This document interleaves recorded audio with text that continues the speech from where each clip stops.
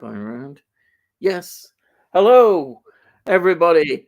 We're here again, live, or has been as live as possible. We're not the Walking Dead yet, or Sitting Dead. But yeah, it's welcome to Delboy again. Oh, Delboy. Hello, Brilliant. how's everyone? Yeah, we're all right grand. That's what we got to say. and yeah, so just what have you been watching? I know you've not, your health and all that, but have you got anything you want to talk about? Uh, well, some people don't watch my blog, so let's see. I usually watch the things that have come through my door. I've watched a very old baseball one called Major League. Not my favorite baseball game. I think I like Bull Durham more than I liked Major League when Major League came out. But I watched that great 80s film Clue, which is based on Cluedo. Yeah, That was good. Going back to that, yeah, um, I watched Killers of the Flower Moon, Martin Scorsese new one, because that arrived on Steelbook. Although I've seen that twice now, once at the cinema and once on in my Steelbook. I've enjoyed it both times, but I do get why some people, a bit like this with it. yeah, yeah. And of It course, looks good, actually. Yeah, yeah, yeah, and of course, the last one really is the Last Starfighter, which came through as 4K. Um, it's the American one because I yeah. didn't realize that Arrow were going to bring out the British one. So I'd bought it a little bit earlier, and that obviously I'm a big fan of that. I mean, to the point where I was researching the Last Starfighter when I first got the internet and found out that you can actually download the game. You can actually the Last Starfighter is all about an arcade machine that Yeah, without giving anything yeah. away. But that arcade machine actually they did write a game. It isn't just special effects. That game you can now download and play on your PC. I mean, it is available right now to Oh, anybody who's got a PC to yeah. download and play sound effects and everything. So that was brilliant. That's about it, really. Ian, what have you been watching? Well, right. Well, the film I've really enjoyed watching, and I've put a review up of it on Saturday. It is the original Invasion of the Body Snatchers, 1956, Don Siegel. Now, there's obviously a debate here, but I love this film. I saw it before the remake as well. And 1978 version, of course, everybody sees as a classic. It's loved. But I really got a soft spot for this film. I really like it. You know, if somebody put a gun to my head and said choose, I'd choose this one. And that is saying a lot because there's something about it. Just so good. You know, I don't know the atmosphere of it. It's brilliant. It is absolutely brilliant. I love it, and that period in time as well of those science fiction films that America were producing. But this is more than just a science fiction pulpy kind of film. It's a horror film as well. I make no bones to say that because the pods and when they come, um, in fact, our censors in this country uh, made some cuts. They found that they were pretty strict. It is very much a horror film. It's so much more. It is a superb film. I absolutely love that. But I won't go on about. And the director, of course, because um, Don Siegel. Well, I just say Clint Eastwood, Dirty Harry, Yeah. and all that. Incidentally, I didn't realize that I always look at films that came out in what year that I was born, and in 1960, he directed Elvis Presley in a western, musical western, Flaming Star. I thought I'd just Yeah. throw that in. Um, I must admit, um, I do like both Invasion of the Body Snatchers. In fact, yeah, I know it got its release for the the longest Arrow. time, I said that the Yeah, first film yeah, was the best.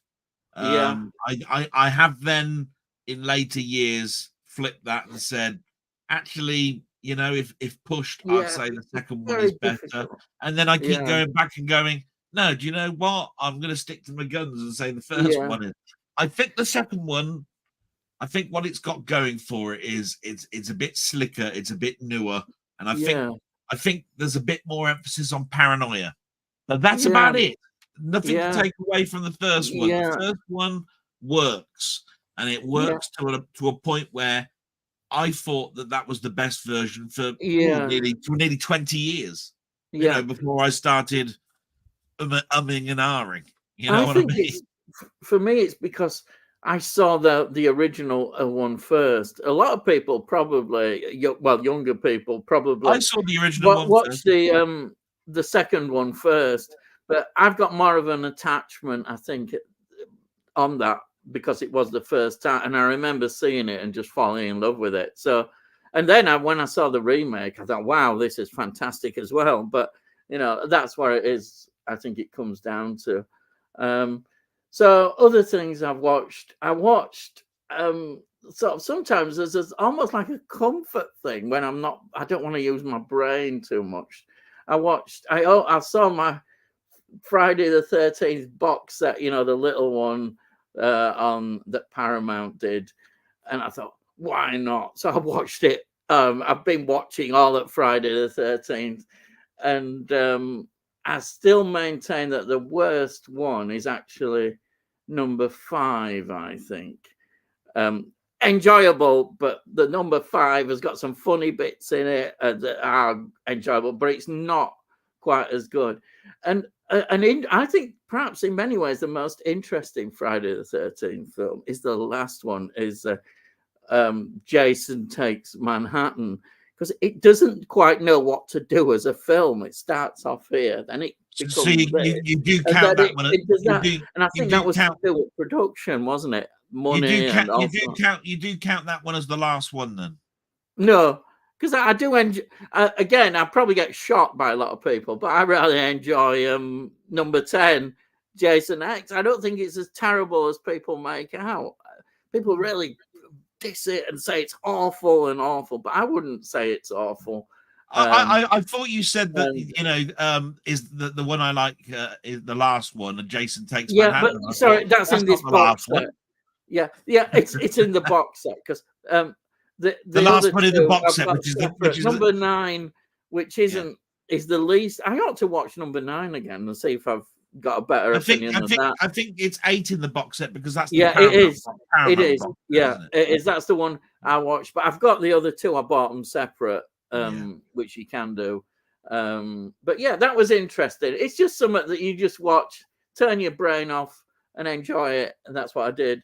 And then I think I just mentioned the last one, which was I watched and I reviewed it, and I think it's on channel already. It's a documentary, My Generation, which was from 2017, and Michael Caine sort of narrates and is involved with. And it's a wonderful look at 60s. I just absolutely loved it. All the music being played. And also, I like the way that they had Michael Caine. They used a lot from Alfie and mixed up with modern, Yeah. his recording. Then it was superb. Absolutely loved it. And the archive films, if you love the 60s, then that is a great documentary. Okay, it's not gonna it didn't pretend to be anything but a pure nostalgia trip, and I liked it for that. It didn't go into deep analysis about everything that was happening in the country. All you got is that working class people had money, they were starting to spend it, and youth was saying, "Look, we're here," and it was a reaction to all this what had happened in the Second World War, 1950s, still being quite dour, and it was rock and roll obviously changes things, but it was just a nice look at England, Britain in 60s, I thought, and it caught it well without going into too much. And music with me is always important. Yeah. So that's what I've been watching and listening. I've been, as usual, I've been listening to quite a few things. I did put Roxy Music up again. I gave a really good review that I enjoyed doing to Stranded, and it's debatable always with me whether it's For Your Pleasure or Stranded, which is the best Roxy Music album. Love Roxy Music. They were really good. And that's it. So I'll get on to comments now, otherwise we'll be here till Christmas probably. Yeah. Right. So the first one up is hello, Tammy. Bayek, Ian, and Del. We're here. Hello. Yeah. And then we've got Wilkie's Movies and Music. Hello. Welcome to the channel. Hello. Yeah. And then we've got Denny. Hey. Hi, guys. Hey, welcome. Thank you for coming to the channel. And then we got Tony. Evening, and Del. Hope you're okay. We're okay. We're right grand. Yeah. Tommy says, how are you keeping, Del and Ian? We're all right. We're here. We're alive. We're alive. Complicated question, but we're alive. We won't get too philosophical here, deep and metaphysical and all that, about life and death. And yet, Danny, The Crow 4K comes out soon.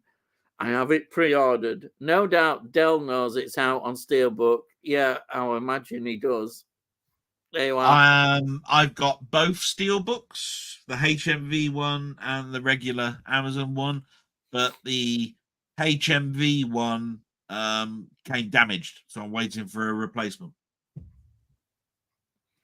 Is it out on a normal standard 4K? I think so, but I bought obviously the Steelbook one, so I didn't really. I'm thinking of myself, lad. No, it's just I didn't look that closely. The reason I say I didn't look that closely is I've been taken aback a little bit that Twister is only coming out as a Steelbook release. You can't choose. Yeah. I never knew that they did that with releases. I always thought the Steelbook is a no-brainer. There's a standard one and there's a Steelbook. You know what I mean? So until I heard about Twister, that was a question that I'd be going to you. Are you batshit crazy? Of course, there's a standard edition. Yeah, but what happens is I've noticed this is happening, and I get a bit annoyed by it. But they put out the Steelbook sometimes well before they issue a standard version. Yeah, they do. I think it's a bit annoying. Bayek, what's going on? Well, yeah, but I always looked at that. I always looked at that and went, well, A, I collect Steelbooks, and B, it's almost like the deluxe version is coming out a little bit earlier because they're paying more money for it, and then the others can have that one later on, the standard one. And of course, Disney are even worse, aren't they? They've issued the Steelbooks of all these things that people have been wanting and demanding, the TV shows. Where's the standard edition? Bayek, it's not there, and they're charged a hell of a lot. I think that's really bad. But what do you expect from Disney? I think that's terrible. I do look at that one though, Denny, as this. For the longest time, Disney said we're done with physical media. We're not doing this anymore. They have changed, yeah. When they came back, they said we're going to try it one more time. Yeah, we'll give people what they want. Most people do, that I know that I sort of socialize with by special edition versions and all that sort of stuff. I think what they thought was, we're not going to do two production lines, one that's going to do the casing for the plastic one that's going to do the casing for the Steelbook one. They'll cater for this is a deluxe experience. You're going to have to buy the deluxe experience one if you want anything to do with us anymore, because we've listened to you, we've heard what you want us back. So how do you like these apples? And if you do and they sell well, we'll do it again. And then if that does, we might revert back to doing standard editions. I Yeah, think we were lucky that they actually even bothered to actually turn around and say, yeah, yeah, we'll do it. So I did let it pass and go, yeah. fair enough, right? But if they continue down the line of 54.95 and all this sort of stuff that every Exactly. That's release, my re- objection. regardless of how many Yeah, episodes are on it, yeah. I think it's then I'll just disgusting. turn around and go, no, Yeah, you've got to uh, warrant that yeah, 54.99. yeah. I mean, just yeah. You It's know, wrong. It's to me, it's wrong, and it's alienating people. Not everybody is a collector of luxury editions. They just want the film, and they want it, in the say the best format, or they want the TV show, and yeah. I'm in that category. And it's nice, But if obviously if you're a steelbook, mind you, I think they're ripping you off at that as a collector at It was £54. expensive. This is what I was saying. I think I that is a didn't rip I off. I didn't That is mind Loki disgusting. being 54.99, and I didn't They're mind the trying to get as much money out Mandalorian. of you. I didn't It's just mind the Mandalorian being yeah, 54.99. yeah, It was Prey that I went, you what? 54 what? yeah, How much? yeah, And the other but one, what was the other one? There was Loki, Mandalorian seasons 1 and 2, Prey, and yeah, there was one other, and I can't remember what the other one was.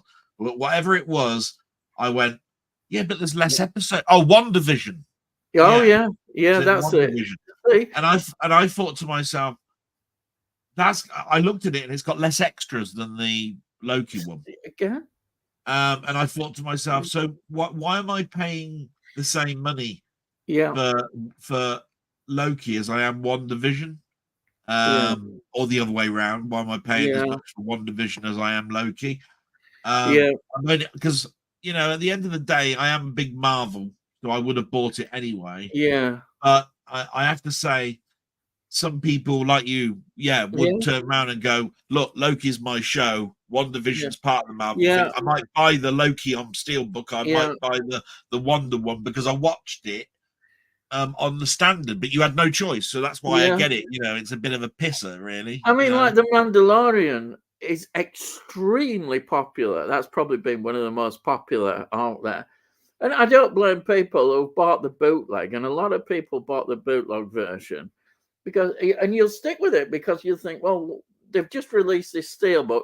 They haven't even announced when a 4K is coming out. Yeah. It's just a kick in the face. Yeah, but we have what do you seen this expect? before.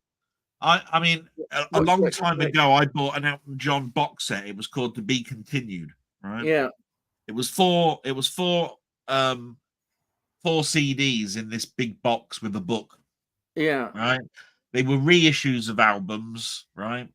But there was one album at the end which was a compilation, yeah. and on that compilation was one track exclusive to that box set. Oh, And I'm going, so if you were a big Elton John collecting of all things that are his yeah, songs, right? You yeah. had to buy that whole compilation for that Just one to get track because it's not released anywhere else, and it would terrible. cost you Yeah, about 70 quid. yeah, And that's happened a million times, I think, for a lot of other people. It's like, buy yeah, this CD and it's got 3 extra tracks. yeah, It's only on the CD version. It's yeah, in the States, which means that you've got to buy the British yeah, one and buy the American one to get the 3 tracks that are yeah, on exclusive on the American. Or there's yeah, a special cover, or it's got a special whatever it is.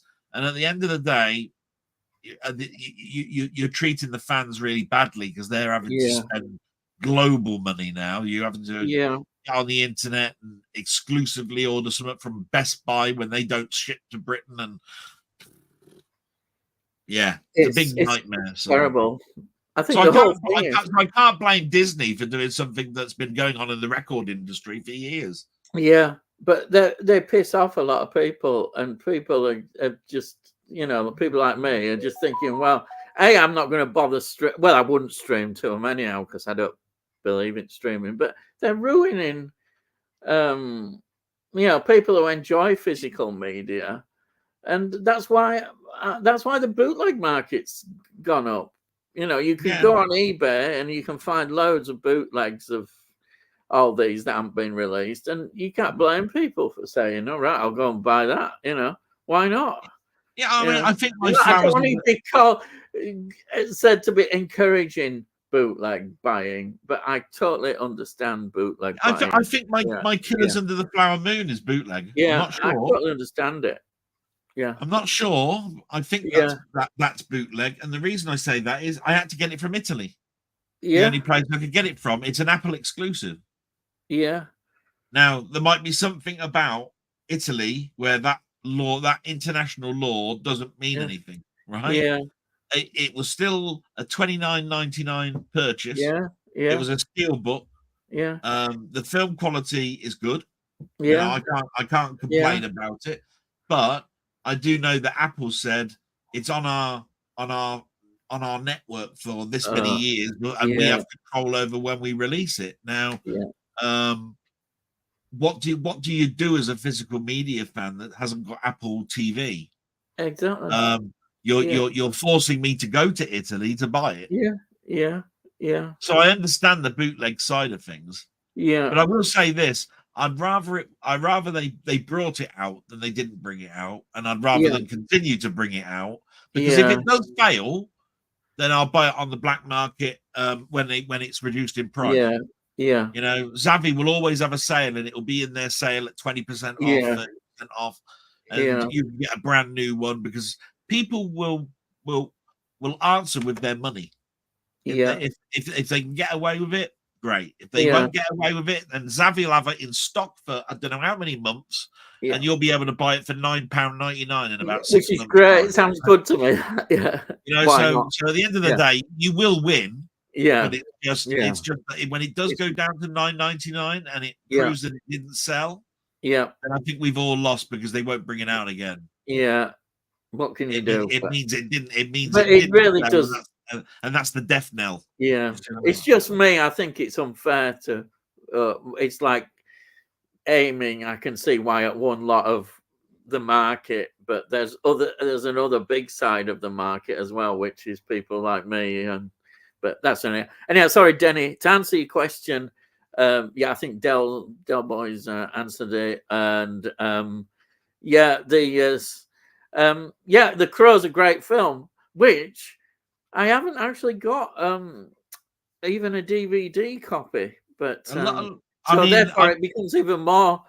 I I'm mentioned there's guessing. 2 editions. Yeah, Um, I didn't know if many people knew that there were 2 editions. Just to let you know, yeah, there's a HMV and an Amazon. That I think HMV had the yeah, exclusive yeah. um, I've seen it on special.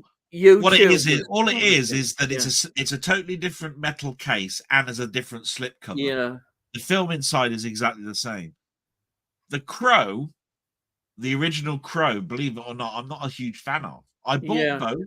Um, yeah, so many people talk about The Crow like it is a something special film, yeah, but to be quite honest, it is an independent comic book turned into a film. yeah, And from that point of view, that means superhero guys. It's yeah, basically a comic book film. yeah, And there's so many people that go, "Oh yeah, but yeah, I like it because of the goth nature, or I like it yeah. A because lot of yeah. it was Brandon Lee's last Last film and he got film. shot on Yeah, set, exactly. or That's whatever." And I'm that's going, kind of upped you it, I think. and I'm Yeah, always I always have the yeah, answer. You should enjoy the film for the film, yeah, not for what happened on yeah, set, not because yeah, of the packaging that it's in, not yeah, because of any of that sort of stuff. It's the film, and from a film's perspective, it's a all right film. It's nothing yeah. special. I agree with that. It didn't Yeah, have a big budget. It's yeah, I mean, there's a reason why it's not been on too many different discs yeah, throughout its life and being yeah. reprinted and all that sort of stuff. You know. All right. We're going to the next comment now. Oh, damn it. Tony York. And we'll go right back up here again. You see how well organized I am. Here we are. Right. And then Tommy, saw your Carry On Clio review. All I have to say is infamy! Infamy! There you are. They've all got it in for me. Yes. And Danny, the last Starfighter, day one purchase, always, even on 8K. Oh yeah. You're obviously a massive fan there. Both Yeah, Denny and I have already yeah, spoken, and yeah, I turned around to him and I said, "Sod's Law." I went and bought the American one. It had been out 8 or 9 months. Don't get me wrong; it had been out 8 or yeah. 9 months before I bit the bullet. But it's just, Britain is now getting it, and I'm going, bastards. Yeah. I've just gone and ordered it. Oh dear. Tommy says, Tony Hawk, thank you. I'm gradually getting through them as well as the X Files. Yes. Oh, X Files. Oh, I could talk about X Files. I could do a whole live stream on X Files, but I won't. I'm reviewing them plug on my channel. A very good series it is too. Yeah. Looks as though Dell's on holiday in Transylvania. Oh yeah. I'm in my garden.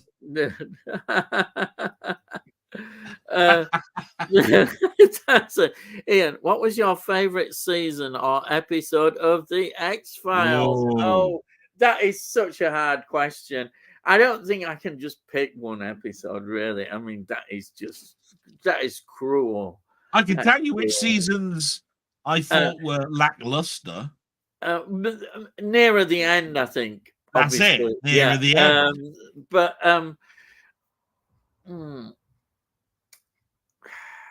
I'll tell you what, one of my favorite episodes already of season one. Season one is so good. It really is. I've loved, and every moment I enjoy watching it and reviewing it.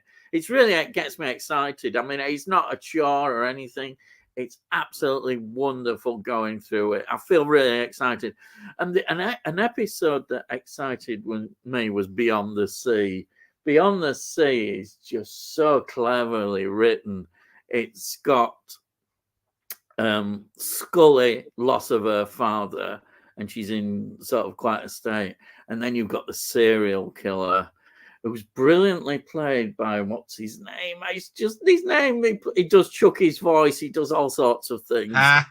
What's his name? Do you know his name? I can't remember things' names. I'm terrible with names. No, he's a great. He's a face. He's popped up in everything. I can hear his voice now. I'm just terrible with names. Anyhow, as I go over that episode, he's so good because the thing is, she's very vulnerable, and he knows that, and he wants to get a pardon because he's going to be executed, and for a first season episode, that is just amazing. That it really makes you think, wow, they were really spot on. It's Brad Dourif, isn't it? That's Brad it. Dourif. Yeah. He's a great actor, and what he does, he's brilliant as this serial killer. He really is. And and again, Gillian Anderson hasn't been in the role that long in this first season, but she's into it. Well, they both immediately get great performances from them. And I thought that episode, but there's so many, I could name more, but I'll just pick that for the moment. But overall, you can carry on each season and pick episodes. I mean, this has got like Tombs, for instance, and all that I just love. But anyhow, that's the X-Files. What do you think, Delboy, about X-Files? Well, yeah, I mean, if you were to ask me about the first season, it's the one that everybody remembers in the first season, which I just think you mentioned, isn't it? I think it's called Tombs. It's the creature that basically eats livers to keep living longer, isn't it? So it's in 2 episodes. It's an earlier one, which is, you see, my brain has forgotten the title, and then I think it's called Tombs, the second one. And I remember having it on VHS. They put them together on VHS release, X-Files back in the day, as they say. I've forgotten what they call the episode, the first one, but it's good. It's good. It's a good follow up. They've only got one word names. It's like liver or blood or something. But I know it's called Squeeze. I think if you haven't watched X-Files for a very, very long time, and if somebody asks you the question, and the one answer that you comes up is the one is the one that where the image comes into your brain. And I Yeah. think you've got to say that's your favorite episode, Yeah. or your episode that makes you starkly think about it again. Yeah. Now, I keep seeing his face because he had those yellow Yeah. eyes, as if he Yeah, got that's it. And as if yeah. he got jaundice. And I Yeah. remember him being pulled. I pulled under the escalator. It was a moving Yeah. escalator. Oh, I know. What Now an I image. haven't seen. I've got the X-Files as a box set, Yeah. and I bought them all as DVD, but I haven't Yeah. watched them for years, and I Yeah. can still remember that without even looking at it. Yeah. So that But means it must have been a yeah, pretty powerful episode when I was watching it. it was. Otherwise, I wouldn't have remembered the I, images. you know, if you ever go back and rewatch them, I think you'd absolutely really get your love of X-Files there, because it's there. I just realized how good it was, you know, and the writing and everything involved in X-Files. It's well run. It's well put together. Anyhow, I could go on, but yeah, it's a great series. As I say, I could Well, in about some ways, I'm reliving it with you, Ian, with your yeah, reviews, aren't I? I could actually, honestly, you know, I love Star Trek, the original series, and I love Doctor Who, classic Doctor Who. You know, I put X-Files almost just behind them, and how Yeah. it impressed me as a series. It's one of those series that just stood out, and you thought, wow, this is something special. And I don't think any other series have done that. The series that I really love. What did you think of the spin-off, the loose spin-off, The Lone Gunman? The Lone Gunman, it was done more in a comic kind of style, wasn't it? As I remember, it got cancelled pretty quickly. It didn't really very quickly. I think it did about 13 episodes, 12 or 13 episodes. It's one of those ones that's sort of like half a season and bang, gone. You see, have you noticed that this is another thing, that Chris Carter, he never was able to do anything else. I think he did another series called Harsh Realms, which lasted, I think it didn't even last 10 episodes. I think it got cancelled pretty quick, because once he was like king of everything, everybody was saying, oh, come on, you've got to do this and do that. And he didn't succeed. And I've not heard anything since. And I don't think those, there were like mini series, as one the 9 and I think it'd be 10 and 11, was it? They'd call them. Didn't Chris Carter do something with Lance Henriksen or whatever his name is? Oh yeah, Millennium. Oh, that's a good series, but I don't know whether he's the creator of Millennium. I've got a feeling it's somebody else. I may be wrong on that, but Millennium was a great series, especially the first season. I'm pretty sure he was like executive producer or something. Yeah, he probably did have a role in that.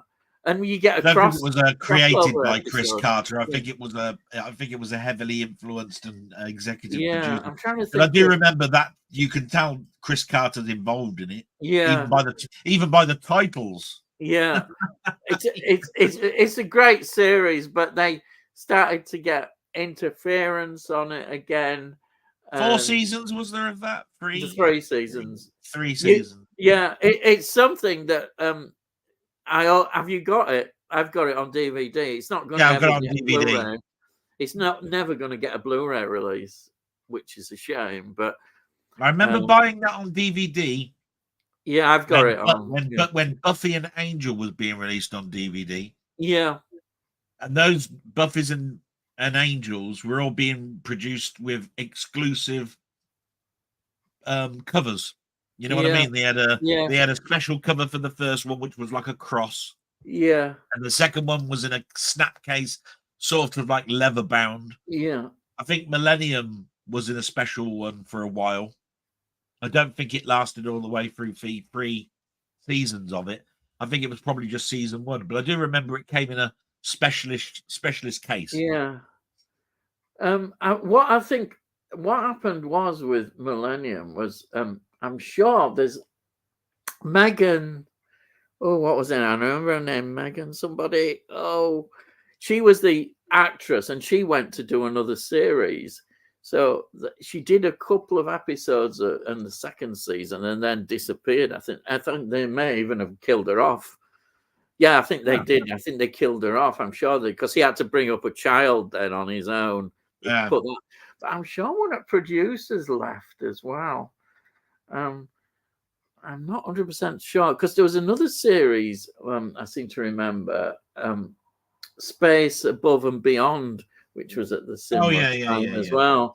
There was quite a few of these series that Fox would do for a season and then cancel them. Oh They yeah, never but then again, lasted. Yeah, Fox was well known as doing a yeah, one-season show. yeah. And that's why it's Like, surprising X-Files lasted as long as yeah, it did. because I Yeah, remember when I was looking at all of the variety magazines at the time that those were coming out, they all said the problem with this show is no matter how deluxe it is and how slick it looks, the problem is it's being done by the Fox network, which yeah, means it is bound sure to be around for one season and then it'll yeah. be cancelled.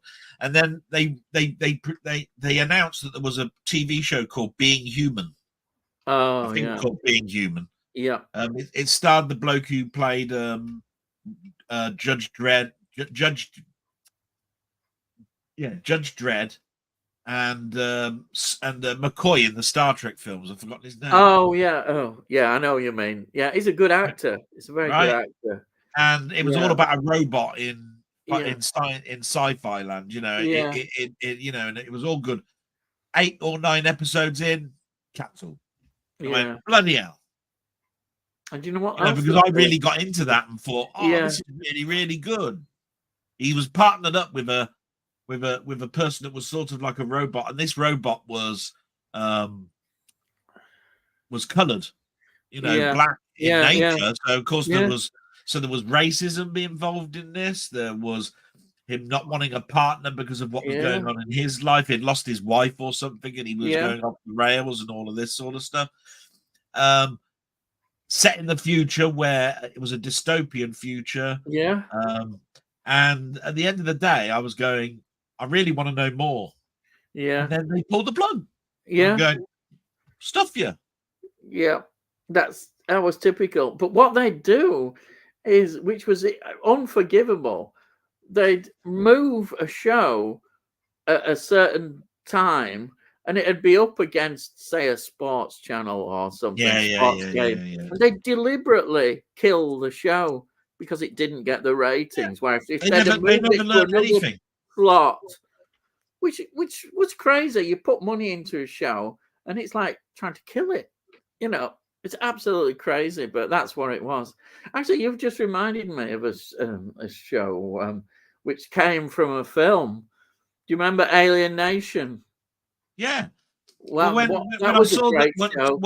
one person that we all Yeah, know of got the film version through the post, I really wanted to leave a comment to him and say, you do know yeah, that this is a TV show. yeah. I Right. did. Yeah, actually, I know what You you know, mean, and I if you did. like Yeah, if you like the yeah, film, give the yeah, TV show a yeah, look. But I yeah. thought it would fall on deaf ears. There's No, no point yeah, to it. it did. But yes, but yeah, that was a good TV show, but got deliberately, I think, cancelled again. 2 Yeah, seasons of that, wasn't there? yeah. I thought there was. Two, and Was they there two seasons? brought it back as a film to end it, didn't they? Yes, they did. Which is now that is good because they don't all get the opportunity to end a show, do they? Or bring a good No. climax. A lot of them just end suddenly, and yeah, it's not good. But that's the way it works. Anyway, let's move on to the next one. Oh, it's Denny. Still yet to see the original Invasion of the Body Snatchers. The 70s, an amazing. You've not seen original, lad. Hey, Bye, hey, if you're gonna speak like that, you're joining my club, because that's what I keep saying. I keep going, you what? You've not Wow. seen. And then I give him homework to say you've got to put that on your watch list now. Yeah, And, you've got. You've got to see it. I mean, it is fantastic. 1956. It's brilliant. It's absolutely brilliant. It is. I haven't got it on 4K. There's a BFI release, I think, on 4K. Mine's a Spanish edition on Blu-ray. But I know it's funny because today I was looking through a thing, and in America, Kino Lorber, whatever, are releasing it on 4K in America. yeah, I've got the 4K. I've got the Yeah. 4K release. I bet you've got the BFI one, yeah. Yeah. Right, but yeah, There you are. I can't believe you've not seen that. Really. And I've been looking at banned TV episodes in the UK and US. Oh, well, I can give you one straight away, which was The Next Generation came across. Now, I think it's in the third season, and they mention, is it the fourth season? They mention the IRA winning a bomb goes off in the foyer.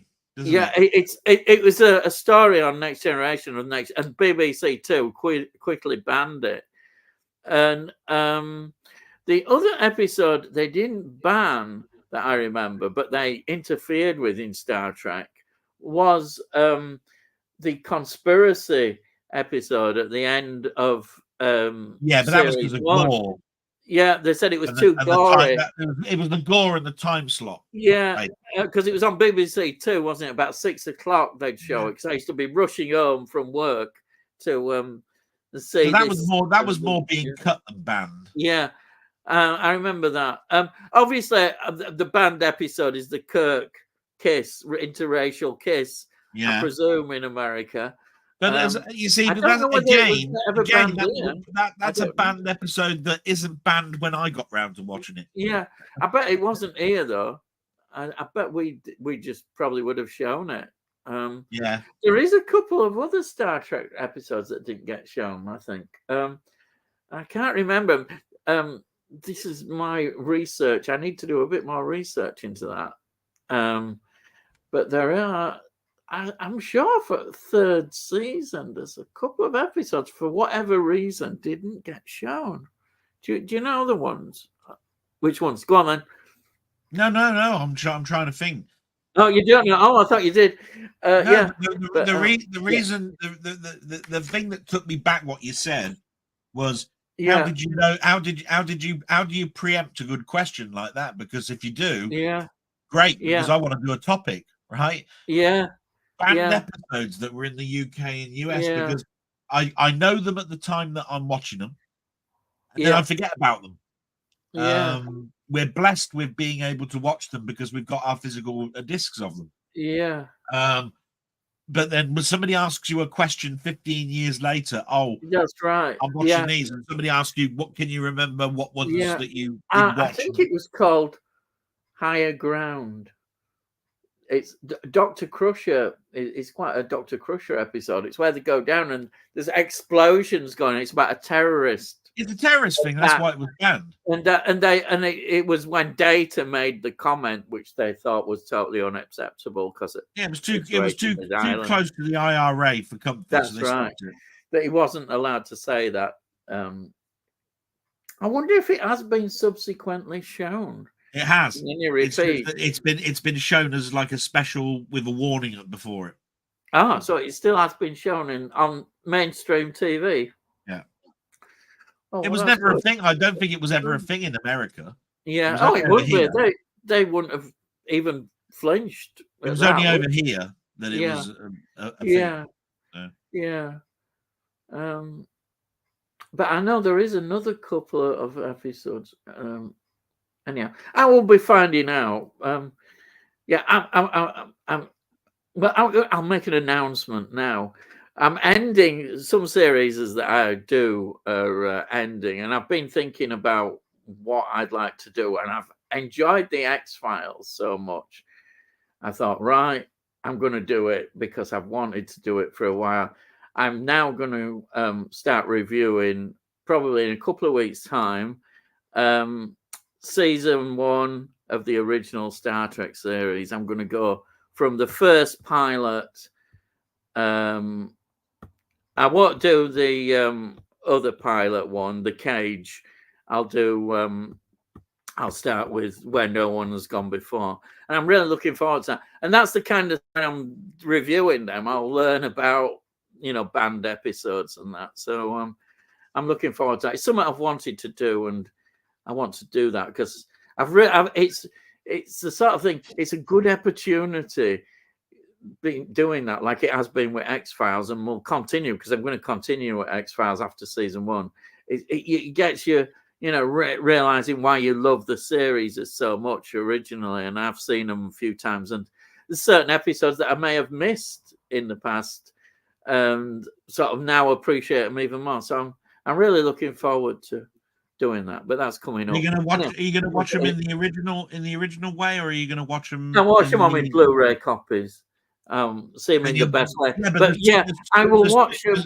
Yes, there's two without versions effects. on each episode. So. I'm not going to watch. I'll watch the original. I think that's the best way to watch them. I'm not going to watch the special effects. The only thing they changed is the special effects. It doesn't make any. It doesn't take anything away. I'm just asking. I'm just wondering. Yeah. Because this is something you haven't watched in a long time. Which one are you going to go back and look at? Yeah, and maybe I might. I'll think about that. I'll decide. I don't know. It's like like when I do classic Doctor Who, I always review the original. It's like Day of the Daleks. I know they just improved the number of Daleks in the episode, but I still, when I reviewed it, I looked at it as the original, and you immediately say why they did the special effects, because you've got about 3 Daleks, which is supposedly a mass Dalek army coming towards the mansion, and but I rather the next big problem that you've got, of course, with Star Trek the first season is are you going to show it in the are you going to review them in the production order, or are you going to watch them in the box set? I think I'll do them whatever order the Blu-ray is in. I'll do them in that order.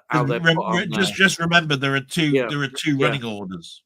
Yeah, but I think it's easier, isn't it, to just do it straight off whatever order Blu-ray's in, rather than I think the Man Trap is considered to be, as a broadcast episode, the very first episode, but it's not. Yeah, Man Trap. That's the McCoy episode, which basically it is.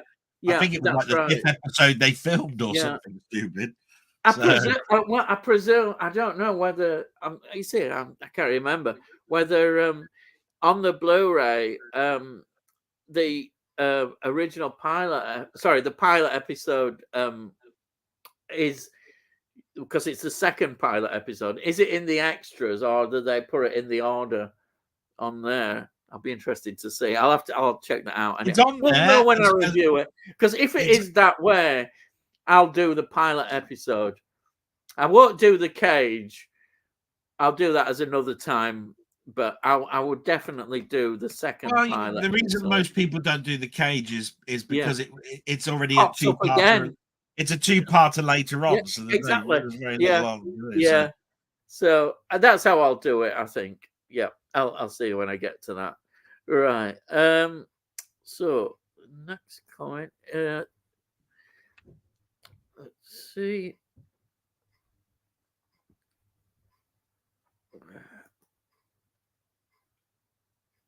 That's right at the bottom. That's right. I have 3 copies of the original Star Trek DVD, Blu-ray, etc.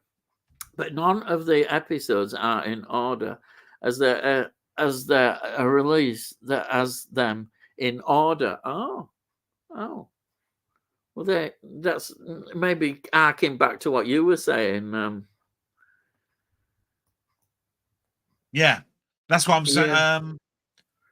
I think you got to go back up about 15 or 20, Ian. Yeah, you've cut out quite a bit. That's what I'm. Yeah, I'm not. It's just jumped down again to the bottom.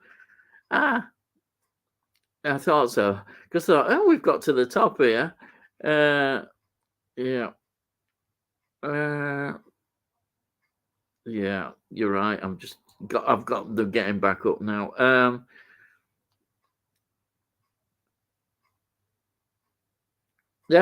got it. I've been looking at. I'm here. They say, right. I'm sure I saw the 70s Body Snatchers on TV many years ago. Never seen the original. I have the Arrow version of the 70s one when I get round to it. Don Siegel was a great director. I have Flaming Star, the Elvis Presley one. Yes. Yeah. He was a great director, and he pops up in the 1978 version as a taxi driver, as a cameo role, just a quick one. As Yeah. does the other guy who starred in the original Body Snatchers. He appears and very quickly, doesn't he? Yeah. Talking of Invasion of the Body Snatchers, which is the best version of the Day of the Triffids? Oh, that's a so and so question. I mean, if I go with my gut instinct on this one, and I usually go and say the BBC dramatization Yes, one, yeah, I know. right? Yeah, It's nothing to take away with the Hammer version and subsequent versions of Day of the Triffids, because there's been a lovely one with that comedian. What's his name? well, I don't When know. he like dresses up as a woman. I've forgotten his name. Oh, Eddie Izzard bloke. Eddie Izzard, right. Yeah, That was a good version of Day of the Triffids. It was in 2 parts and it was on the yeah, Sci-Fi channel. It's just that whenever somebody asks me a question like that, I go back to the like Quatermass days, like when you're watching an old BBC 3-part or a 4-part, and I look at that and I just go, yeah, that was the Day of the Triffids for me. It was the 70s dramatization that felt very much like Doctor Who. It was like those sets yeah, and the yeah. mist and everything. That gave you that claustrophobic feel. You know what I mean? So that's your sort of Yeah. my take is, yeah, I've got to say the Howard Keel version, which is Yeah. early 60s. It's about 63, is it? Something like that. I think mainly, again, it's more because that was the first time I ever saw the story of the film, and I think it just holds that the excitement. I remember watching it. There's so many great scenes, and the idea, with him in hospital, and when he and everything's descending into chaos, and there's so many great things in it in the film, and I loved it, absolutely loved it. Well, I mean, if you think about And it, I think therefore, just think how many times that's been that yeah, opening shot of being in a hospital and having your yeah, bandages removed. How many times that's been done in other TV shows? The yeah, Walking Dead. It's been done yeah, in. It's like yeah, everywhere. yeah, It's like yeah. They've used that. Yeah, it's it's just almost like Planet of the Apes did the shock ending, and ever since yeah, then, it's got other films have got to have yeah, a shock ending or yeah, something yeah. You're right. It's a good because comparison. it Yeah, worked so well in that film. It yeah, must do well in ours. yeah. Worth Oh doing. yeah. It's I think that's why.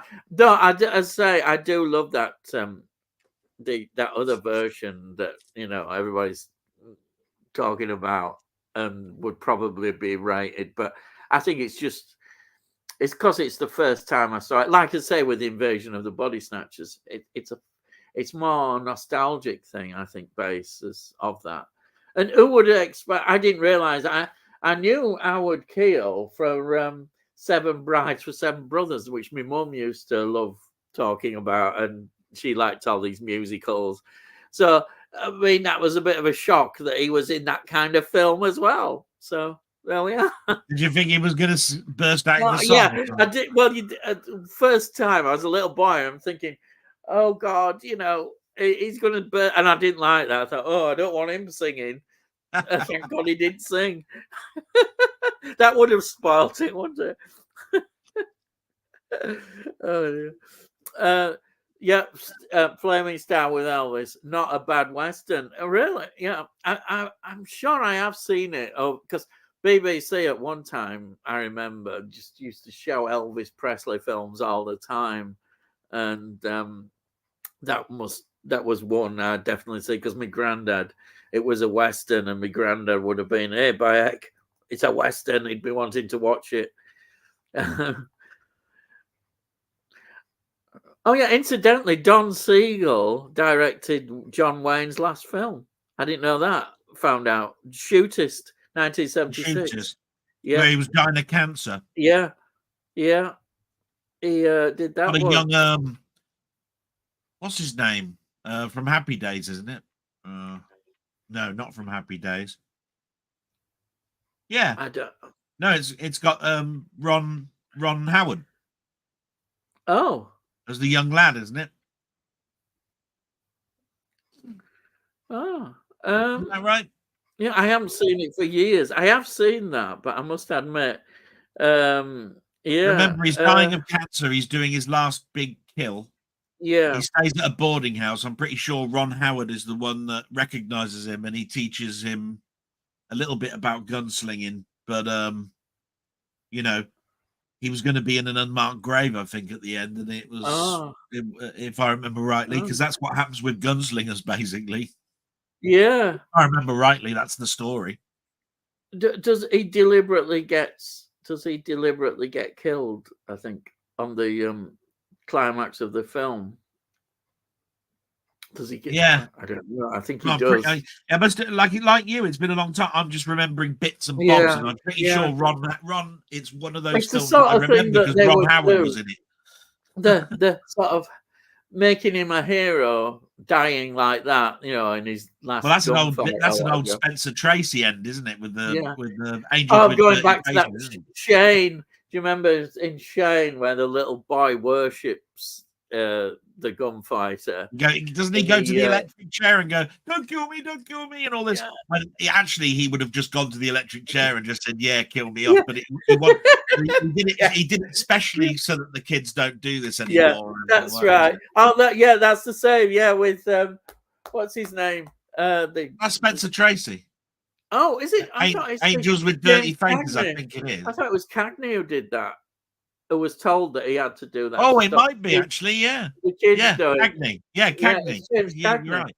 Yeah, he He's a had to gangster, isn't deliberately he, in do that. prison, isn't he? And Yeah, he yeah, basically he just really wanted to go, get your yeah, hands off me, you dirty yeah, coppers, and all of this yeah. sort of That's stuff. But right. It was. actually, he said, think of the children and all that sort of Yeah, stuff that are going to be it watching did. on, and he Yeah, decided he would act like the coward at the yeah, end.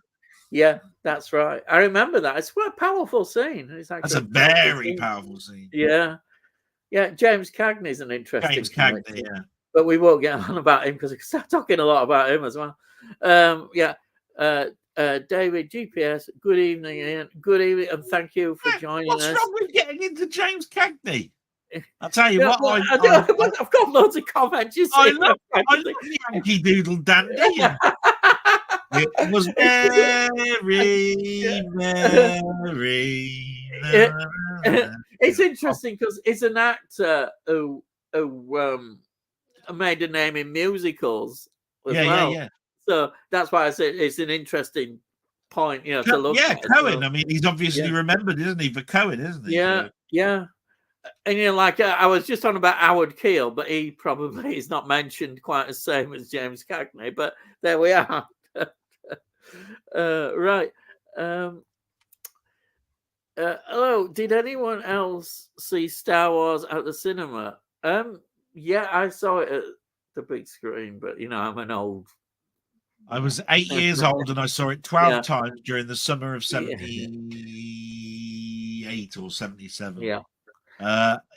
All the queues went round the block. Yeah. On your summer holiday, you just basically you just had the best summer holiday you can remember, and I watched it so many times. It was there was some people that were asking when they went back to school, and I remember this being at school quite vividly. How many times did you see it? And some people go, "Oh, I went 40 times," and I just turned around and went, "Look, I went and saw it once, maybe twice a week. It's all I could afford," and I was so in awe of those people that saw it 40 or so times. They must have been lying. Yeah. Oh, yeah. Yeah. I'm just going, how the hell you must have spent every last. How could you afford it? Yeah. How could you afford and how did you afford it? Yeah, that's it. Yeah. Like, but you're right. They built up a thing. For me, you know what I'm like. I was impressed by it, but not. I thought, well, that'll be it then. That'll be it now. There won't be any more films after that. I thought, well, there we are. And how wrong I was. But you see, I thought you were going to say, well, you know what I'm like, Delboy. I'm a tight bastard. Yeah. Well, yeah. Right. And then you went in a totally different direction. It's amazing, really, to what I thought you were going to say. Go on. But I was a Trekkie fan still and I was going, well, it's not Star Trek, is it? Even then, before the brilliant, you know what film I'm going to talk about, but I won't. But this week, I talk about every week, Star Trek: The Motion Picture. A light years better than the Star Wars film. Controversial, but there we are. Yeah, very. Banned TV episodes of what, Tammy? Yeah, it's probably I directed it in the wrong direction because of course there are other areas that have banned TV episodes. One I can think of, which became a film starring Sting, was Brimstone and Treacle, which the BBC banned, and they then decided to make it into a film, which I've got. I really enjoy it. It's a good film, which they made starring Sting. So that's one episode, but there are other ones, and I can't think off the top of my head. But they have banned episodes, definitely. But that was probably, I think, 60s and then some 70s. But I think by 80s, they must have been not banning episodes as much. I mean, there were certain things that caused controversy. And there was even, I remember a documentary series, I think about the police, and it changed laws, I reckon, because the program showed a woman who was a rape victim and how they were interrogating her, and the nation and people were really shocked. It was a shocking program, and it changed the whole way that women were treated who were coming, forward, who had been raped. I remember a lot. So that shows you the power of the program. I think there was a banned episode of Quincy. I'm just trying to remember what it was. Right. Yeah. Quincy was always in trouble. Was it? Because as the nature of the show, he brought to life things that were going on in everyday America. Yeah. Things like Indians burying their dead in consecrated grounds with no headstones and all of this. Right. Yeah. And then of course these Indians were not embalmed properly, so they caused diseases, and those diseases would be picked up. Those are the sort of things that he brought to life in that show, and then turned into law on in regards to what we can and what we can't do, and even changes in the law for the betterment, in regards to abusive relationships. Yeah. So I think there was a couple of banned episodes. Starsky and Hutch had a banned episode. I'm not quite sure. I'm trying to think. I don't think Kojak had a banned banned episode. Not sure though. MASH did. Oh, right. Again, Vietnam War. There was something about MASH that I didn't realize, because I think who was talking about. Yeah, there was something about MASH that you can only get away by saying bangers. But I thought, and it's a total misconception about MASH, and it's because the time it was transmitted. It's not about the Vietnam War. No. Which we thought it was. It's the Korean War. Which makes it even more interesting in that sense. Because it kind of tapped into the anti-Vietnam kind of sentiment. It's one of those ones where you have when somebody asks you a start question, you start talking, and you realize later on, you go, did I say Vietnam? Of course it's Korean. But I can see why, though, because it fits into that sentiment of the idea and American involvement in things. Just like Kelly's Heroes. Yeah. It comes out at a time where the Vietnam War is in the news. Yeah. So people think everything is Vietnam. Everything in a jungle must be Vietnam. When it's not. It's true. Yeah. So. Yeah. But it's I kind of found it interesting what you said, and I kind of agreed with you about MASH. It was something that was like there. You knew it was there, and you could watch it, and then another week could go by, and perhaps you didn't watch it. It wasn't Yeah. something that you religiously watched, so it never took I off in think the same way. Even though yeah, BBC I very showed much it, I'm yeah, very much on the side of it was in the news like virtually every day for the Americans. When we got it yeah, over here, it was all we weren't really involved much. We did send yeah, some of our aid across, yeah, but it wasn't a big thing. yeah, You know, it's not like the man on the moon, you know, yeah, where around the world everybody got caught into the you know, Apollo 11. yeah, Vietnam was something that when Muhammad Ali came over here to talk about slavery and what was going on in America, you listened because you went, "Is it yeah, really that bad over there?" yeah, Because we were in our own troubles with things like the 3-day week and electricity being switched off yeah. and strikes on telly and And Northern Ireland, right. Northern So Ireland, the IRA, you that know, was all going on. so when Yeah, somebody's talking about Vietnam, we're going, and yeah, yeah, exactly.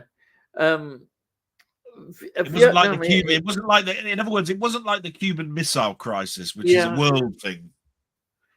I think one thing as well people forget about um, South is the Korean War as against the Vietnam War.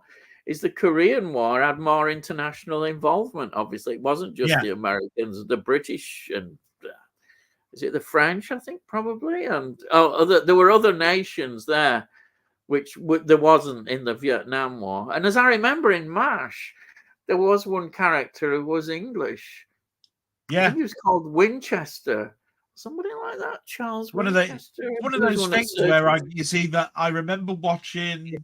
I found it funny what I was watching, but it wasn't Yeah, like if I missed it, I cared.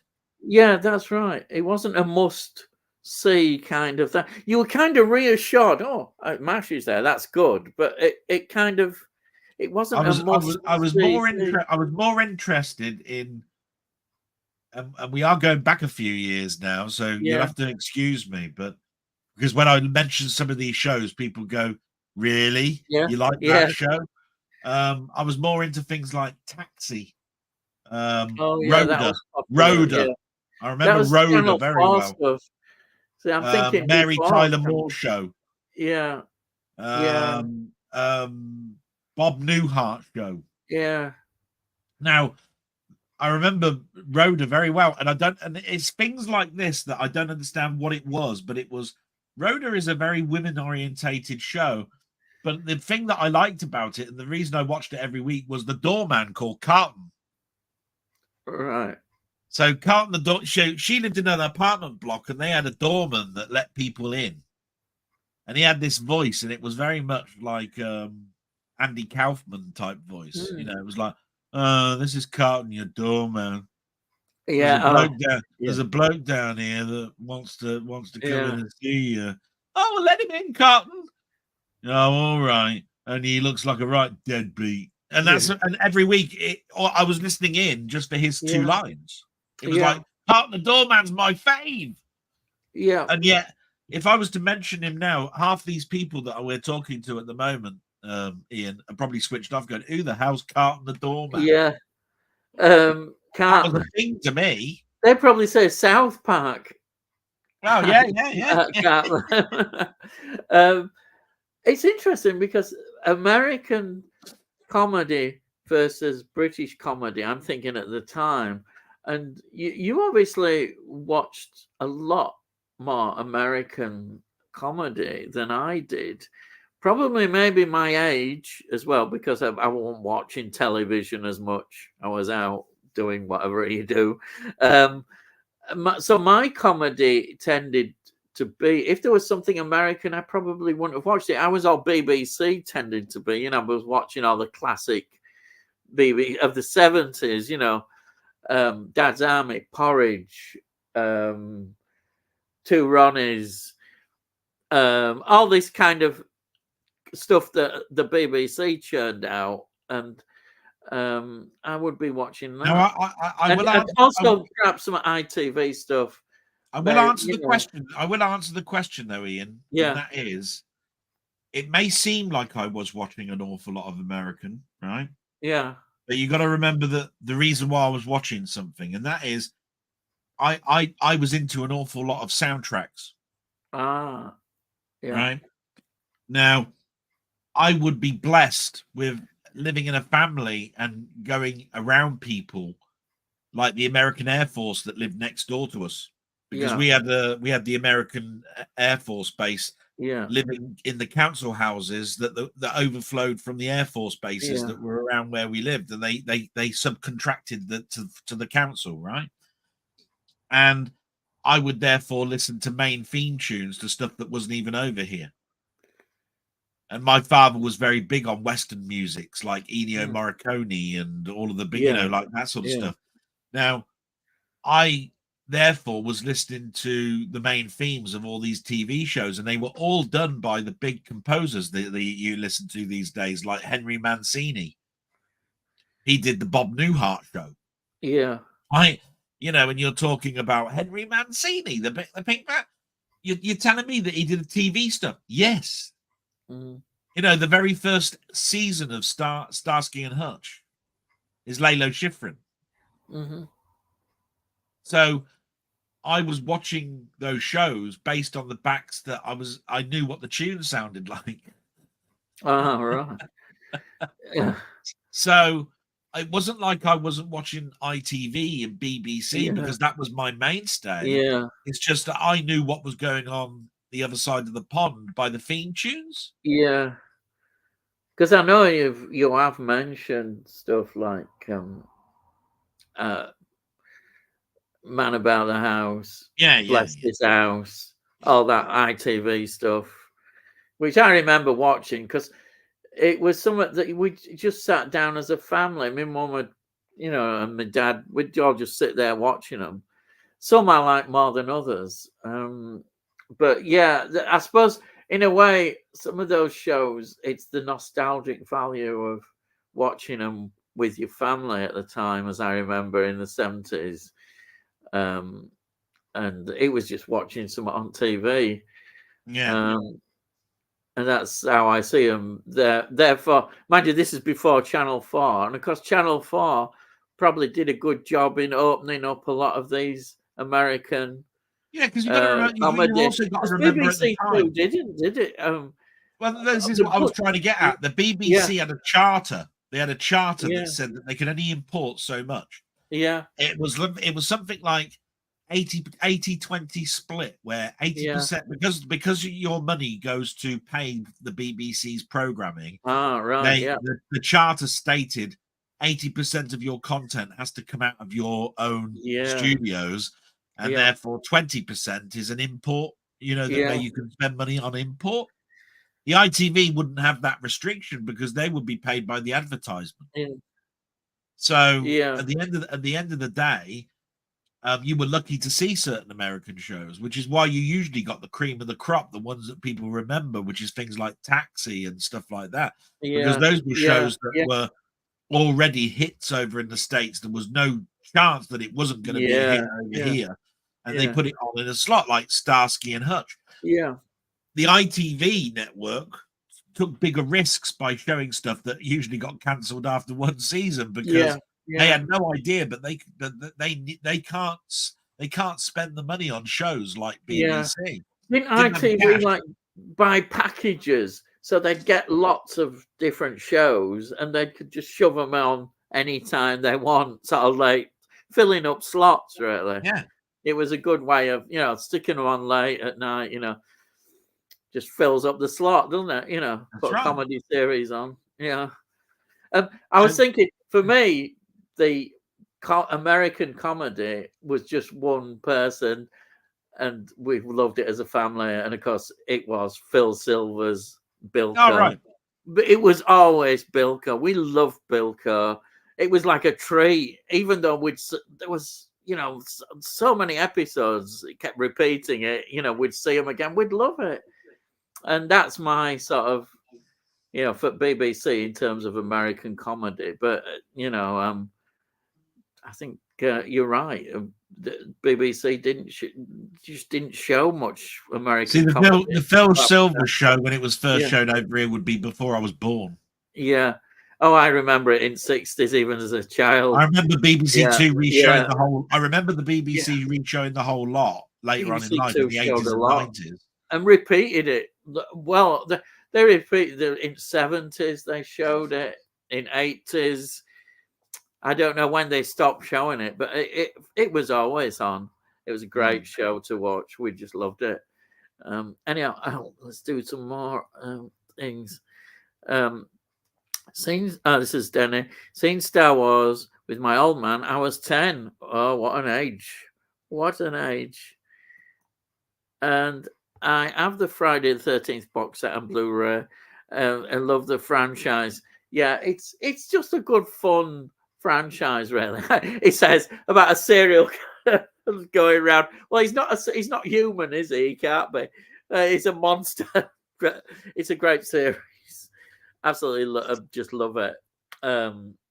You take your brain off, and it's wonderful. And also, actually, the one thing I do enjoy about Friday the 13th is if there's anybody really obnoxious that you don't like, you're cheering him on as he gets rid of these people. You can't beat it, obnoxious teenagers that you want to get rid of. Friday the 13th is perfect for that because you do get them.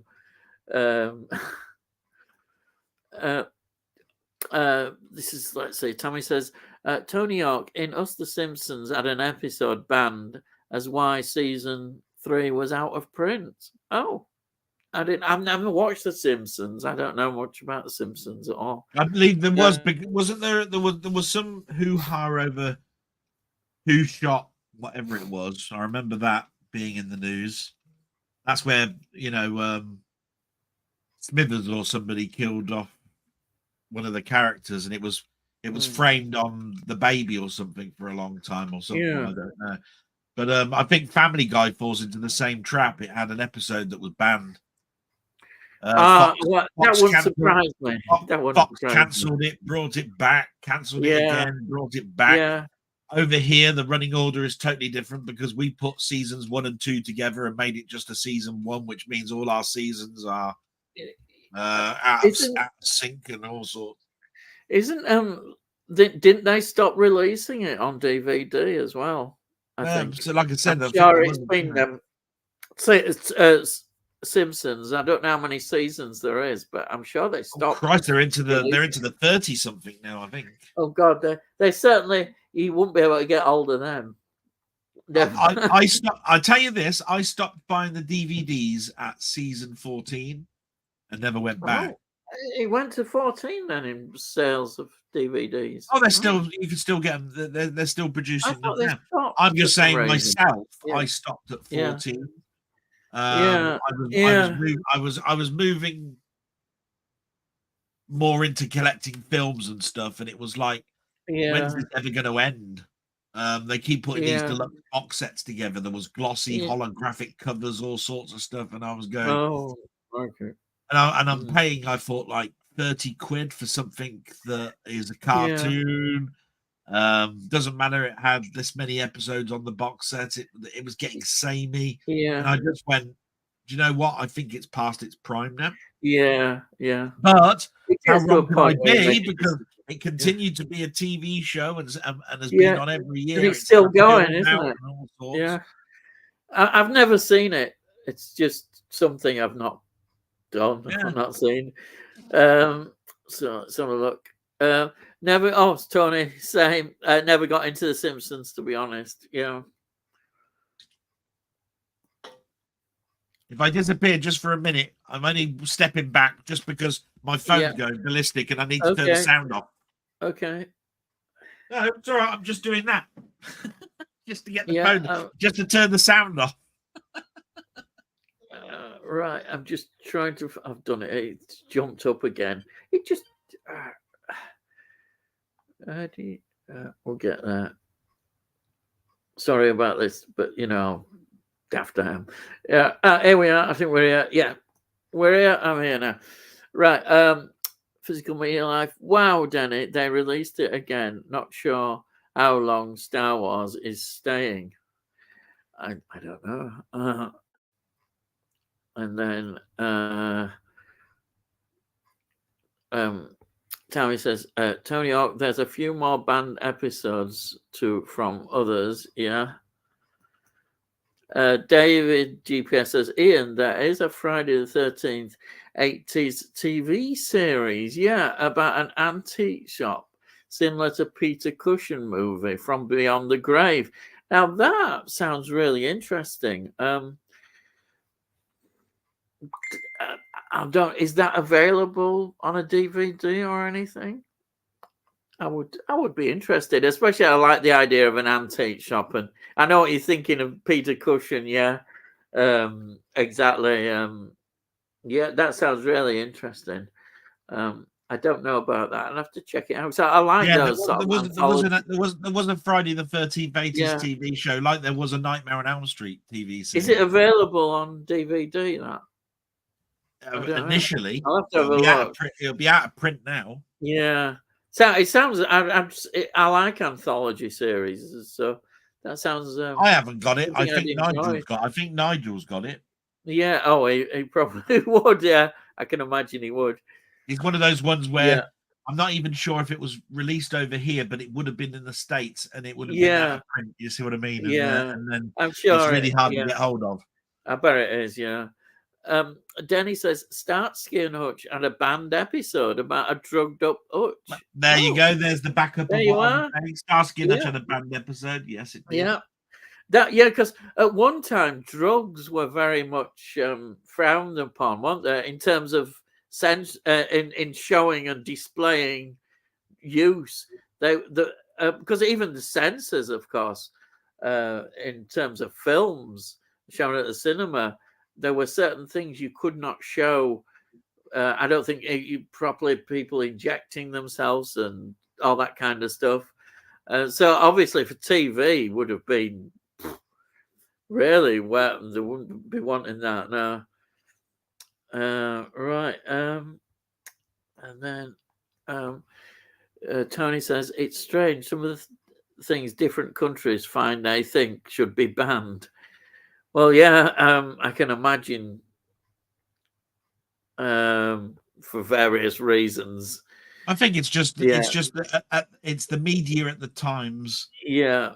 They're produced or they're being released over there that stops it. You know, like there could be a bombing in Birmingham, and all of a sudden there'll be a correlating that week that'll be a normal TV show broadcast of something, and they go, "Sorry, we can't show this. It's too close." They do that now.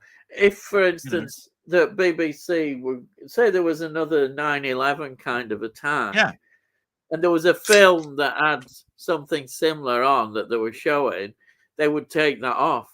They wouldn't show it. They do that. They still respond to that. When these things happen. Danny, this is why we vote for physical media. You spot on. It's exactly why we do. Yeah. Danny, 100% on physical media all the way. Tony says, Tony, that is the research I'm doing. Yeah. Well, I look forward to seeing more about, what the, it'd be good to do a video on that, hopefully. Maybe of banned episodes. That would be interesting. It's a very good topic. Teb says, hello, welcome. Yeah, you've probably gone by now, but you might not be, but we're still here. Tammy says, I don't have the crow, but there's a few in the field next to me. If you want one. I like that, I'm sure there is. I know a guy called Wordle that loves them, Oh dear, getting spooky. Danny. Hi to you all. You're good. And I'm great. Well, great. Fantastic. Thank you for joining us. And Danny says, hi, Danny. And then Danny says, hi, Danny. And then I have to go back up here again.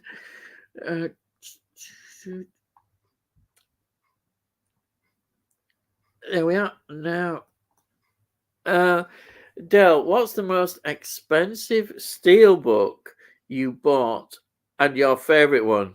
There you are.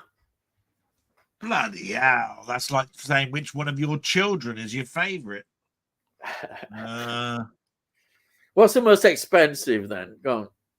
Well, that's the thing. It's what's the most expensive steelbook? It's very difficult. I've spent an awful lot of money on them. And I'm trying to think which one's the most expensive, because actually it's not necessarily the most expensive one I've bought. Is it actually in a steelbook? Yeah. You see what I mean?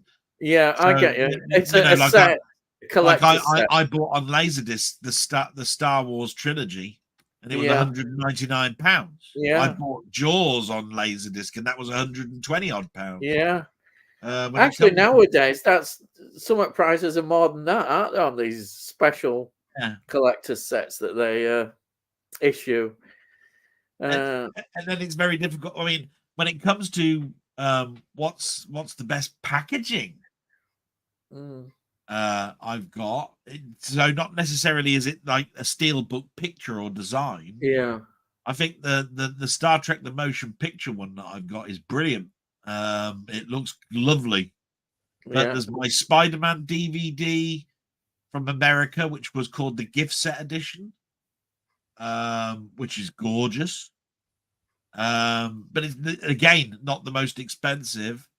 But I would definitely say that would be up there with my favorites. Is the very first Spider-Man film from the States called the gift set edition, which had a cell from the film. It had Stan Lee and Kevin Smith talking about comics as a secondary DVD in it.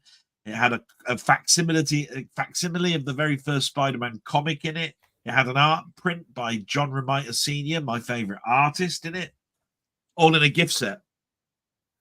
And this was, like a year after the film had been released, and it was gorgeous.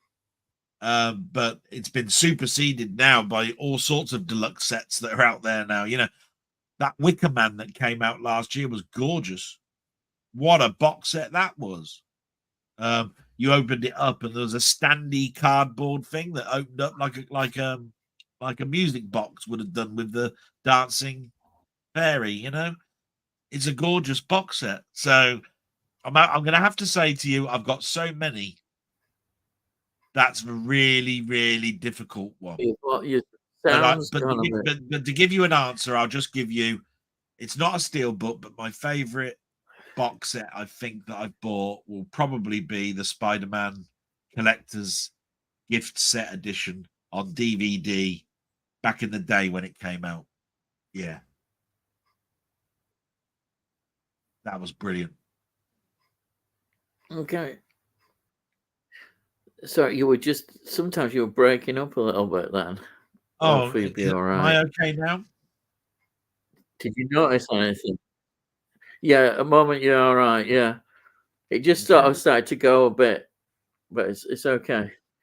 Okay. Right. Keep an eye on that. Next one. Tony says, never got into collecting steelbooks, only have a handful. Yeah, I've got probably maybe about 20 in my collection. Most are the Doctor Who ones, and a few odd ones scattered about. No End of Damage ones shown here on YouTube. Packaging seems rubbish in many cases, yeah. From what I've seen on a lot of videos, yeah, people do complain about the way that they're sent to them. They don't do very good at packaging, and they get them all dinted and messed up. Does that happen to some of yours that you've had? The odd one, yeah. I mean, like anything I've shown on my blogs, I said this arrived. Look, it's just come from abroad. It's in a paper envelope. What do you expect? It's smashed to bits. Blah blah blah blah blah. But I think I've been very lucky. I think, if I remember rightly, I've just gone over 1,300 steelbooks in my collection. Wow. I Yeah. mean, when some people are So saying they've not a got big 20, proportion. Yeah. 25, Yeah. mine's the biggest proportion. You know what I Yeah. mean? It's Yeah. like I would Yeah. say that 95% of my collection of 4Ks are steelbook, and I Yeah. would say 60% of the Blu-rays are steelbooks. And then when it comes to It's DVDs, next interesting to nothing. that some that have complained that I've seen are from um, places like Amazon and that. Yeah, but it all I depends, like can I maybe say. understand it. Yeah. Yeah. Yeah. But They're all because I know guilty, sometimes Amazon, yeah, but yeah, they're all Amazon guilty. will just stick it in a But cardboard but I box. have to Yeah. I have to put this guilt into perspective a little bit here. I don't think Yeah. half the time that there's a problem with Amazon. I don't think there's a problem with HMV, and I don't think there's a problem Yeah. with Savvy, right? In Yeah. the fact that they've changed their packaging so many times, each one has been. You can see that there's a bit of effort here. They've put the Yeah. cardboard around it. Yeah. They've got the split offs that come with that wire Yeah. that goes through it. It's the fact that they hire people like Every and people like that don't give a damn. Yeah. They're Yeah. not they're not exclusively making it go through the Royal Mail system, right? Which in the old Yeah. days would have meant quality, right? It Yeah. doesn't mean that now, but it would have done then, right? Yeah. So you've got these people that they hire that their one reason for them being there is to get as many packages out delivered as possible because they give them a deadline Yeah. and a certain amount of Yeah. money per package, right? Yeah. So if they give Yeah. them like 700 packages to do in a day, that they calculate how long the route is going to be, and they've got less than 10 seconds per doorstep. Well, then Yeah. they're not going to hang about waiting for you to open the door, are they? For a big package, they No. just leave it in the safe location and bugger off. Right? Oh, I took a photograph. I definitely packaged it. I'm off. Right? Yeah. That's it. Bang. Yeah. Even though you're in, and that's what's annoying. I'm in. Knock on the bleeding door. It's raining out there. Yes. You just left a Yeah. £100 package on my doorstep. Yeah. You bastard. Yeah. Yeah. Right, I'm in. But of course, you then look at it and go, well, the poor sod has probably got a wife and kiddies, got 100 packages to do, can only spend 10 seconds per doorstep, so he's Yeah. not thinking about what my package is. He's Yeah. thinking about how quickly can I get to the next doorstep. Yeah. Yeah. So I put the blame slightly on the companies, and I put the majority of the blame on the delivery firms, because the Yeah. delivery firms put too much pressure on them to say, take as many of these as you can and we'll pay you per package, when they Yeah. should hire Yeah. more people, spread it out a bit more, Yeah. and pay a little bit more money to these people. Yeah. And because there's, like I said, they're subcontracting at that point. Every do not have their own vans. They Yeah. subcontract a man with a van. Yeah. You know what I mean? Those sort of people Yeah. that do Yeah. deliver, that do house removals Yeah. normally. But they'll do that on a one day just to get some pocket money. Do you see Of what I course. mean? There's a Yeah. job for that Yeah. day. Yeah. Yeah. So I the packaging gets smashed up. Yeah. If you get an envelope through the door of a steel book and it's in a poly bag, don't bother trading with that company ever again, because we moved past those days. Yeah. It should be in a cardboard, thick fascia box. Yeah. And if they haven't moved past that, then just say stuff them. Yeah. I You won't don't trade want with it. you again. No. Okay. This next one. Tony Hawk, I always wait and check them in CX after the look I had on Steelbooks. All right. Well, CX do have quite a few Steelbooks, don't they? Sometimes They behind do, the but I tell you counter. what, I've rarely bought a steel book from them, and the reason for that is that most things that you buy from CEX don't have all the innards. Yeah. Yeah. Yeah. Well, The- that's one advantage of actually I mean, not everybody does it, but if you go to the shop, you can see exactly what you're getting, and Yeah. that's But really most of the time you wouldn't know. Yeah. I mean, Yeah. you I wouldn't do, of if course. you see a box set Yeah. mash, right? Yeah. You go, I, oh, 11 yeah, seasons in one box. I'll have that, right? but I bet You you, take it. yeah, They'll give you the 22 discs it comes in, right? yeah, They'll give you the box, but you look at it and you go, isn't there a booklet? Oh, I don't know. yeah, That's how it came. That's how we bought it, yeah, right? yeah, You have to then do the research and you find out, yeah, there was a booklet, only the yeah, bloke never handed it in, or it got yeah, ripped, or whatever yeah, it is, and you then suddenly realise that, yeah, you got it for a pittance, but you're missing the book. So yeah, yeah. I suppose you have to measure it, how much you've paid for it. If you haven't paid a great deal, then you might think, well, okay, that's fair enough. But you're right. If you've paid a reasonable sum, then yeah, I think you definitely would be entitled to think that. yeah, Yeah, but I would just go along and check them out. From what I've seen, CX is very hit and miss with the condition of items all over the place with prices too. That's true because I remember quite a while ago when I went into one in town, the CX. Oh, I was a bit shocked really.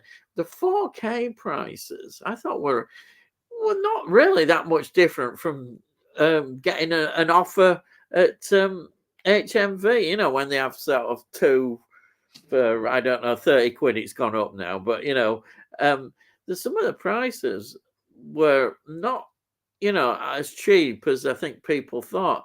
Admittedly, there were some Blu-rays that were pretty good value, but it's all sort of hit and miss. I think that's true with pricing. That's just my look. I haven't been yeah. for ages, but into town. But there we are. Well, that's how it was. But I've noticed the site. I just don't feel I could trust the site.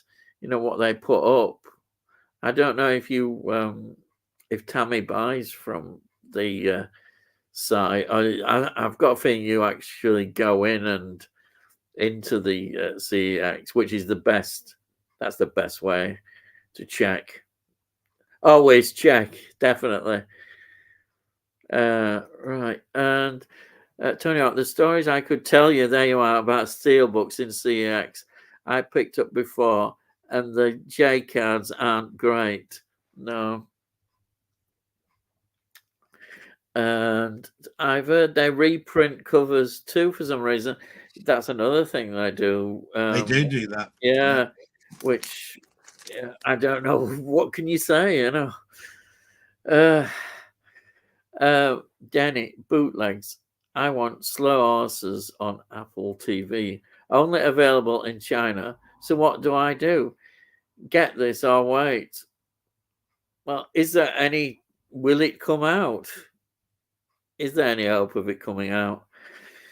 I don't blame That's what people. Denny is saying. He says, Yeah. he's talking about that time where we were going Yeah. about bootleg, things Yeah. being too expensive.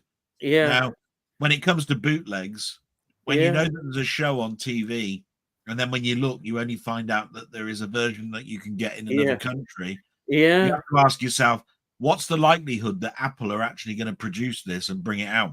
Yeah. Apple don't make DVDs. You'd have to do a partnership with a company that makes the media, like Sony or something. And so therefore you have to go, well, then I've got no choice. I've got to buy it from China. Yeah. I don't. But then you find out a year later on, they're bringing it out. Yeah, I know. Yeah, it is. It is a bug. It is. Oh dear. What do you do? This is Denny. Regards the Crow, I thought Brandon Lee's death was part of a ruse originally based on the death within the film. Oh, right. Yeah, a way of making money from media speculation. Yeah. I think a lot of people thought that way until it actually came to light that it did happen. Yeah. It wasn't a heavily thing on the news, the son of Bruce Lee has died on set. Yeah. Not that I remember. It was about the first I heard about it, I think, was in a Starburst article or something like that. It would have been in a monthly magazine. And if he hadn't have been Bruce Lee's son, there'd have been even probably less publicity. Deaths on TV. That is very true. and the death of a crew member on a set of a film happens all the time. Yeah, And yeah, yeah. I mean, look at the Twilight Zone movie with all that happened. well, that got a lot of media That was a attention. big case. I mean, the court case and everything about that was massive, wasn't it? Yeah. That did get a lot of coverage. Yeah. Right. I love watching vlogs, Del. I enjoy long videos. Well, there you are. There you are. Full of You can't get much longer. 2.5 hours sometimes. Or watching people watch these lives through, and these lives are a bit long.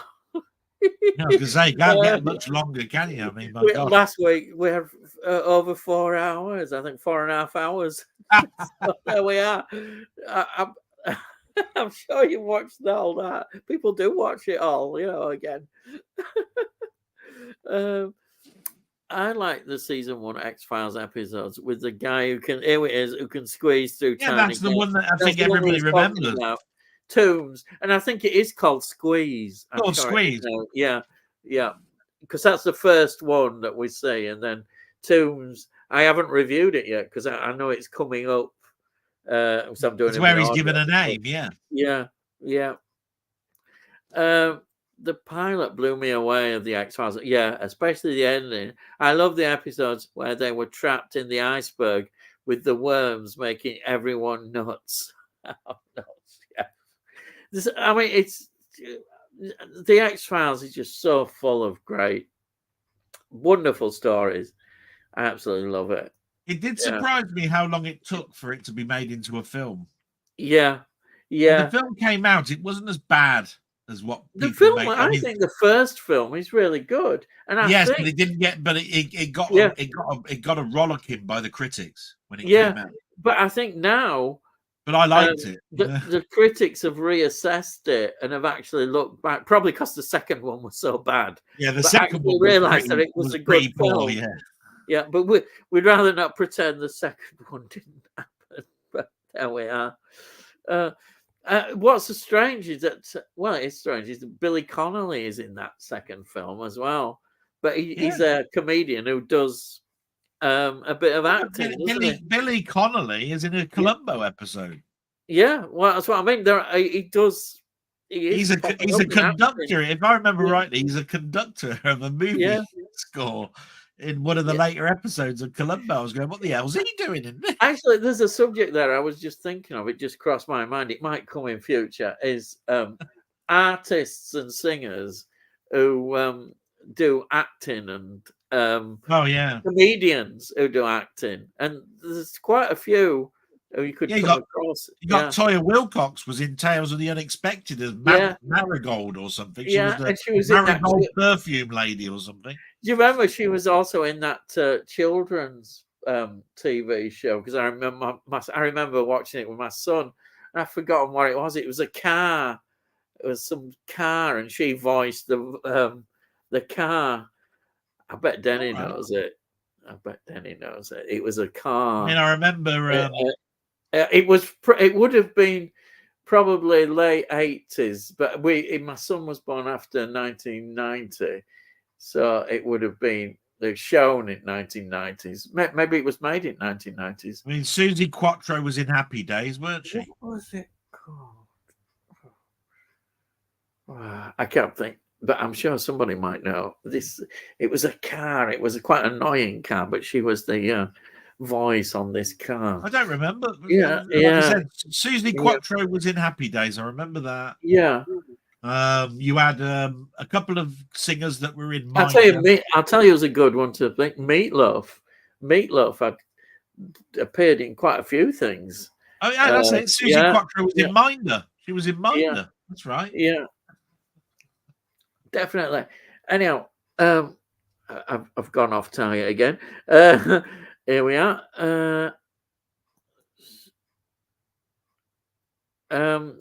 Yeah. I've never watched the X-Files all the way through, but first time going through it with Millennium, fantastic. And you've got a Lone Gunman. I'm looking forward to it. Yeah, it's a great adventure. It really is. You got a lot of watching there, I'll tell you. I don't know how you're doing it, but with Millennium, there's 3 seasons. The first season stand out undoubtedly the Yeah. better, and the last one, I didn't. That I'm sure they were almost surprised to even get the last one. It was one of things, so they changed the format. That's it. Chris Carter, I'm sure, came back for that last one, and they changed the format a bit in it. It's still okay though. It's still very watchable. It's partly because of Lance Henriksen. He's just wonderful. Yeah. He's great. Yeah. Sort of captivating to watch as Yeah, well. he's he's been in everything, hasn't he? Really. Denny says, I have all the season box sets to the X-Files. I really must give them a watch, give them a chance.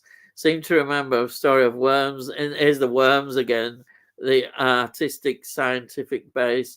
Think it was a Thing story rip-off. Yeah. Yeah. There's the Ice story, which is in first season. It's called Ice. Yeah, it wasn't. They did that unashamedly. It does, they did rip off anything that was popular. Doctor Who did it as well. Spin. Why not?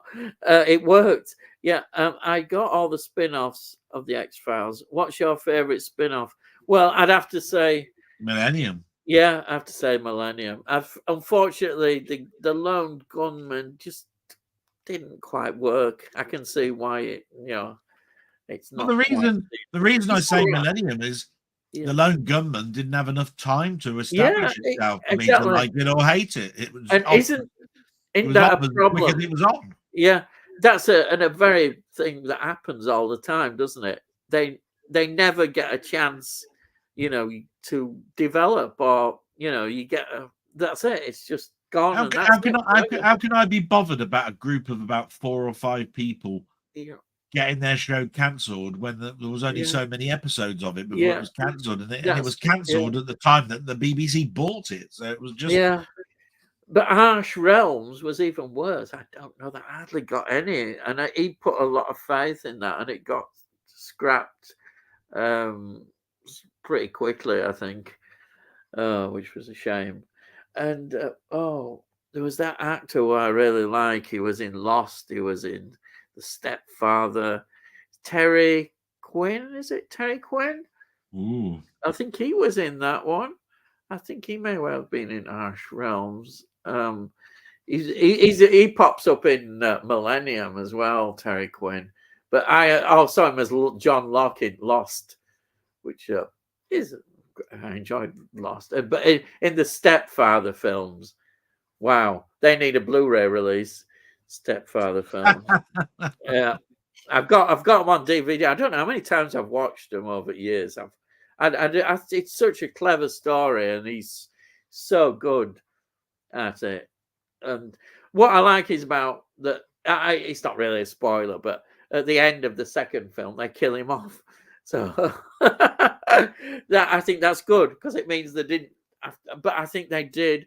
I think there's a Stepfather 3 and 4, probably straight to video kind of things, which they did, but it wasn't Terry Quinn in those. Great actor.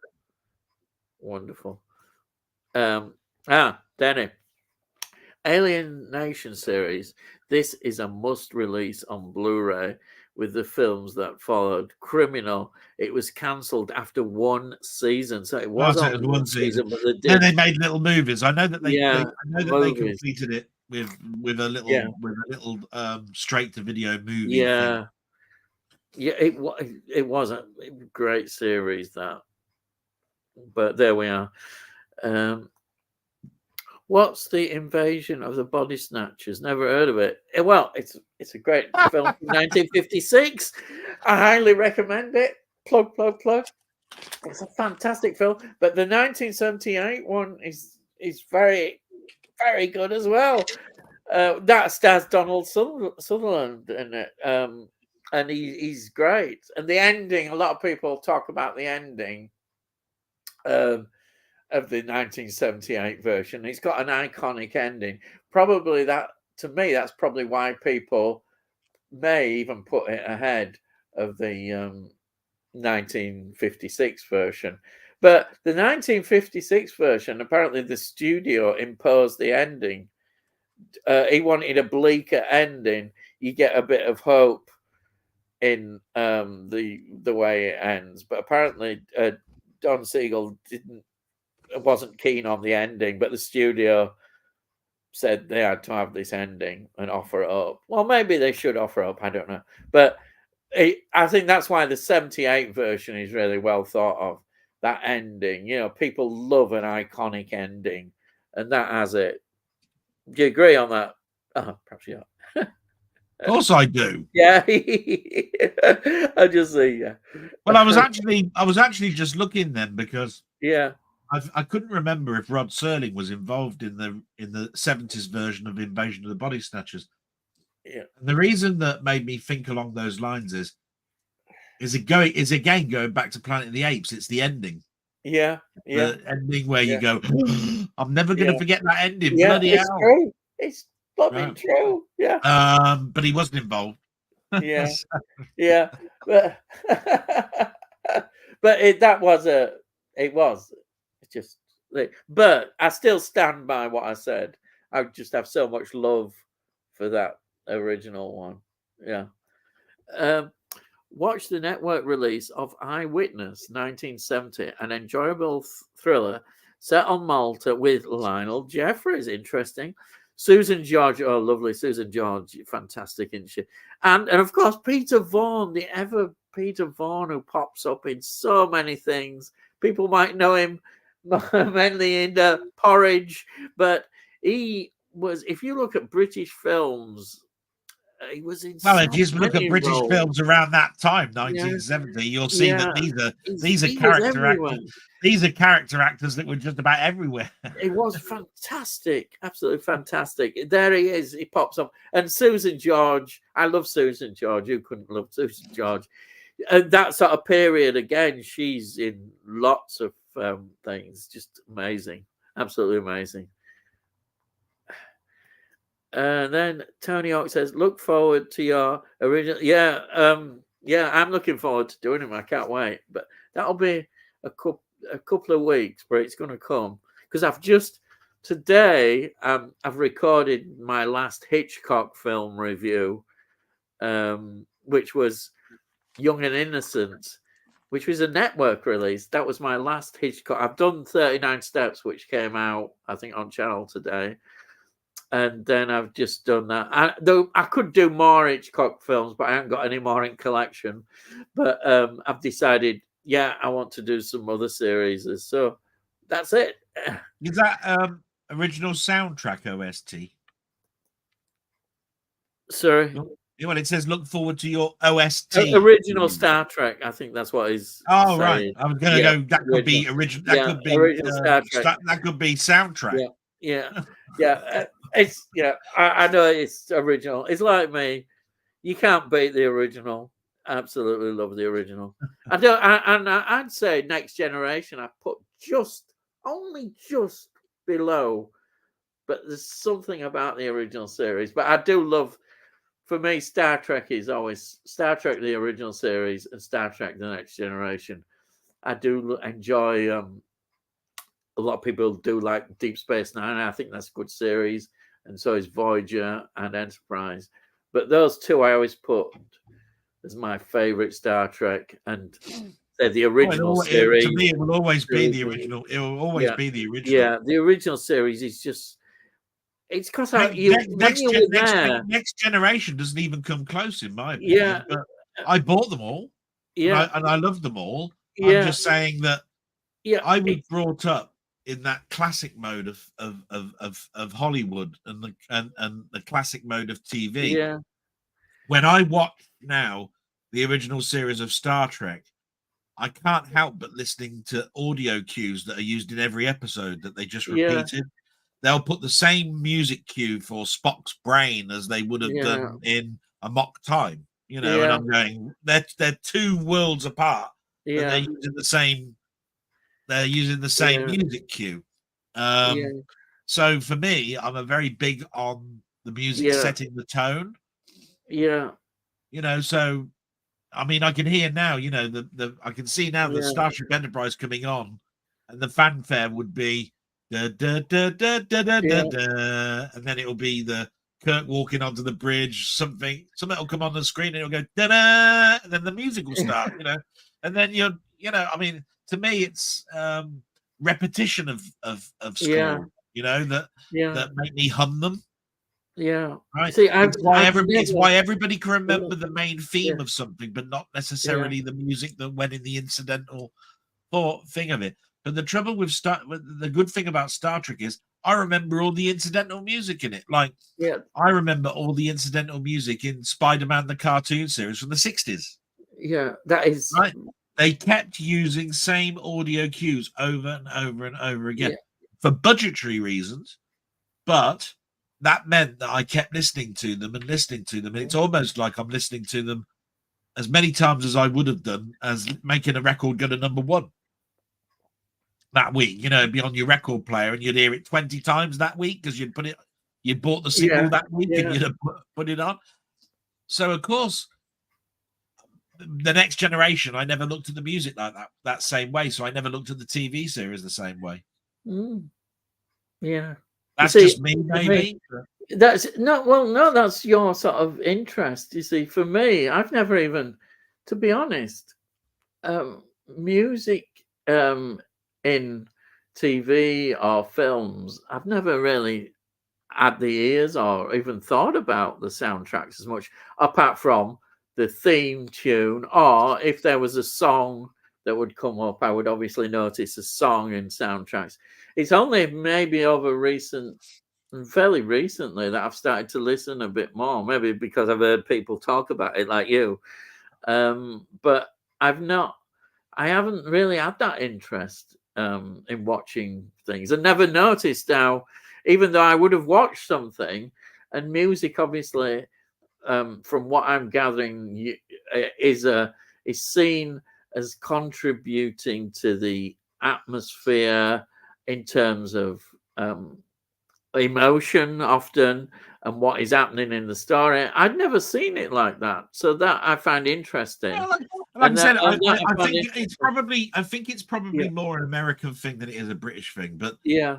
I sent you a clip, I think, of a guy that does the YouTube breakdown of Star Trek the original series music, right? Yeah. And he did and the one that I sent you was the one which was where Kirk and Spock have a fight on Vulcan. Yeah. Now, it even showed a clip of Jim Carrey in the film called The Cable Guy.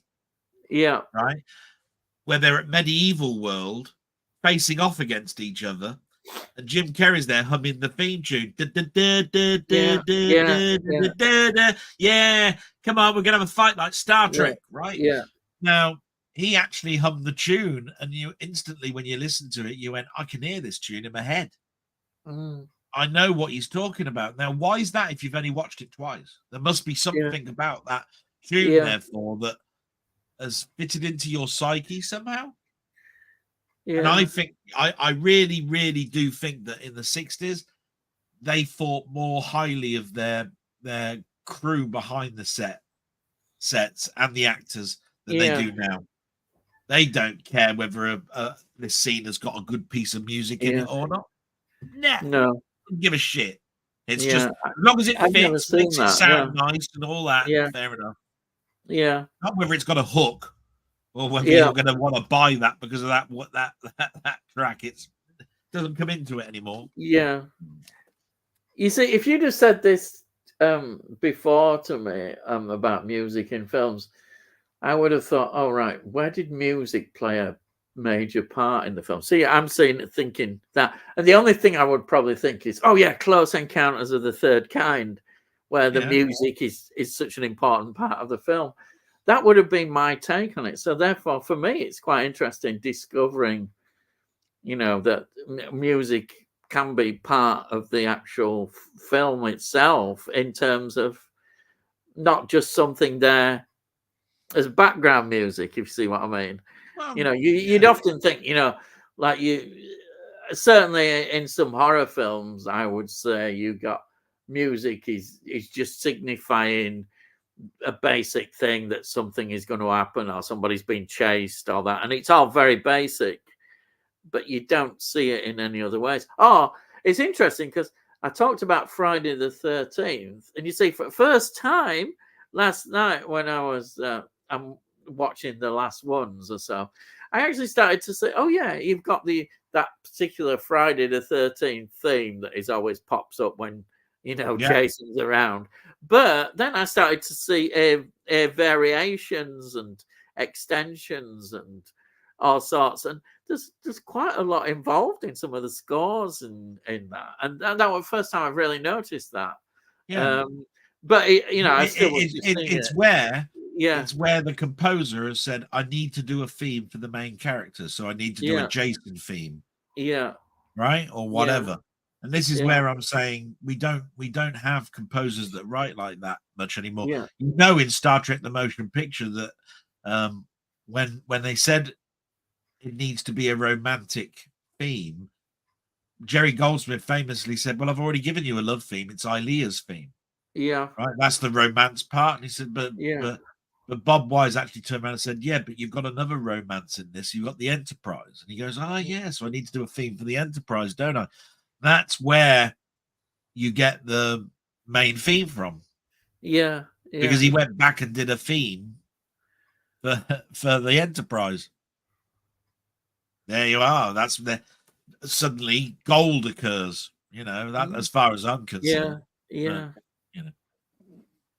Probably talked too much about that subject, but it's a very big passion of mine. Yeah. Oh yeah, I know. I see that.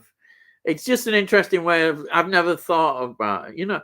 It's like in life, you don't always think about some things just suddenly appear and you think, oh yeah, that's another interesting thing. And it's all part of enjoying things. That's interesting. Anyhow, Physical Manila, I have 3 copies of the original Star Trek DVD, Blu-ray, etc., but none of the episodes are in order. Have I read this one out before as them in order? Maybe when I jumped.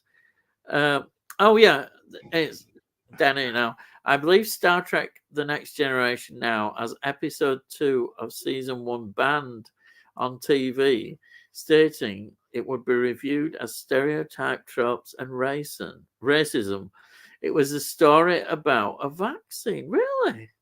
I think I know the one he's talking about. Yeah, I just don't know whether it's a thing anymore because Star Trek is exclusively on the Sci-Fi Channel. I don't think it's never going to be I don't think the BBC or anybody like that have shown Star Trek The Next Generation. They would never do that. No. It's gone. Star Trek won't appear on BBC ever again. I don't know about ever again, but I would say it's highly unlikely. Yeah, they'll show the films, I think, on that, but that'll be it. Yeah. There's a few. I know that's why I'm actually looking forward to the original series because I know that there are some quite a lot of issues that were explored in the first season, which were about America at the time. Dagger in the Mind is an incredible one because that's about mental health and being people in penal colonies and brainwashing. Yeah. So I mean, full well that episode is going to be. Yeah, it'd be absolutely fast. Nice. I can't wait. Actually, now I'm getting excited, thinking I'm going to watch all these and look at them. Yeah, it is great. Anyhow, Steve says, "Hi guys, have any of you seen the 1977 sci-fi series Quark, starring Richard Benjamin from Westworld?" It rings a bell. Yeah, I bet you have. Have you seen it? So I said it rings a bell, but I can't think what it is at the moment. I'm trying not to cheat. It rings a bell, but I don't know why. It's the word quark. Why is that ringing a bell with me? Not Richard Benjamin. It's Quark. Why is that? So what's your answer then, Ian? I'm just I'm cheating at the moment. I'm bloody cheating. Well, I'm being honest. I'm not sneaking. I'm not sneaking. I know Quark from Deep Space Nine. I can tell you that. Oh But yeah. there's quite a character in Deep Space Nine. Quark TV series. All right, I'll cheat. Here we go. Yeah. American sitcom. I think this is it. This must be it. Space station inhabitants find evil foes when working to Adam collect Quark, yeah. rubbish in outer space. Wow. I've not heard of that one. Yeah, Adam Quark, and I recognize the pictures. I watched that as a one-off. I've seen it once and never watched it again. I can't It says, remember whether I enjoyed it or not. I'm just having the pilot aired on May the 7th, 1977, and the series followed as a mid-season replacement. Here we are. The series was cancelled in April 1978. Was created by Buck Henry, co-creator of the spy spoof Get Smart. Oh, I've heard of Get Smart. Well, there we are. It didn't last. Is that surprising? Number of episodes, 8. 8 episodes. That's probably why it was a memory that I remember. And yeah. All right. Well, there we are. Well, at least I've learned something now, and yeah, I'll remember that because of Quark. It's easy, 1977. You think, but that was the reason why I went. Why does Quark ring a bell with me? Yeah. Wasn't there one very similar to that, a comedy series, a similar idea that the BBC might have done? Oh. I vaguely remember it didn't do very well. I may be wrong, but on that. But anyhow, or it could have been that one. There was a horrible BBC comedy series set in space. Oh, which had what's her name? For a Herd or something. It's been something. Mrs. Something goes to space or something. Oh yeah. Bloody awful it was. Wasn't Molly Sugden in Molly Sugden or someone like that? Yeah, it was someone like that, but I can't quite remember who it is. Yeah, and it was Mrs. Mrs. Something goes to space. I think it was Mrs. Noah or something. Mrs. Noah, that's it, Mrs. Noah. It was awful. It really was bloody awful. How did they manage to get that? Right. So all I'm saying is that there was some shows. The shows that stick out in my mind, I remember there was one science fiction show that lasted again only one season. It was over in America, and it was about a famous actor. I can't think of his name now. Yeah, he had a scrapyard, right? And he was going out of business until somebody pointed out to him, "Do you know what? If you can get to the moon, I bet there's a load of scrap on the moon." Oh no! And he's the first man that managed to get into space. And go to the moon and set up some sort of like trade thing with space and scrap. And I can't remember what the show was called. They could have had Steptoe and Son in space. It was funny. It was a funny show. Admittedly, you're only going to get one season out of this, mate. Right? In other words, if NASA, how the hell did you develop a suit to breathe air when you're a scrap merchant and even NASA can't bloody design it? Right? So obviously it's got the same problems that Jerry Anderson had with the moon breaking out of orbit. How come the moon is always lit up when it's flying through space away from the sun, right? And why do they keep trying to go back to the Earth? It would have torn the Earth to bits, the moon being pulled out of the orbit. To use a phrase, you can take things to bits. That's what I'm trying to say. I was a kid. I didn't care that it wasn't lit, that the moon was always lit up. I'm just going to myself, good, it's got some lights on it. All right. Right? I'm not thinking about where the sun points its bloody rays and all that sort of stuff. All I was thinking of, these poor sods are flying on a planet which is out of control. They got no control over it. That's all I was thinking of.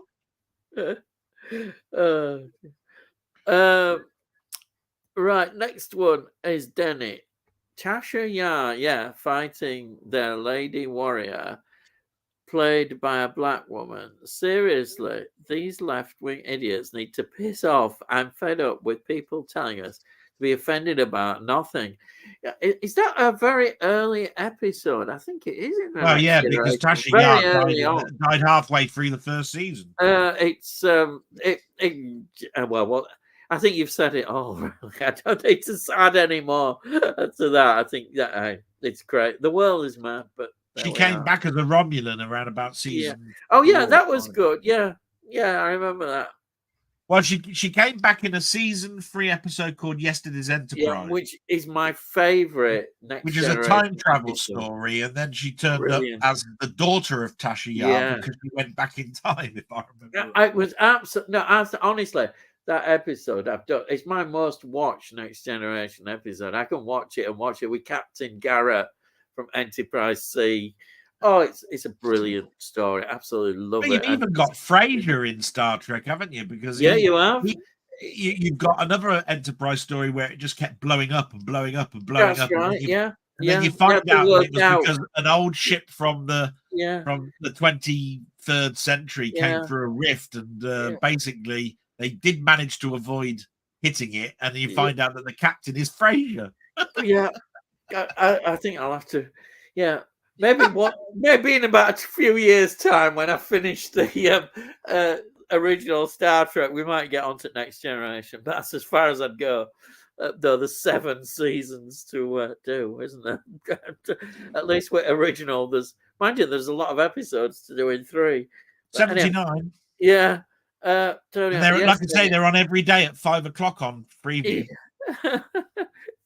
This is yes, Denny. It's a great pity these experts. Yeah, experts. I like that. Idiots have nothing better to do. No. Happy Days does have Ron Howard in it. Love his shows. Oh yeah. Yeah. What can I say about Ron Howard? Amazing. Ron Howard is a favorite actor of mine. The first movie I saw him in was a police chase called Grand Theft Auto, and later on in life, My Name is Earl. Oh, I think the earliest thing I saw, I've not absolutely know nothing about. I think the earliest thing I saw of Ron Howard outside of Happy Days was American Graffiti. Ah, yes. But I'm not sure about Grand Theft Auto. I have seen Grand Theft Auto, but I can't quite remember about that one. I know he's in. Yeah, I've seen My Name is Earl. My Name is Earl is a famous American. I've heard it. I've never watched. They say that is well worth watching, but it got cancelled. But it's one of those. It's one of those trailer trash comedy shows where, you know, Americans are all considered rednecks and all of this sort of stuff. And as long as you get into the mindset of that, you're okay with it, because it's very much like a Roxanne. Yeah, no, sorry, a Roseanne. You know what I mean? It's it's what they consider the commoners of America, and he wins the lottery. And then decides that he needs to right all the wrongs that he's ever done. It must be karma. It's all about karma. Oh, that's interesting. It's an interesting idea, isn't it? And of course, everybody around him are so hoodlums that they want to spend his money. Do you know? Yeah, of course. I can imagine that. Yeah. Yeah. And in your day, Ian and Dale, how much was the cinema ticket? Well, oh God. Now, can you do the conversion in your head about shillings and pence? Yeah. When I was a child, it would have been very young, in 60s. It would have been a few bob, if that, a few bob. Sorry, you're insisting. Hang on a minute. You're insisting here that people know what a few bob means. I know. I was just thought that. What's bob? Who's Bob? Where does Bob come in? 5p is about a shilling, isn't it? Yeah. And so That would be very early on. But when I went to cinema a lot, in my sort of moving on now into sort of from, I don't know, say late 70s right through into 80s and possibly even 90s, I would get in for £1, and certain days they would you would go in and it was special for that day, the price. And also, what I also did when you joined one of these like film club places where they'd have there was two lots. I'd watch ones that the university did, and then there was one in town as well. They don't have them anymore, which is a shame. But you could go and see even art house films for probably £1 or even less. But what you'd do is you'd sign on for, say, they'd have a season of certain films, and you would probably pay, I don't know, £5, £10, and just buy a whole season worth, which was pretty cheap, Because what they'd do, they took over after about 11 o'clock or whenever they stopped showing the regular films. You could then go in and watch the films late into mornings, and they say they'd have themes, directors, or they say the one that I always remember is when they'd have their band series. So that's when I saw things like Texas Chainsaw Massacre. This was all before video even. We saw films like that. Some great films that you actually saw. Mind you, I'd seen Straw Dogs at School uncut as well, which is another story. But they were about, I'd say for me, the highlight was about £1. Yeah, definitely. But if I went back to as a child, it would probably, it might even be less than that. It might only have been about a shilling. Now you're going to have difficulty working it out, because how many pennies were there in £1? Like 200 and what? Oh yeah, yeah. And do you remember 10 bob notes as well? Yeah, that's what I mean. Like 50p. Went round the 10 Bob Taylors. What the bloody hell are you on about? Yeah, yeah. The brown, or it was a brown note, a bit bigger than the pound note. The pound notes were quite big, and 10 bob. Wow, fantastic! You're rich. Yeah. It was, there were sort of things that you'd get for your birthday. I used to get for my birthday, people giving you money. They give you a 10 bob note. If you got a pound note, wow. Because you could go along and probably I could get a corgi car for under £1 or easily. And a corgi was real luxury because it was cheap. Much, Matchbox were like your regular pocket money. Look, to get people aren't here aren't even going to remember that there was a halfpence piece. Yeah. Oh yeah. Of course, there was a halfpence piece. It was a farthing, but I'm not that old. It was just discontinued. That's all. It discontinued so early because the government have to turn around really and say, do you know what? If we just round everything up, we make more money. So let's get rid of that. I mean, it was pretty obvious that was going to go. You know what I mean? Yeah. But the kids loved halfpence because it was like, I want a halfpence chew. Yeah.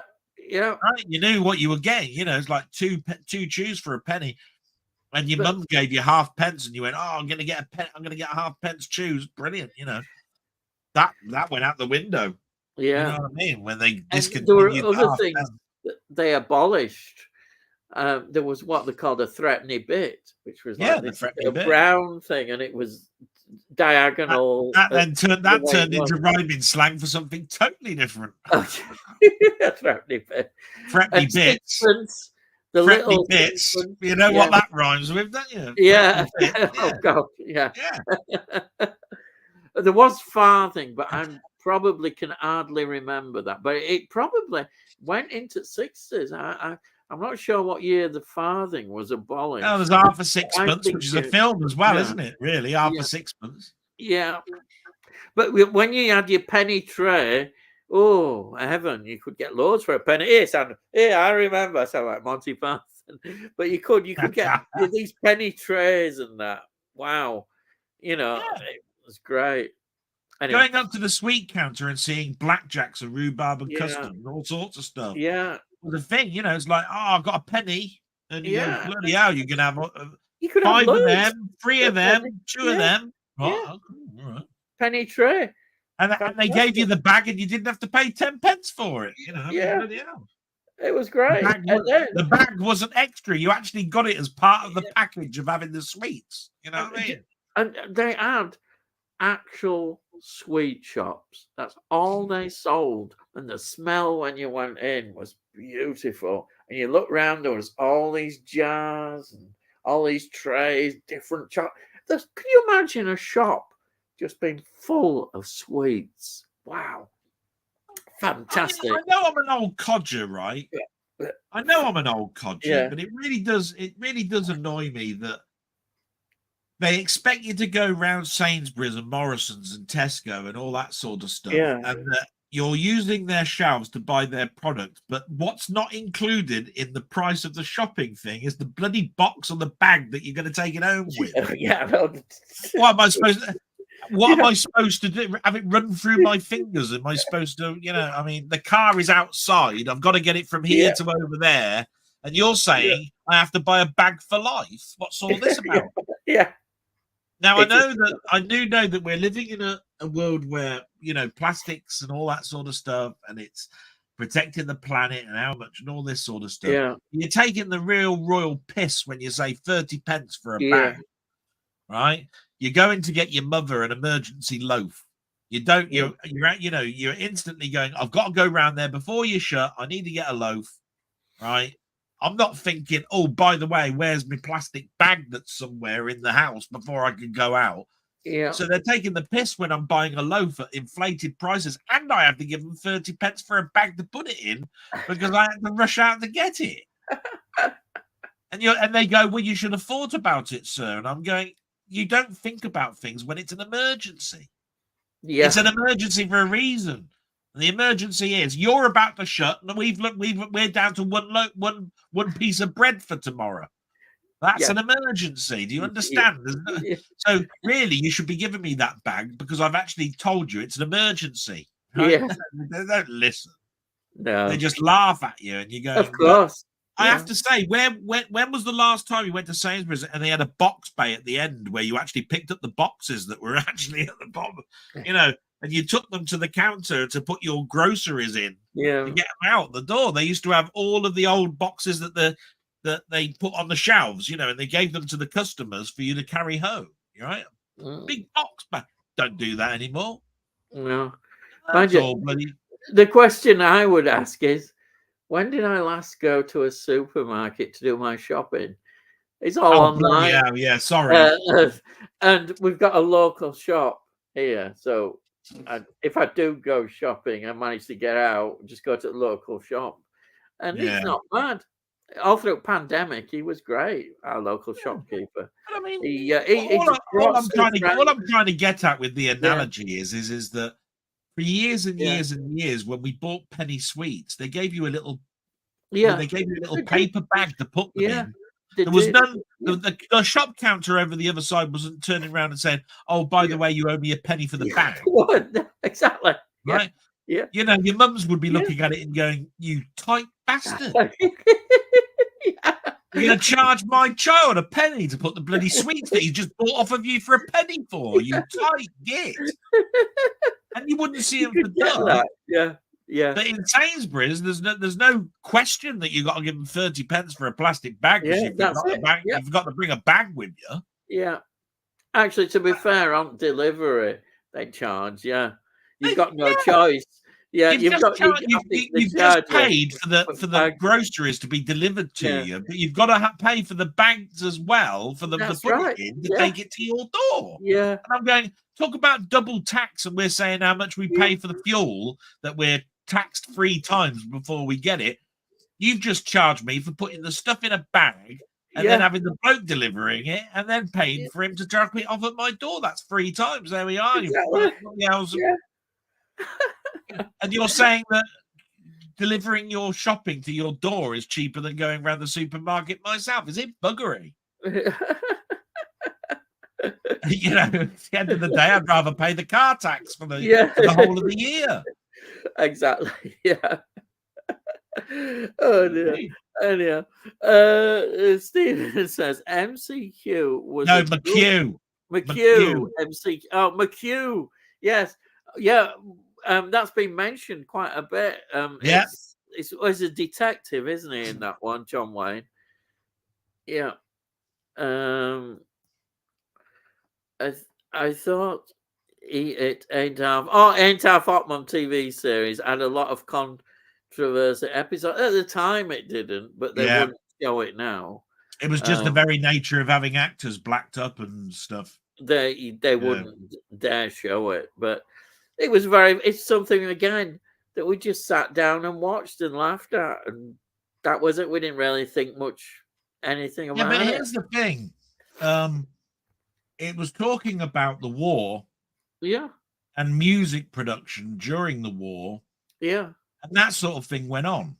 yeah. Now, if you were inventing something, then you'd turn around and say, yeah, we can't do this. We've got to tone it down.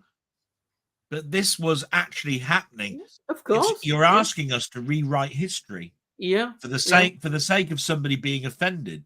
Yeah. And I'm going, you can't do that. Yeah. You can't rewrite history by saying the Nazis won. Yeah. In the war, right? Or you can't mention the word Nazis. You can't go through life being scared of words. I've told this story before, and I'll be very quick about it. There is I like computer games, and they made a computer game set in 1804, and it's called Anno 1804. You own a ship in the West Indies, and you've got to make money with this ship by setting up trade routes. What was the biggest commodity in 1804? Slaves. So going up to the writers of the program and saying, take slaves out because you're going to offend someone is wrong, because that's how you made your money in 1804, was slavery. As long as you tell the story correctly by saying slavery is wrong, that this is history, and history showed that this is how things were, then basically you're educating people. Mm-hmm. Put the disclaimer at the beginning if you want. Some of this stuff in this program will offend. I don't care. Yeah. Right? But don't rewrite history by saying the only way you could make money in the West Indies was selling bananas. Yeah. Because it weren't.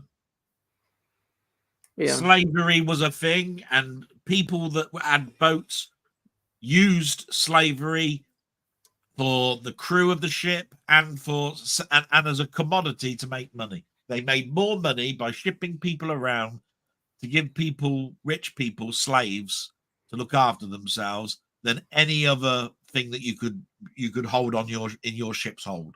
And it's as simple as that. And all I'm saying is, we recognize that that's wrong. We don't do it now, but don't tell me that I have to take it away out of history. Yeah. It's there. It was there. And in other words, this house that I live in right now could have been bought with slave money. Mm.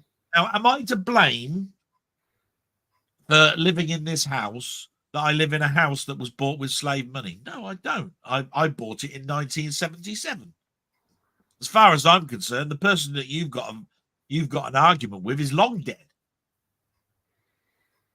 You see what I mean? That's how I look at it. The person that you're angry with is a person who's dead. You're looking now at finger pointing at me because I live in a house that was bought with slave money. Well, don't do that. I bought it because I needed somewhere to live. Yeah. It's as simple as that. And this is where I'm going.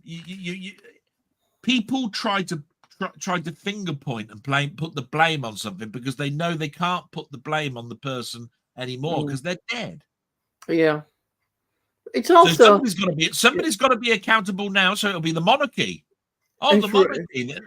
Their whole wealth is based on slavery. So basically, abolish the monarchy because basically all of their wealth comes from slaves. What it is that there's a total misconception. I don't know what's happened about history. History. History is not about feelings. You know, if it offends you or isn't a feeling, I'm sorry, but these are facts. This is what happened. You can't change that Yeah, just because you don't feel it offends you or don't like it. I'm sorry, but it's a fact. It's history, and that's how it is. It's quite simple. Why people get their knickers in a twist about these things, I don't understand. it's just annoying. It's just fact. It's how it was. You may not We all like it, but it doesn't yeah. matter. That is irrelevant.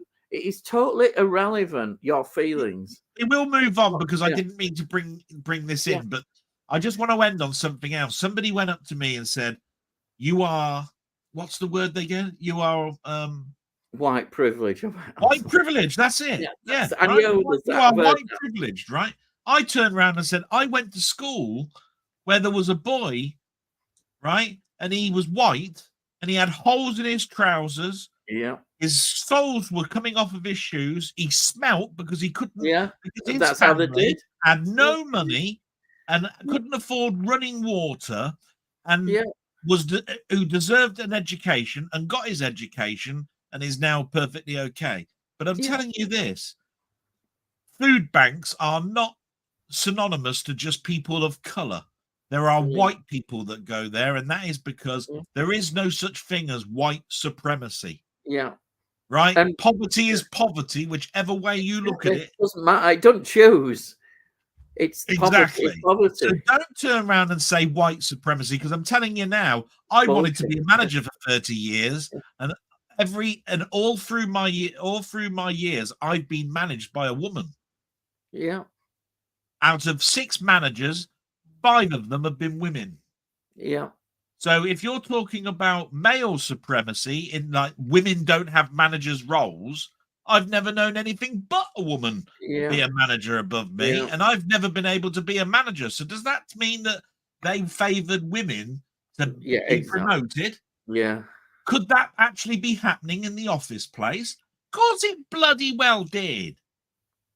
yeah, There is this whole nonsense of, yeah, oh, there's only so many people. I know what you're talking about. You're talking about a level that I've never even seen, which is yeah. directors. I don't And know directors. I've lived yeah, with managers at floor level.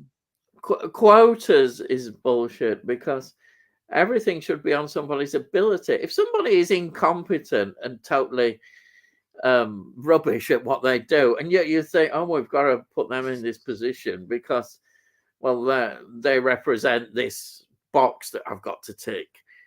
Yeah. That's not how it should be. That is stupid, totally stupid. If you're a business person, you put the best person who can do the job. Doesn't matter what Exactly. they are. It's a simple thing, but people seem to have forgotten that, Yeah, but unfortunately. I mean, we don't want to go any further. To answer the question, it Yeah, had a lot of controversy yeah, episodes. It yeah, did. And they were based on the story that was in them, but it should not be remembered or taken off of TV yeah, because it's got people that are blacked up or talk in a specific way for yeah, comedic effect. That vaudeville in armies went on, and it was yeah. like that. People, And there was blokes dressed up in drag and everything else. It's just that's how it was. I think as well, a lot of people in the Second World War with history tend to concentrate on Europe, but this is a world war, and Britain had an empire, and India was part of that empire. And Yes. don't forget, there was a war going on in that area, and that's why British troops were concentrated on there. Don't forget, the Japanese weren't just strolling around in their Yeah. area; they were they were expanding at a frightening rate. And their England would biggest never. England mistake, were in an impossible situation, if I yeah, was right, really, with yeah, the Indian yeah, heritage. yeah, They couldn't win if they were one side, they were in the wrong. If they were in the other, they were in yeah, the wrong. Um, in the end, Indians were squabbling amongst themselves. yeah, They then decided they didn't want to be part of the English Commonwealth, their yeah, own decision, and then they lived with the consequences of that. yeah, We appreciated the fact that, yeah, we didn't treat them very well, that you could turn around and say that they were slaves, like, or we gave them yeah, jobs as being waiters and looking after your house and gardening and all of this sort of stuff. But at the end of the day, they were well treated. We turned a lot of their daily lives around from being shanty into something more commune to a city or a town when we left it. And if we hadn't have done that, they wouldn't have been as half as advanced. Yeah. So I look at it I like also that. would point out a very important fact that people forget is that Japan declared war with Germany against our country in 1939-40. So we were worried about the Japanese. How on earth they were expanding at a massive rate. Their biggest mistake, of course, was Pearl Harbor, but we didn't know that at the time. That was the Americans would jump in, and they were running amok. The Japanese expansion was incredible. Burma, for instance, we really struggled to hold Burma. I mean, there's so much history, and I'm going on into my history mode, but nothing's quite as straightforward as it seems, as we forget. We have an insight in history, but at the time, British troops out there in India, it was a serious business, very serious. Yeah. Anyway, I suppose we better move on. And you entertain your troops. It's true. Troops need entertaining. It's funny because today I was when I was reviewing a film, I came across about George Formby. I thought, oh, George Formby. And then I thought of Vera Lynn. These people were entertainers who the troops absolutely looked forward to and went out and morale to the war. My friend Steve asked me a question about what did I think of Will Hay. I mean, these are people that a lot of if you go into a chat, people would go, "Who's that?" Yeah. I spoke to Playtendo guy the other day in his live stream, and I said, "Have you ever seen a film, Run Silent, Run Deep?" He went, "What?" I go, "You don't know Run Silent, Run Deep, one of the most famous submarine films, directed by Bob Wise, must have been parodied in so many battle sequences that you must have seen in every TV show, because we're talking about Run Silent, which is basically you make a noise and they can hear you because of sonar, right?" And you've never, and they were talking about films that I was going, these are films that you're talking about. They're all 90s and 80s films. Do you not watch anything before 1980? Did the world start in 1980 or something? Right? Because this is what makes me feel a bit of a novelty, or I'm out of touch.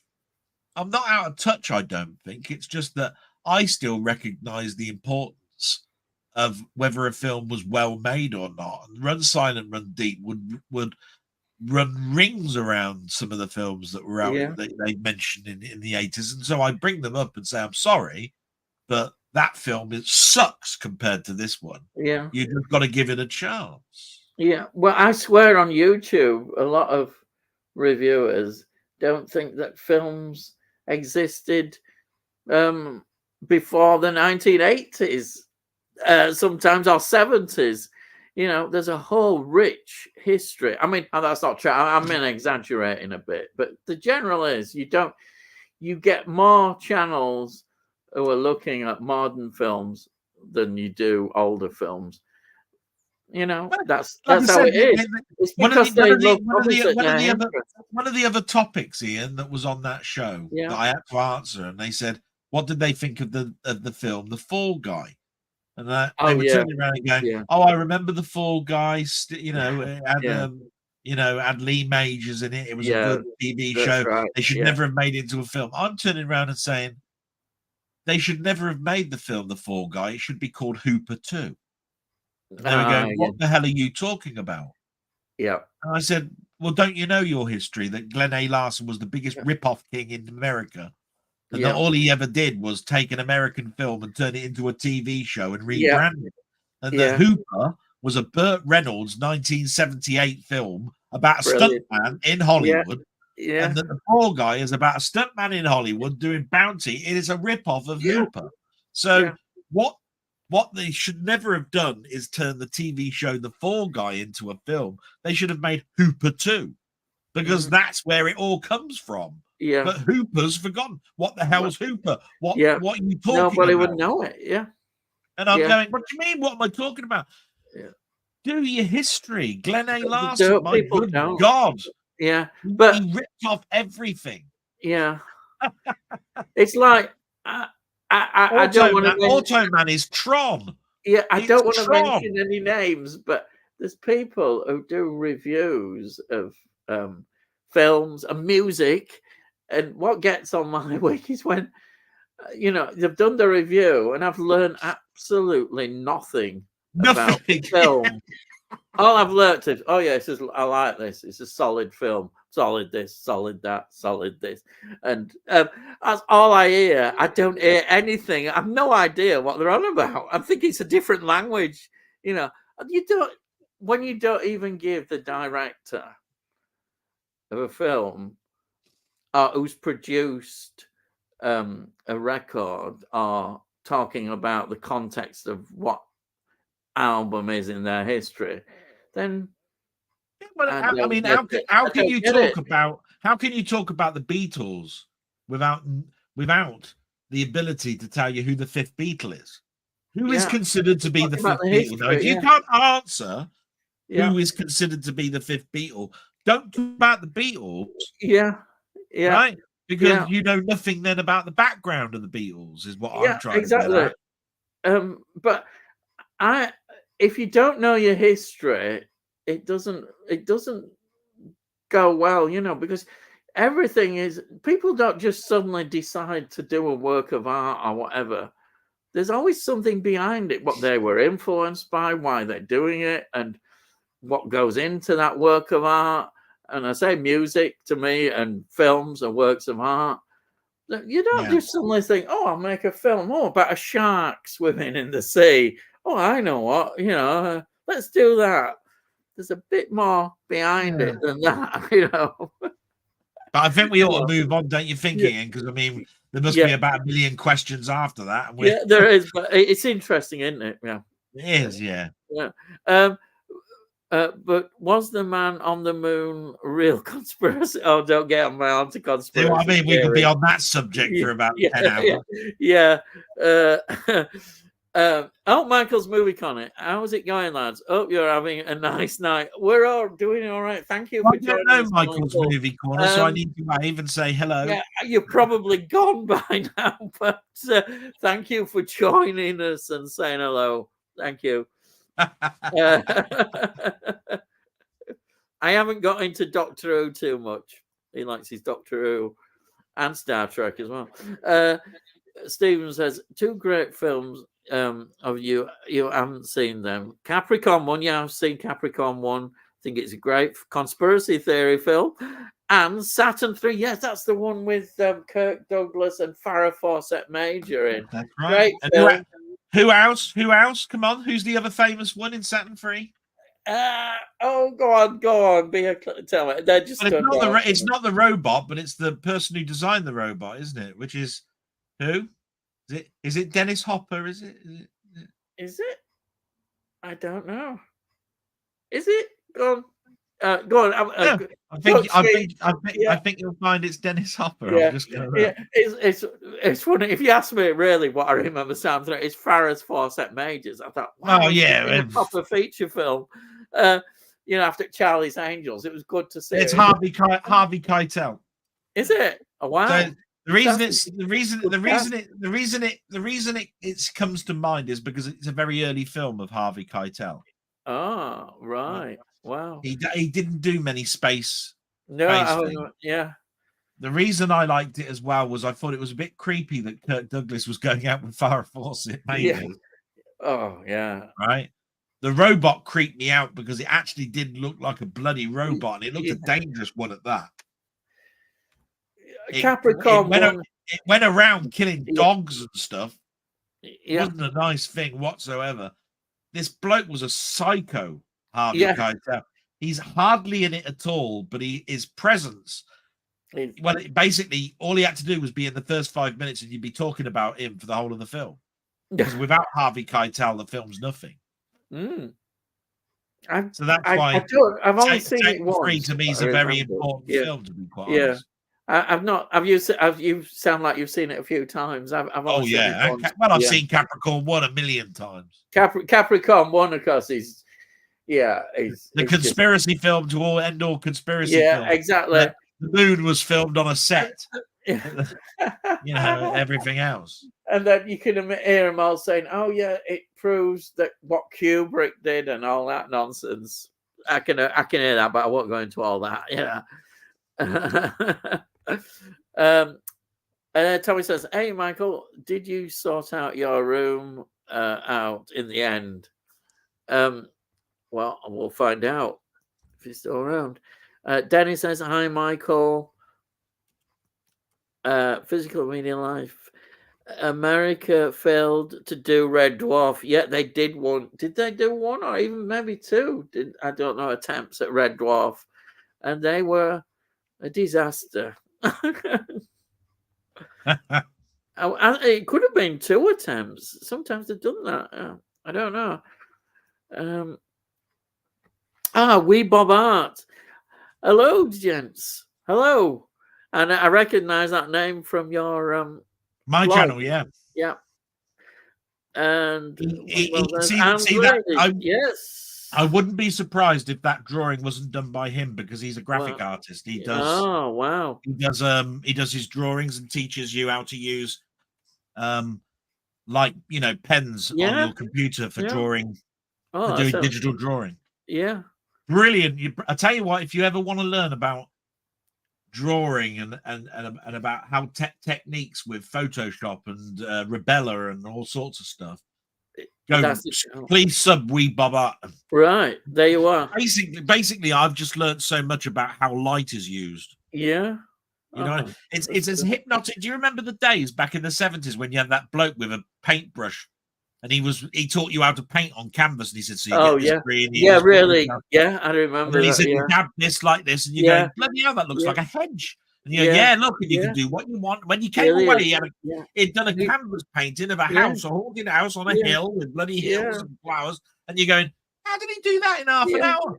Yeah, Jesus. That's what Wee Bob Art's channel is. Oh, well, that is worth checking out. Definitely, anybody who hasn't checked that. What did they call him? It was what was his name? That artist, I'll never forget. It was like Whispering something or other. I don't know his name. But I do remember it. Yeah, it used to be on a Sunday morning on Channel 4 teaching you how to paint. It was amazing seeing it. Yeah. If you have, it sounds like I definitely go and check that out. Wee Bob Art's channel. Oh yeah, definitely. Steven says, "Have you seen the TV series A Man Called Hawk? It was a spin-off from Spencer for Hire." I do remember Spencer for Hire, but not great. We talked about it last week. Don't you remember? It came out in 1989. Don't you remember we talked about Spencer for Hire last week? Yeah, which was again a continuation of a show called Las Vegas. Yeah. Right. So then you've got Spencer for Hire, which then went on to A Man Called Hawk. This Bliss show just didn't want to end, did it? No. That's all I'm thinking of. The show they couldn't kill. Yeah. Well, there you are. It just shows you, doesn't it? So was that how long did a Man Called Hawk last then? I don't remember that one. Yeah. I remember Spencer for Hire and I remember the Las Vegas. Yeah. Danny says, "Hiya, Bob." There you are. And Wee Bob says, "Hiya, Danny." Physical Media Life. Faulty Towers, Rising Damp, On the Buses, Birds of a Feather, The Golden Girls, great shows. Now, I've seen that's an eclectic bunch of programs there. Well, I haven't seen them all. I've heard of them. Obviously, you can know which ones I've probably seen, which would be Faulty Towers, Rising Damp, On the Buses. Birds of a Feather, I never watched. I've heard of it. The Golden Girls, I've never watched. But there you are. See what I mean? The Golden Girls is an American TV show. Yeah. Birds of a Feather is a late 90s, early That's 2000s probably why I haven't watched it. women-orientated Yeah. comedy show. Mm-hmm. All the others, And my 80s era. and, 80s and 70s Yeah. comedies Yeah. on ITV and BBC. Yeah. Great Uh, series. so Oh, that's why I'm saying, well, that's an eclectic bunch of have you seen programs. Birds of a Feather then? Yeah. I never really liked it. It was Yeah. about two girls that sort of like grew up together, lived together. They married their husbands. Their husbands did a crime and they both Right. went to prison and they left them owing God knows how much money and they have to live with their old men being in the prison. Oh, right. Okay. So it's sort of like a reverse, it was all like Yeah. a reverse porridge, Yeah. where you watch Stanley Fletcher Yeah. and you know about his old missus and his daughter and all, Yeah. and all of this sort of stuff, and you saw them come into the prison and Yeah. see him, right? You even see Fletcher go home for one episode, right? Yeah. And going straight is the Going other straight. side, Yeah. They right? did. Yeah. What Birds of a Feather is the total reverse. These guys, they've already gone into prison. The women are the people that are left holding the can. They've got to somehow pay for the mortgage. They've lived in a lap of luxury where they've never worked in their lives. All of a sudden, they've got to work in Sainsbury's, Poundland, whatever it is, to survive. That's what Birds of a Feather is. And to be quite honest, I didn't find it that interesting. And didn't it? And I mean, I think I've heard enough about it in terms of, didn't the BBC stop it and then it went over to ITV and continued on ITV? It could be. I don't know enough I about vaguely it. remember something like That's that. what happened. That's what happened with Men Behaving Badly. Yeah, I know it went. It started off as that an ITV program, but I and think went this over went. to the BBC. I don't know how many series they did for BBC, but I bet they did a lot. But I'm sure they kind of revived it on ITV again. And say Golden Girls, I know is it they're all older women or in a home or something? I don't know. I know nothing about it. It's three old biddies living in Hollywood. Oh God! It's got a famous theme tune. Thank you for being a friend. Oh right. It's got three famous women actresses over at the time that were just like Betty White. Yeah. But at the end of the day, it was at a time where people were watching things like Different Strokes and Who's the Boss and all of these other American shows that it's what they call the sort of like the golden era of comedy for America. It's where everybody had the telly on, but nobody was watching. Yeah. It was just on in the background. You heard it. You recognize the episodes because you know the sounds of it. But I bet you many half of them weren't watching. Yeah. Was Golden Girls a Channel 4 one again? No, Channel 4 bought it to show. Yeah, I thought it would be. Yeah. But they bought it at the same time as Roseanne and everything else. Oh, right. Yeah. I mean? It's that sort of thing. And they would have shown it at 6 o'clock. Yeah. So your mum and dad had a choice of watching the news. Yeah. Or you turned it over to Channel 4 and watched an American comedy like Roseanne. Yeah. That sort of stuff. Pie in the Sky. Yeah, I remember that. There's a bloke who cooks and does a bit of detective work at the same time, doesn't it? Yeah, Richard Griffith. Yeah, that's right. Yeah, Murder She Wrote. That's Angela Lansbury, went on for many years. I think bloody long. Yeah, long. I'll tell you what. How nobody turned around and said you must have done it. Right, because she didn't have write an awful lot, and every time she wrote a book, somebody died. And I'd have said, "Can you, if you just stop writing books for a minute, do you think people might live? So can you stop writing books now, please? Because you're a bit of a murderer. Murder sort of follows you around. No wonder she never had a husband. Christ, you'd be dead in episode 1, wouldn't you? That'd be gone." Murder She Wrote. Jesus Christ! And I know my son mentions a series that he likes, but I've not seen. It's Dick Van Dyke, who did Diagnosis Murder, where he's a doctor or something. Oh, Soul Scribes. Yeah, that's on BBC. That was a stay point on the BBC in the afternoons. gone on for Diagnosis Murder. That's right. It must have gone on for a lot. Was that an afternoon one where they used to show stuff in afternoon? Honestly, yeah. It's up with those shows. There was another show that used to be shown on ITV that ran on for 18 seasons. It went on for 18 years. It was an army thing with jets and stuff. Yeah. Called J something or other, J Tag or whatever it was, Jag or Jag. Yeah. It was called Jag. Yeah. That's it. Yeah, I've went heard on of for that. 18 years. I never watched one episode of it. Well, I've never watched this? that other one. And I kept thinking, how did they do a series? Was it NCIS, which is sort of naval police? And it went on forever. Yeah, 25 years. I'm going, you what? Would you trust their navy? It must be full of criminals and people doing crimes all the time. NCIS. No wonder American military have gone downhill a bit in world. They're all too busy committing crimes for a TV series. But it's the thing about NCIS is when you find out who's in it, you turn around and said, I wondered what happened to that actor. I thought he died.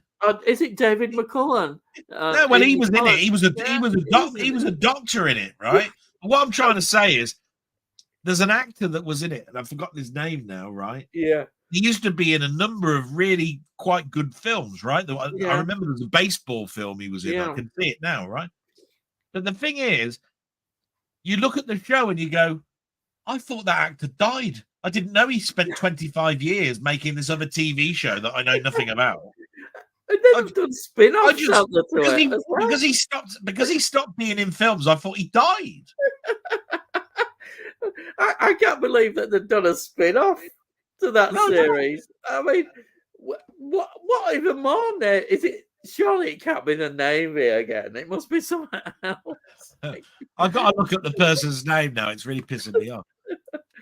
But I think it's finished now, has it? And it must have done. I mean, it's going years, wasn't it? Oh, Mark Harmon, there you are. Oh, and the other one, of course, which was quite popular. I've never seen an episode, but the Tarantino directed an episode that made a big thing about. Was it CIS or something? I never watched New that. York or Vegas. That was another one. They went over with that, didn't they? Loads of them. Yeah. Right. Tony says, I think Faulty Towers has to be a contender of best ever comedy. I agree. Yeah. Basil was a genius comedy creation. He was. Wow. What I like about Faulty Towers is that they didn't do many episodes relatively. And yet everybody treasures it because they were all brilliant. Each episode was so good. They were just the way they must have spent on those scripts, and they're just genius. Yeah. I think it is, and it still stands up. And is it 12 episodes? That's all there is, I think. Amazing. Absolutely I don't think there was a special, so it's 6 episodes a season. Yeah. So that'd be 2 absolutely seasons. Amazing. There's 2-year gap between the two. Yeah. And the thing is, you can watch them, and you know them, and they're still funny. You know, you're still laughing at them, even though you know it's just wonderful. It has to be. I own MASH the movie. Do you know, I have seen the MASH movie. It's a bit different, isn't it, from the TV series? Yeah. And Donald Sutherland. Very different. Donald Sutherland's in it. Yeah, that's right. That's definitely very different from the TV series. I've only got MASH the movie because it came on the front cover of the Sunday papers when the Sunday papers used to do a magazine, right? On a Sunday, there used to be a magazine, and inside the polythene bag there would be a album of the week, or there'd be a film that they gave you. I've kept them. There were loads of films that you used I got a box of them like this. Yeah, and of course, as a CD collector, you'd get these CDs as well. They're put together like best of, whoever. All you had to do was collect 2 years worth of those stuff, and you'd have something like 1,000 albums. Yeah. Bloody terrible. I was terrible. Every Sunday I went down there. I must have spent a tenner every Sunday. On all these things. All the free CDs and DVDs that they gave you in these bloody papers. Oh dear. Starsky and Hutch was on there, you know, and all sorts of TV stuff. Actually, what I found funny as well is they do like maybe 10 tracks of hits that some of them were good, some of them were just average kind of things, and then it's a bonus, and it was like new groups and artists had been given a chance to put a track on. You had about 6 of those, and that would be it. You never. I looked at them not long ago and thought, well, they never made it. Most of them never made it. It would have just been an opportunity to appear on one of these CDs, which I suppose is quite good. Tony Hawk, which TV shows did you enjoy watching? I'll start you. Yeah, so Tony York, what TV shows did you enjoy watching? Yeah. I'll let you go first. He's asking Tony York, which TV shows did you enjoy watching? Oh, sorry. I'm not reading it properly. I could be here forever talking about what TV shows I like watching. It's a good job. We'll be here till 6 in the morning if you want me to answer that. But... We've saved you from that question, or have we? Somebody might come and bring that question back. So, I've spoken too soon. Anyway, we'll see. You can see how well organized.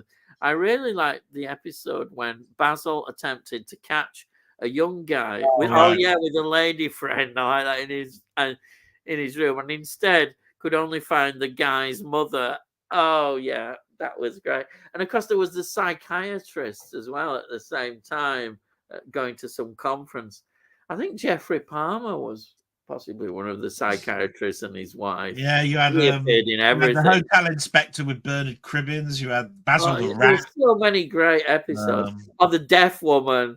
You remember the deaf woman? Oh Christ, yeah, Torquay. It's what did you want? What did you want? The Houses of Babylon or something? Yeah. Mount erupting or something. What do you expect to see in a Torquay scene? Yeah. You can't see the sea, it's between the land and the sky, just over there. Look at that. And that with the hearing aid about she had it turned off, and it was so funny. Del, the Simpsons episode was Stark Raving Dad one of them. Oh, the episode was called Stark Raving Dad, yeah. right? Yeah. That's the cancelled or the banned episodes. Yeah. Tony Hawk, I need to watch that show. That's about Faulty Towers, yeah. Yeah. Oh god, yeah. You must watch Faulty Towers. It's just so good. Yeah. If memory serves me right, if they stop doing the Simpsons DVDs around season 20. Yeah, because I think they turned to Blu-ray. Yeah. I know that they're up to season 30 something, and I do know that you can get the Simpsons on Blu-ray. Wow. So I think they continue. Well, let's do a search. What's the latest Simpsons Blu-ray? Let's have a look. And you say there's about 30 odd seasons. There's a lot. 30 odd seasons. Wow.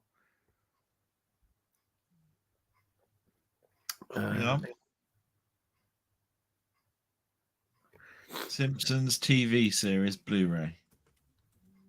Like I said, it could be that it ended around about season 20. I don't know. Because I stopped buying them around about 15, 16, somewhere around there. Yeah. I'm just looking. I'm not going to spend too much time. Yeah.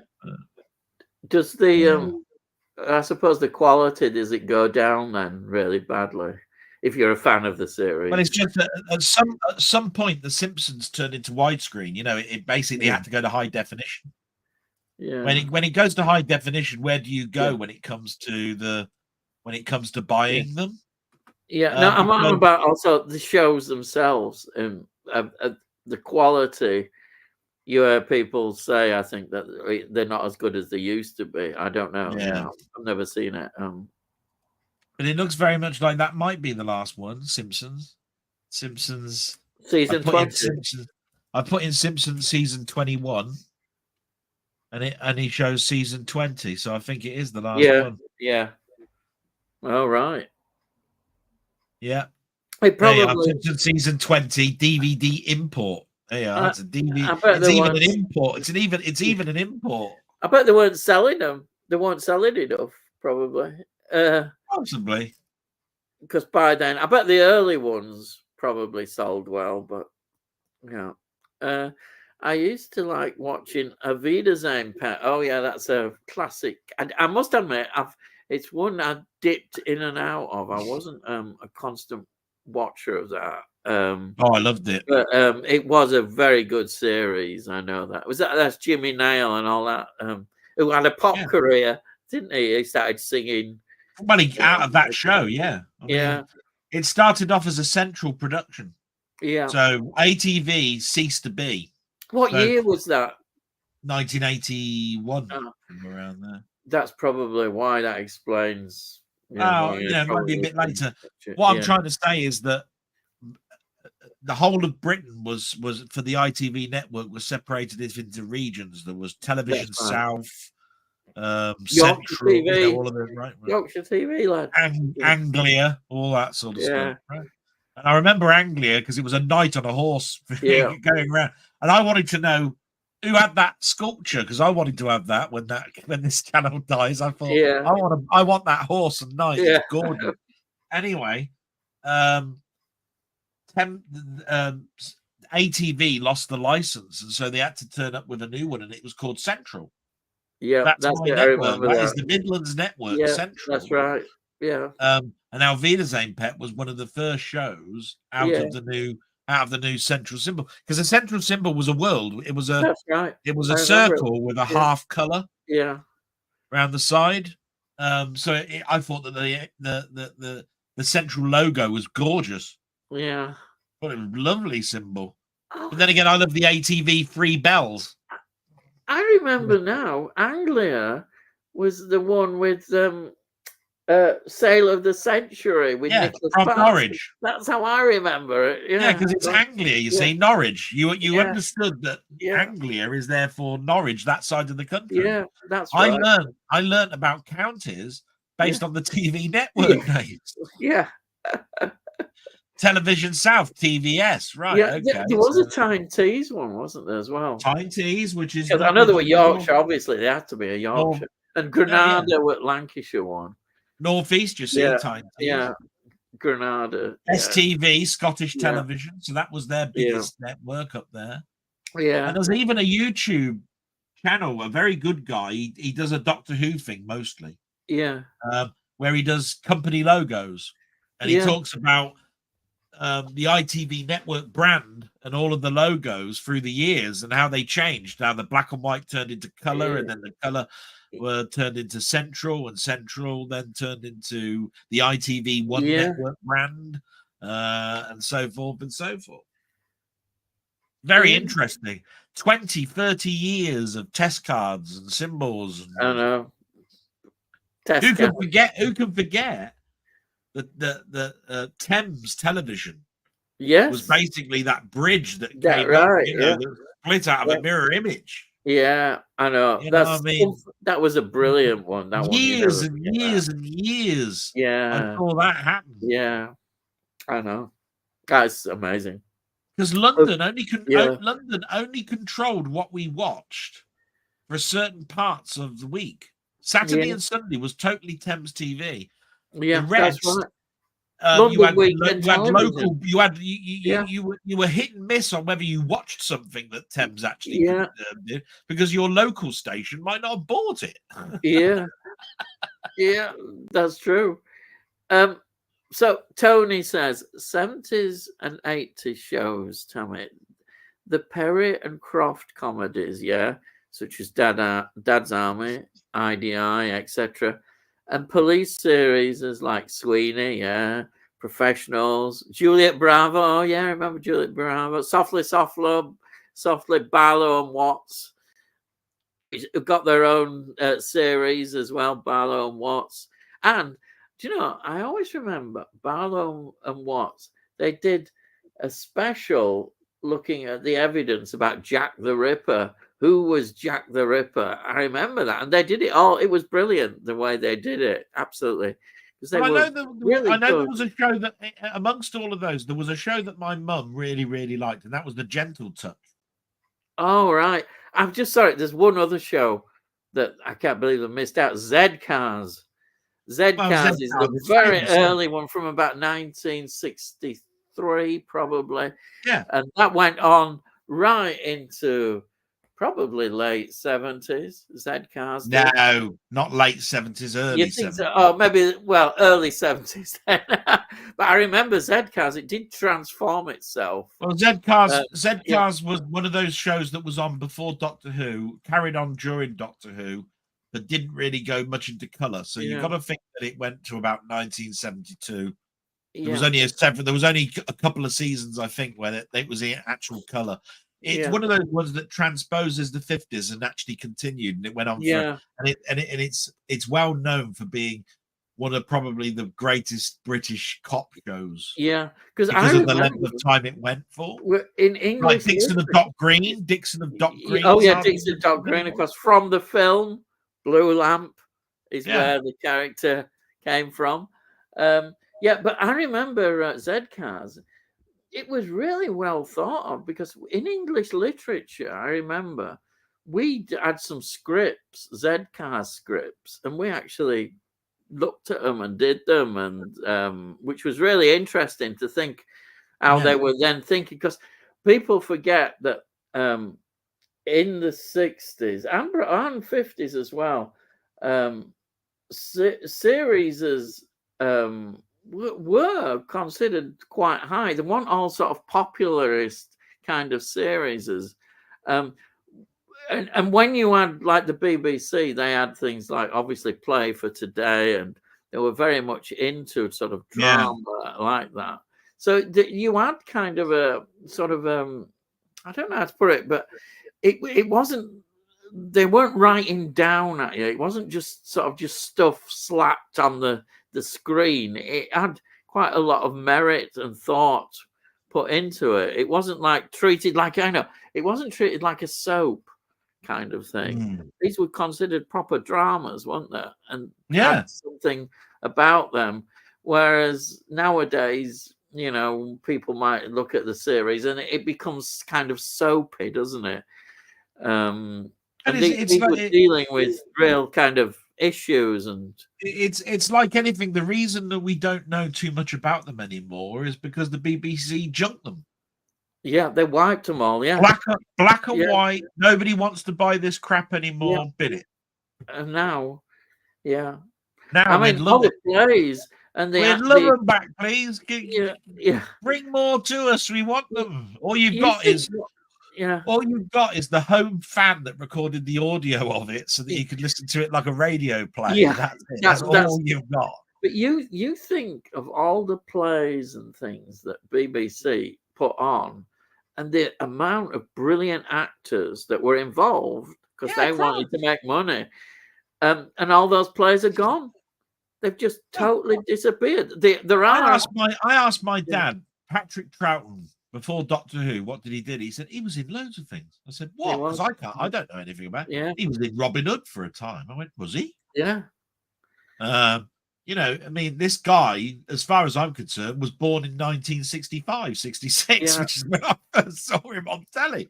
But of course, he was a jobbing actor. He was doing yeah. everything. Of He was course, in we Robin forget Hood. that about actors. We He was forget that. mostly the thug, Yeah, apparently. yeah, He yeah, was actually more a villain than he was a good guy. yeah, yeah. Got one of those faces, I suppose. It is Uh, something we forget, I think, about actors. Actors are doing a job, and they'll take any work they can. a Yeah, jobbing it's a actor. job. You So of know. course it makes perfect sense on why he only did it for 3 years then, because Yeah, it's of like, well, course. no, I mean, Yeah, I've got to carry on with my career in film and theatre and that. exactly. If I stay with this show, Yeah, then all the people are going to remember me for it's is my thinking face that's as this exactly. Time Lord thing. It didn't I want to can't get have to that. me. Yeah, it's true. Um, Yeah, we're a very selfish nation. We're a very yeah, selfish set of humans, really, in the yeah, fact that if we enjoy something and we love something, then basically we want them to do it forever and yeah, continue doing it forever yeah, because that's what we want. yeah, But at the end of the day, you've got to think hey, look, do you think I want to write spreadsheets for the rest of my Yeah. life? Yeah. Just because one manager turns around and says, you don't have to write a good spreadsheet. I ain't going to do that for the rest of my life. What a boring little job that'd be. Yeah. I want to live. I want to get out there and do Yeah. something different. I know. You know what That's I mean? why It's the same thing. things have to end. And the problem is nowadays people don't understand that things do have to end if they go on too long. And you know what I'm going to say, and then we won't say anymore. Doctor Who, it could just end now, and it can come back. But it's gone on too long. I'm sorry, it's just gone on too long now. What I actually said is that a long time ago, right? A long time ago, when all the Star Trek Next Generation stuff was going on, I said, what you want to do is get all of the old Star Trek actors to speak into a microphone and just ream out streams of just one lines. Yeah. That sound very Star Trek-ish. Yeah. Because I tell you what, when they're dead, when they're all gone, you will not be able to animate them. You'll have to have actors coming in and trying to do the voices, like Mel Blanc died. When Mel Blanc died, Looney Tunes died with it, because you couldn't get a person to do the same sound as Bugs Bunny and Wilma Ferd and all of that sort of stuff. No matter how much you try, they did a good effort. But it's almost like when Scooby-Doo's voice, changed from that radio broadcaster. What was his name? I've forgotten. The bloke who voiced Shaggy, anyway. Yeah. When you take his voice away and you get somebody else to do it, it's not the same.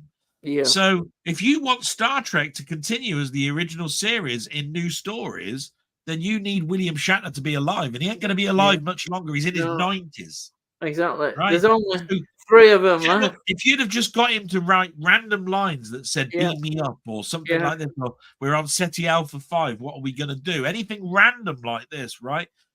You'd be able to animate that later on, and it will sound like Captain Kirk is actually talking like Captain Kirk. You're going to have to now do this with actors that try and do a good impression. Though, can they do it with this AI technology? That's now the thing. You've got to the AI would have to go around the whole of the internet looking for clips of William Shatner, listening to those clips, pulling out words and lines out of each of those clips, putting it together, and then going, there you are, there's the line you want, spoken by William Shatner for this that you've asked me to go and do. And I've joined it together. Will it sound all right? Probably not. Probably need a sound engineer to diggery pokery about, because they're from different clips with different different I can imagine. Like one word will be stressed far too more than another one, and all that sort of stuff. It'll work, but that's not the point. The point is you could make William Shatner a millionaire before he dies just by getting him to read anything you want into a microphone, so that when he's gone, you won't be paying him anymore. You can just use that. It'll be your property. Do what you want with it. Interestingly enough, look at Big Finish, what they've done. Tom Baker, he may have stopped now making them, but Tom Baker made a hell of a lot. I've saw recent photographs of him, and he looks so gaunt. He does look gaunt and old now, but he did continue for quite a while, didn't he? Doing a lot of audio ones. I mean, you can't turn around and say that he didn't sort of like do a U-turn, and we haven't, and we've only got so many bits of Tom Baker's voice, because he's all over the place. He did quite a bit. But when it comes to William Shatner, you've got the 79 episodes, you've got 2 cartoon series, and you've got a couple of audio books read by Simon and Schuster. Yeah. Right? But you've got nothing. If you wanted to do something like Star Trek Below Decks with the original Star Trek crew, you've got no William Shatner. You've got no Leonard Nimoy anymore. You've got no Nichelle Nichols anymore. You've got no... You can't record their voices, and that means that you're going to have some impressionist. And it ain't going to work. It's not going to seem the same. Yeah. It's That's all I'm saying. it, You it's get these people. yeah. But I tell you what, another show my mum liked other than The Gentle Touch. Oh Angels. yes, yeah. Angels is not there. Female policewoman, wasn't it? Angels was another show that my mum Yeah, yeah, liked. yeah, yeah. There was a lot of good series then. Yeah, Juliet Bravo as well. I remember that. That was all right. Yeah, that was fine. Women police officer, yeah, Yeah, basically. yeah.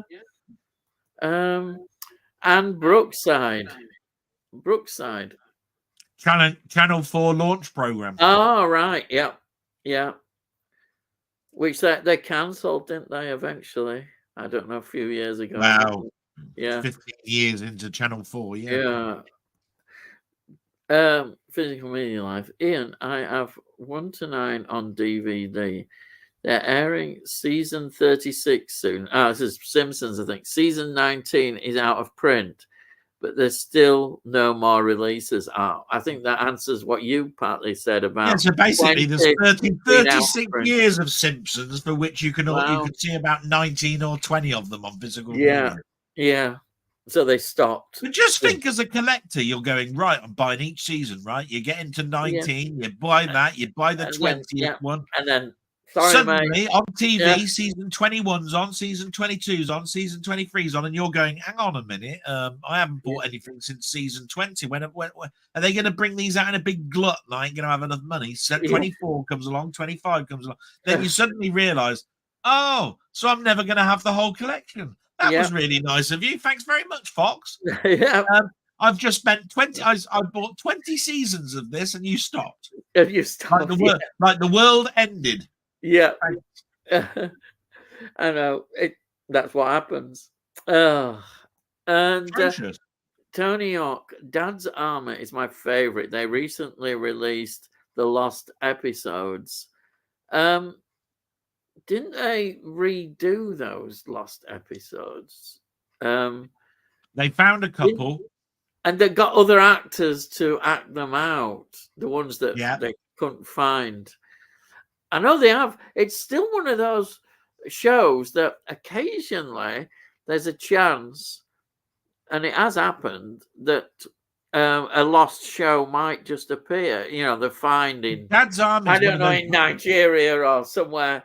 Dad's Arm is one of those beloved ones, Ian, though, because not only have they done what you said, they found a lost script of David Croft, right? Who did, right? Yeah. So they did that with actors, right? Yeah. But they've also found audio of episodes that were junked, and they animated them like the Doctor Who one. Have they got have they got everything now then? I think that they've got all of Dad's Army now. Yeah. But I think what they were missing was something like a whole season, and out of that whole season, they've got all of the audio for it now. And I think they've animated white ones. I think they've animated 3 of them. Yeah. So they've only got about another 3 episodes to animate, and you've got the whole season, and basically you'll have the whole Dad's Army, basically. And they were the black and white ones. It was like the first season. It's like the first season, and it's the first episode, the second episode, the third episode. Yeah.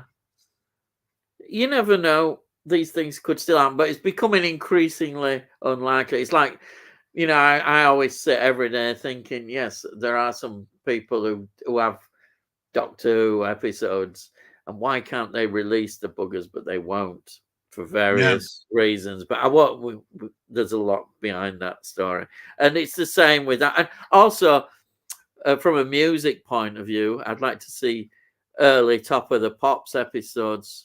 There's a lot, well, not even just early, well into the 60s. They still show them on BBC 4. No, that are missing, that can't get hold of. Oh, I know, but what I'm saying is they're showing at the moment the old grey whistle tests and stuff on on BBC 4 on a Friday. Yeah, there's you see various ones. Actually, I heard that. Well, it was a while ago. They said that BBC 4 they were getting rid of, but I've not heard. Yeah, it might go back. It might go back to being a digital channel and then slowly switched off. I hope not. I don't know why they brought And that I other know what one. you're saying. They're not showing the old grey whistle test as a program that you can Yeah, watch, like episode 1 and I've episode 2 only and they episode did it 3. once at some anniversary, and I recorded it. They did Oh, they a did proper show. a night of the old grey whistle Yeah, test. but they did one. It was a proper one where there's, it was fantastic. I could never understand why they won't repeat them, because they're obviously in archive. Why That's can't what they I'm show saying. a whole story? That's what I'm saying, Ian. They did over Hogmanay. They did over Yeah, Christmas. They showed yeah, one whole episode of the old yeah. grey whistle Um, test. I know. And then they've done the specials with Whispering Bob Harris looking back over the show, No, which this is was a really whole nice. They're episode. really good. This was a whole Yeah, episode, a 1973 yeah, yeah, Hogmanay special shown at New Year's yeah. evening Yeah, on I think that's 2023. the one I've got. I did record one. It's the Yeah, only one I've got on my thing, because that's been one of my complaints. I can't understand why but do they're you not know how many showing. episodes have they got in the archive? They must have quite a lot. They're always taking clips Because of lots. I'll tell you a story. They have got every episode of Dick Emery. Oh, we Dick Emery. Oh, it's Right? another character. Every episode, the BBC has got a Dick They haven't Emery. released them, have They they? will not release them Why? because of political correctness. All there is a best. If you type in, there's just one best of Dick Emery, isn't there? That's all there That's is. it. And they will not show the. I mean, if you remember rightly, Dick Emery left his TV show and started to do some. He did some He film. did no. He did two crime shows. Crime shows that he wrote, Yeah, where he was a character looking sort of like the Pink Panther, looking for yeah, a diamond. It was called Deck of Cards or something, and then there yeah. was another one, right? And those shows were really, really well received, but you No, cannot get them some of the money. And the no. reason they say Dick Emery is sort of like the Jimmy Savile, we will never show these or put them on Wow. DVD because of What? political correctness. You cannot have us bringing out a bloke Yeah, in drag, dressed up as a yeah, Chinese man, a vicar that yeah. basically talks Yeah, sexual yeah, innuendos, yeah. etc., etc. In fact, every single episode would have to have something in it that would basically offend somebody. So And I'm going, yeah, I didn't right. know that. But that didn't stop Thames Television bringing Yeah. out DVDs of the comedians from the 70s. And that Oh was yeah, an Englishman, which, an Irishman, and a Scotsman going to yeah, a bar. exactly. How more offensive can you get? Yeah. Or I know people say it is. I never found it funny, but it was Love Thy Neighbor. I don't think it's I think some people might find it offensive. I didn't find it offensive, but I didn't think it was very funny. I can see why they won't show that now, because of language. The language is very that people would not use. When I was a kid, I found that hilarious. Yeah, I never did actually, for some reason, that much. But I was younger than you, though. yeah, I think all I know is this. I was watching that show. I must have been about 5 or something, and all I know is there was this dark guy calling this white guy milk drop, white donkey and all that right? stuff, And he was calling him chocolate drop. Yeah, that's right. You got all that, and all of this was really funny, because for every quip that this guy had, the other one had an equal quip, and they always made him look well, both of them, but the white guy always ended up looking stupid. Yeah, and looking, and that's why you can't look at this as being and the wives got on well. Both wives got on with each really other well, and it was the two. They were laughing at how stupid their husbands were, weren't they? You got that. This is why I remember. But I remember that show more fondly than Mind Your Language. Oh, Matt, because Mind Your Language is definitely a sitcom that should work, because if you've ever gone to night school, it's like that in that time period when that was on, and I did go to night school. Yeah, it was full of foreigners learning English. Yeah, right. You went into the canteen and it was filled with Indians and Chinese that had gone to the language classes to learn English, while I was learning Boolean algebra and electronics for my computer degree, right? And all I'm saying to you is, I can imagine in those classes, the English teacher telling them to say, "This is how you say, 'Can I have the change, please?' for when you order a cup of tea or something." Yeah. Right? I can imagine it, and and all of that sort of stuff, and I can imagine all of the conversations and stuff going on. But it's just, I didn't find it funny Yeah. as Love Thy Neighbor, because Love Yeah. Thy Neighbor is, you can't do anything about it because you're living next to each other. He's got to sell his Yeah. house, and that's not Yeah. easy. Mind your language. If anybody took offense, all you did was you just went, right, I'm not going to that class anymore. Yeah. I'll go to another class. Yeah. Right. So there's no, oh, I'm trapped. I've got to listen to this guy take Yeah. the piss out of me because I'm Chinese. All the Chinese bloke has got to do is saying, I ain't going into this racist room anymore. And have a chat with the person that owns the night school, and they'd be put in another English class where Yeah. they won't allow that to happen, and the teacher Yeah. would have been frog marched off of their not to teach anymore ever again. So at the end of the day, I didn't find it No. entertaining. There is one other program that I think is just worth mentioning. I won't go too deep into it, but because it was on a lot, as I remember in the 60s, was Till Death Do Us Part with Alf Garnett. Oh yeah. And if you watch that, it was meant to be, because it is quite a left-wing writer, as I remember, and it was meant to be very Spriggs, isn't it? anti-racist. Is it Spriggs? Spriggs. Johnny Spriggs, something like that. But what the program was interesting, but the problem was that especially the time period that it was set in, which was the Enoch Powell Rivers of Blood kind of period, it became sort of even though the BBC was showing it, some of the sort of thick I can't think of any other word, we're actually supporting what he was saying because they were so stupid. They didn't see that the anti-racism aspect of the program. To be honest, I don't think it came across enough, even though it was obvious he was an absolute buffoon. Whereas in Love Thy Neighbor, it's a lighter tone, and yet the message is stronger and better, which is an interesting contrast, which with Alf Garnett, the way he was, I mean, I don't know. It's just a feeling. I remember, maybe because I was a kid, I was younger.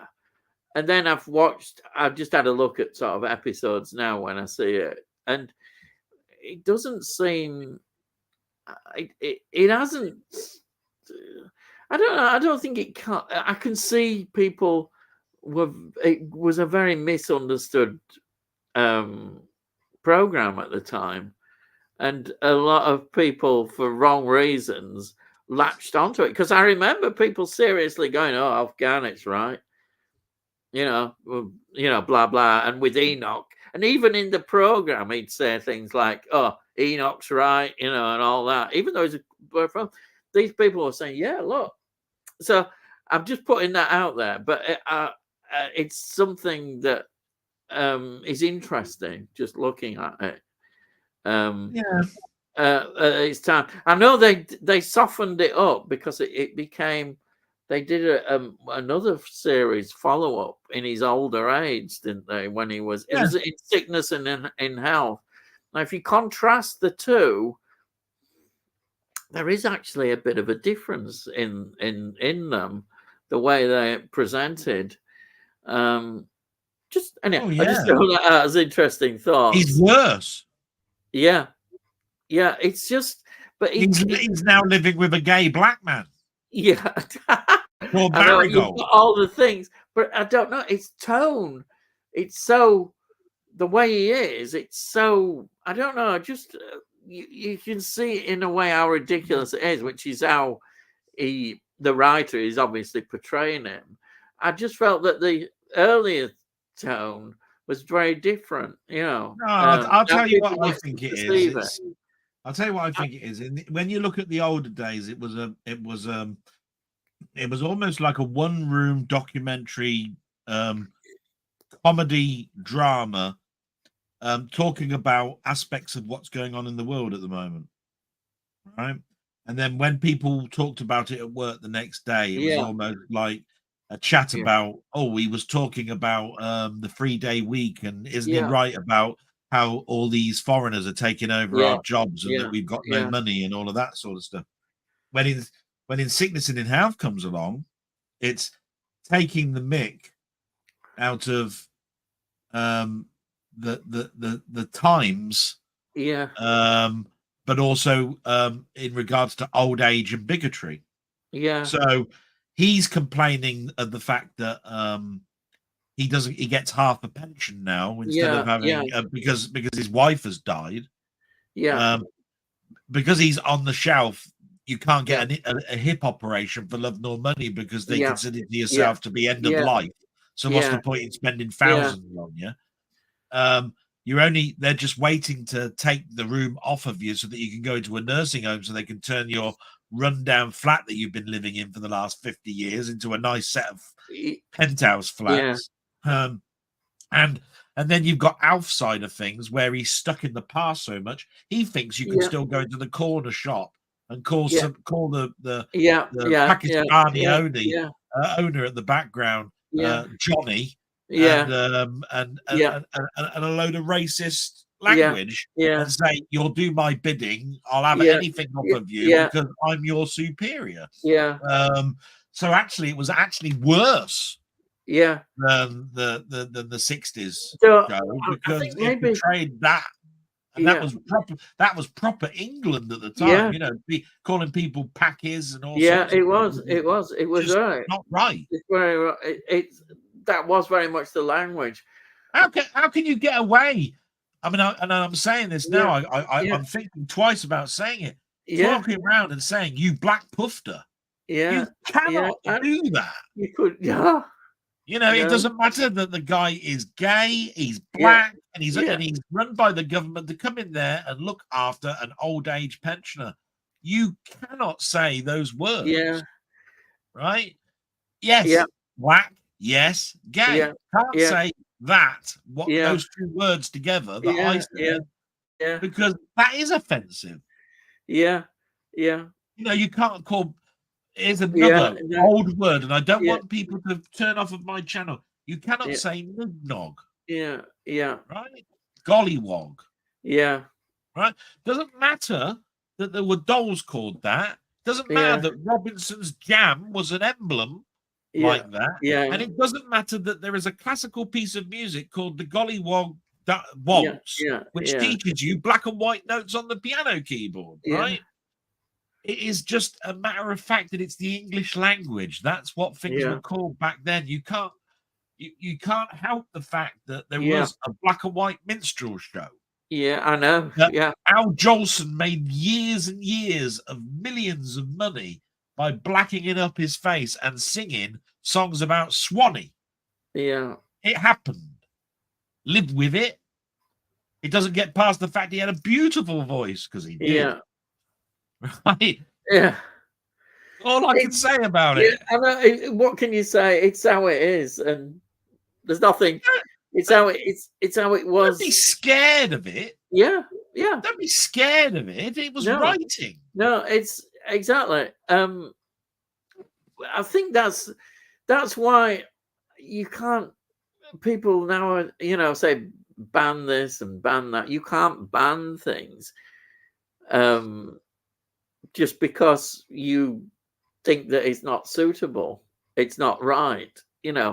I mean, actually, one of the craziest shows ever. It only lasts one pilot episode.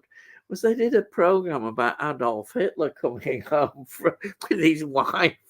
It was on some program I saw that the pilot shows that they got shown once on TV. I mean, could you imagine that showing that?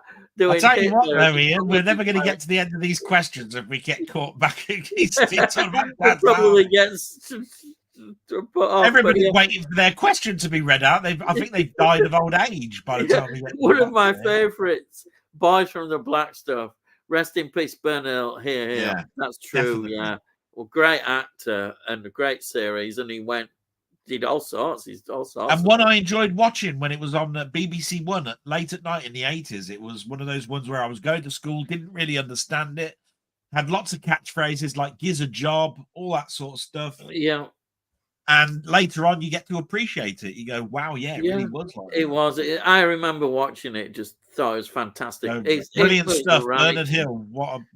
The writing with the acting, it just all came together brilliantly. The 1971 Dad's Army film is good, Tammy. The remake isn't brilliant, but worth a watch. Yeah, I think I would agree with you. I've seen the remake, and it's all right. Yeah, it is. It's not terrible. It's better than I thought it was going to be. Yeah, yeah, and much better than something like Mrs. Brown's Boys. Oh, film, don't mention that. Right? That's not a film. That's a disaster. Oh. At least they tried to get some good actors in there to play. To play the characters. Right, I'm going to make a. We don't mention that show. No, I know, but I'm just letting you know. I'm just letting you know that's not a film. The Dad's Army remake is actually a million times better and away from that. Yeah. Piece I of get shit. you. I get you what you're saying. Even Spice Girls, the movie, it's a million times over that. Yeah. Right. It's just it's not a patch on the original that I don't think it ever could be. Well, it's bound to be. It's just, you could throw Sean Connery into the mix and it wouldn't have made a blind bit of difference. You wouldn't do it. Tony Hawk, I love the Dad's Army movie. HMV still want £15 for the 1971 show. Oh. What, £15 for the Dad's Army 1971 film? They want 15 quid for it. They'll never get that. I'm sure you could get it cheaper than that. Yeah. If you're talking £15 for the whole Dad's Army box set, that would be a bargain. I don't think it is that. We'll get that. Yeah. Wee Bob Art. People keep asking me if I have seen the trailer of this or that, but I avoid trailers as my mind joins the dots of what is happening and is often ruins the movie for me. Do you watch trailers, etc.? There you are. What do you think, Delboy? Oh, this comes from my blog. Yeah. I've always said Hollywood don't know how to make a trailer these days because you might as well have every joke in the film, if it's a comedy, in the trailer. And when you go in, you'll go away going, well, everything I saw that was good was in the trailer. I know exactly what was coming. They give too much insight. Back in the day when it was the 50s, 60s and 70s and they did a trailer, they knew how to make it. They clipped things that were so out of sequence it didn't matter. You couldn't join the dots together, or they'd actually film a trailer that was specific for the film that's not even in the film. That's when you knew that you had something good. But a perfect example of this is, if you've ever seen Austin Powers' International Man of Mystery and seen the trailer, there is no point going to see the film if you've seen the trailer. Every single good joke is in the trailer. Every joke. I'm talking about it. My mate came out of there and said, I can't name 2 new jokes that were outside the trailer. I was so looking forward to this because I saw the trailer and I couldn't stop laughing. It was hilarious. And when he went to see the film, he came away going, what did I learn? Nothing. The whole film was ruined for me because I saw the trailer. So my answer to it is yes, Hollywood don't know how to make a good trailer anymore. There are some exceptions. I think this Alien Romulus is a good trailer because they've done a 1-minute teaser that probably has no bits in that trailer that's ever going to be in that film. Now, I don't know if that's true, but I'm pretty sure it's a 1-minute thing. And if there is, you're not going to see, it's 1 minute out of a 2-hour film. So you're never going to remember, or you're not going to see all the best bits, are you? It's when they do a 5-minute trailer that you go ruin it all. That's what I think, personally. What do you think then? What's your answer? Well, I'll tell you what. On your blog, I really enjoy seeing all those trailers, but they're all older ones. They're all Yeah. trailers of the past, and they're really enjoyable. You just sit there and think, "Oh, I like watching these trailers." On the other hand, with a film that I really want to see, and I often hear people say, "Oh, you must watch the trailer." I'm thinking, no, I don't want to watch the trailer from what people have been saying, especially as if it gives away important things about the film. Now, an example would be a lot of people talk about that are looking forward to is Max scene.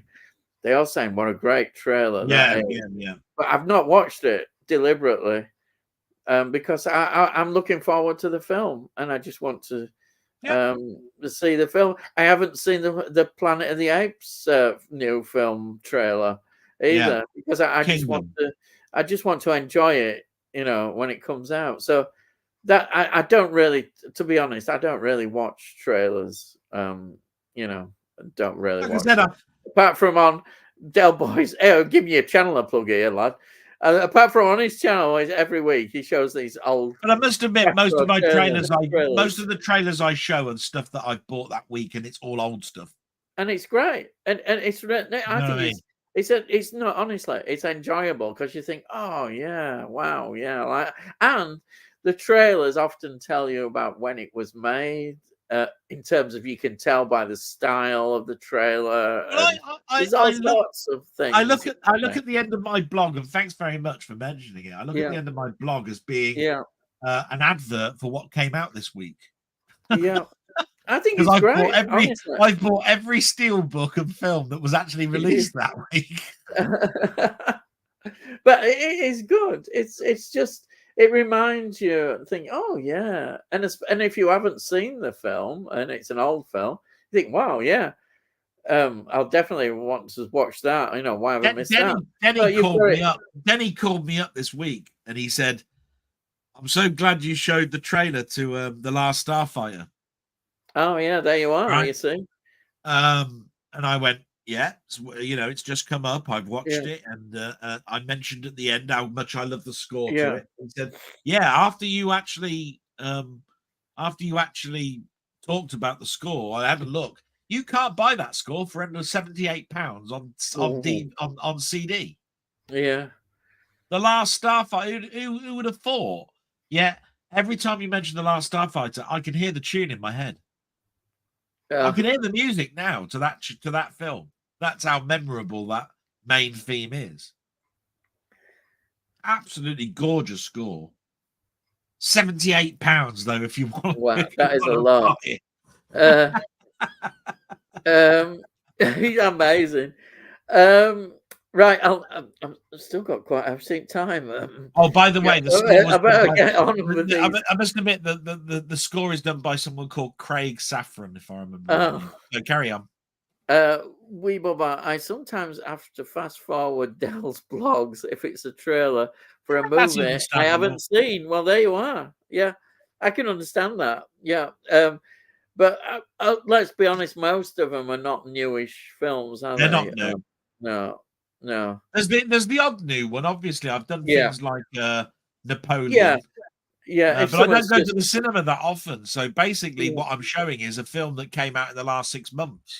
yeah. I mean, like Dune 2 will be coming out soon, won't it? So you'll be Yeah. showing Dune 2 So trailer. of course, That'll be the more I latest did one. see June at the cinema, Yeah, but I didn't show the trailer for it. yeah, At that same week that June 2 came out, June 1 was yeah, re-released on a steelbook, and I showed the yeah, June 1 yeah. But trailer again. it must be quite soon, mustn't it? The Dune 2 releases. Very They much must be so, yeah. coming up. They must be coming up. Either way, this week has been an absolute. Here's an advert for you, right? It's Yeah, been an absolute gold week for buying something pre-order, yeah, right? Monday came along, no word of a lie. I opened up my yeah. alert stream on my phone. There was Taxi Driver Steelbook released, Nightmare on Elm Street 40th Anniversary Steelbook, Interstellar Collector's Edition. Oh, don't talk about Interstellar. You know how much I love Right, no, Interstellar. Collector's Edition is being Oh released. God. Yeah. Inception, another Oh, Nolan oh yeah, another Collector's brilliant Edition. film. These all came out within 30 minutes. Oh, And I went for everyone. I went, oh shit, 40 quid. Oh shit, 40 quid. Oh shit, 40 quid. Oh shit. I was looking at this. I'm going, oh. But then I looked at the dates and I saw they're all on different dates coming out. I went, for that. I tell you what, that was £160 where I was just going, yeah, I want to pre-order this without even looking about how much I was spending. Yeah. And this was all one day. Yeah, wow. I know. It's ridiculous, isn't it? I was going, Taxi Driver. How can I not buy Taxi Driver Steelbook 4K edition? Jesus Christ. You go and rob a bank. That's what I would say. Yeah, that's what we need. I hate TV series that have a laugh track like Friends. Oh, yeah, that's a whole big subject about laugh tracks. Yeah. Where you hear laughing and it's not even funny. Awful. I totally agree. I couldn't agree more. I really don't like that myself. It's cheap. But I mean, take it like this then, Ian. Did Faulty Towers have a laugh track or not? I don't know. You're going to say it did, didn't you? It did. Did it? Well, it works well then. So you've just done my argument. Only Fools and Horses. Every single episode had a laugh track bar one. And that was bar two. Yeah. And that was Miami Twice, which is where they went to Miami, and to Hull and Back, which were both film-like ones. And every person who watches Only Fools and Horses says it doesn't work without the laughter track. It's really weird. It's still funny, but it's just that you want other people to laugh with you, and there's no laughter track. So, and I have to say, Frasier has a laughter track, and it works. Yeah, but just like everything, I listen to Friends, and I find the laughter track distracting. Yeah, and I think it's because of how they've done the laughter track. It's I was just going to say how high the volume is. Yeah, it's obviously how they actually do it. I mean, I'm surprised Faulty Towers it feels like it's a real audience, which is a good thing. Then the fact that they've got a laughter track, that they've been able to create that, you feel it. But this is obvious. I know what they mean. I've seen things. I'll be honest. I'll hold my hands up. I've not really seen Friends much. It's not my sort of thing that I've gone to. But I have seen these American series as where it's almost out of sync. It's like saying you've got to laugh here. There's a joke here. There's a joke there, and it's just put in, and it doesn't work. I think in the wrong hands, a laughter track can make or condemn a show. Yeah. Like I said, if you've got somebody who's a sound engineer just putting in a laughter track without understanding the script and the joke, he puts an overemphasis on a joke that he thinks is funny, when actually it should have been a subtle joke and therefore should have been a different type of laugh. And basically, you've destroyed the whole concept of the TV series. Yeah. Really, it should be the script writer that puts the joke track on, the laughter track on, I would have thought. Yeah. Because the script editor is the person that wrote it, re-emphasized how much of a joke that is. Do you see what I mean? Yeah, I get you. This one now, I don't buy from CX website. I never trust it. That's what we mentioned before. I always check the product, wait for it to come to store. I think it's just totally sensible thing to do. Yeah. Oh yeah. Hello, Ma. Thank you for popping in, and thank you so much. I know. Yeah. Thank you. Really, I'm really pleased. Yeah. Tony, could that car series be Brum, Ian? He's right. It was. Remember Toya Wilcox? I said about Toya Wilcox. It was a bit annoying. I don't think I remember that one, you know. Oh, though. It's embarrassing. Well, for kids liked it, but it was just funny. I think it was on ITV. Denny, it sounds very much like it would be. Denny knows these TV series. It's on the kids' TV series. Yeah, he'll tell you. yeah. But yeah, Brum, that's the one. I don't like the new Kirk in Strange New Worlds, but are we getting a Kirk series? Right, I'm going to own up. I agree with you, but I'm not. I'm one of the few people. Well, maybe not. Strange New Worlds. I haven't. I know it was a great spin-off idea, but I've kind of just not connected with it as much as I thought I would do. And I agree about the Kirk. I don't get on with the Kirk in that. Anyway, that's just my opinion. Sorry, I should have said Delboy first. Yeah. So, Delboy, what do you think? No, I mean, I'm looking forward to Strange New World season 3. And the only reason I'm looking forward to Strange New World season 3 is they accepted the fact that Strange New World season 2 didn't work because they got big-headed and they went with something a bit different, and that what they thought was different was going to be accepted and good. Doesn't necessarily mean that's how it's going to be. But when I look at the trailer for season 3, it looks very much like they're still continuing this song and dance thing, which I don't like. I give up. So I'm skeptical again on whether I'm liking it or not. Yeah. The premise is that it's a good show. The first season stands by itself, an exceptional show. When it comes to how many years could this run, if they make another season like season 2 and season 3 ends up being like season 2, it won't make 5. I'd like them to end on season 4, please, and just end the story of Pike, where they made this lovely story about seeing his own death. Yeah. Right.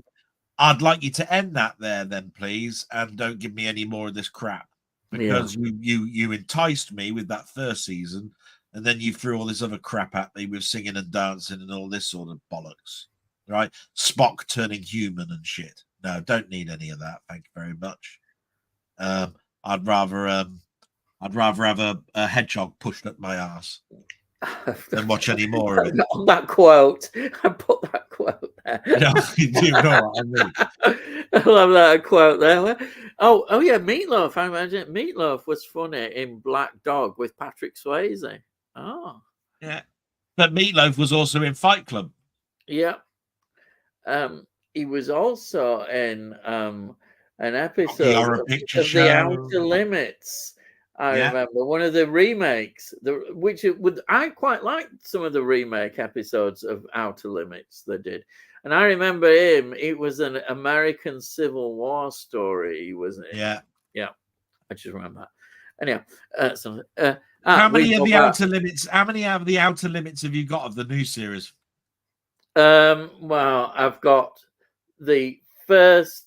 When we say new series, it's going back a bit now, but I've got the first season, which was the only one at the time on DVD they released, and then I've got these compilations, which they released, and I perhaps should have updated that, but I quite enjoyed the compilations they've got.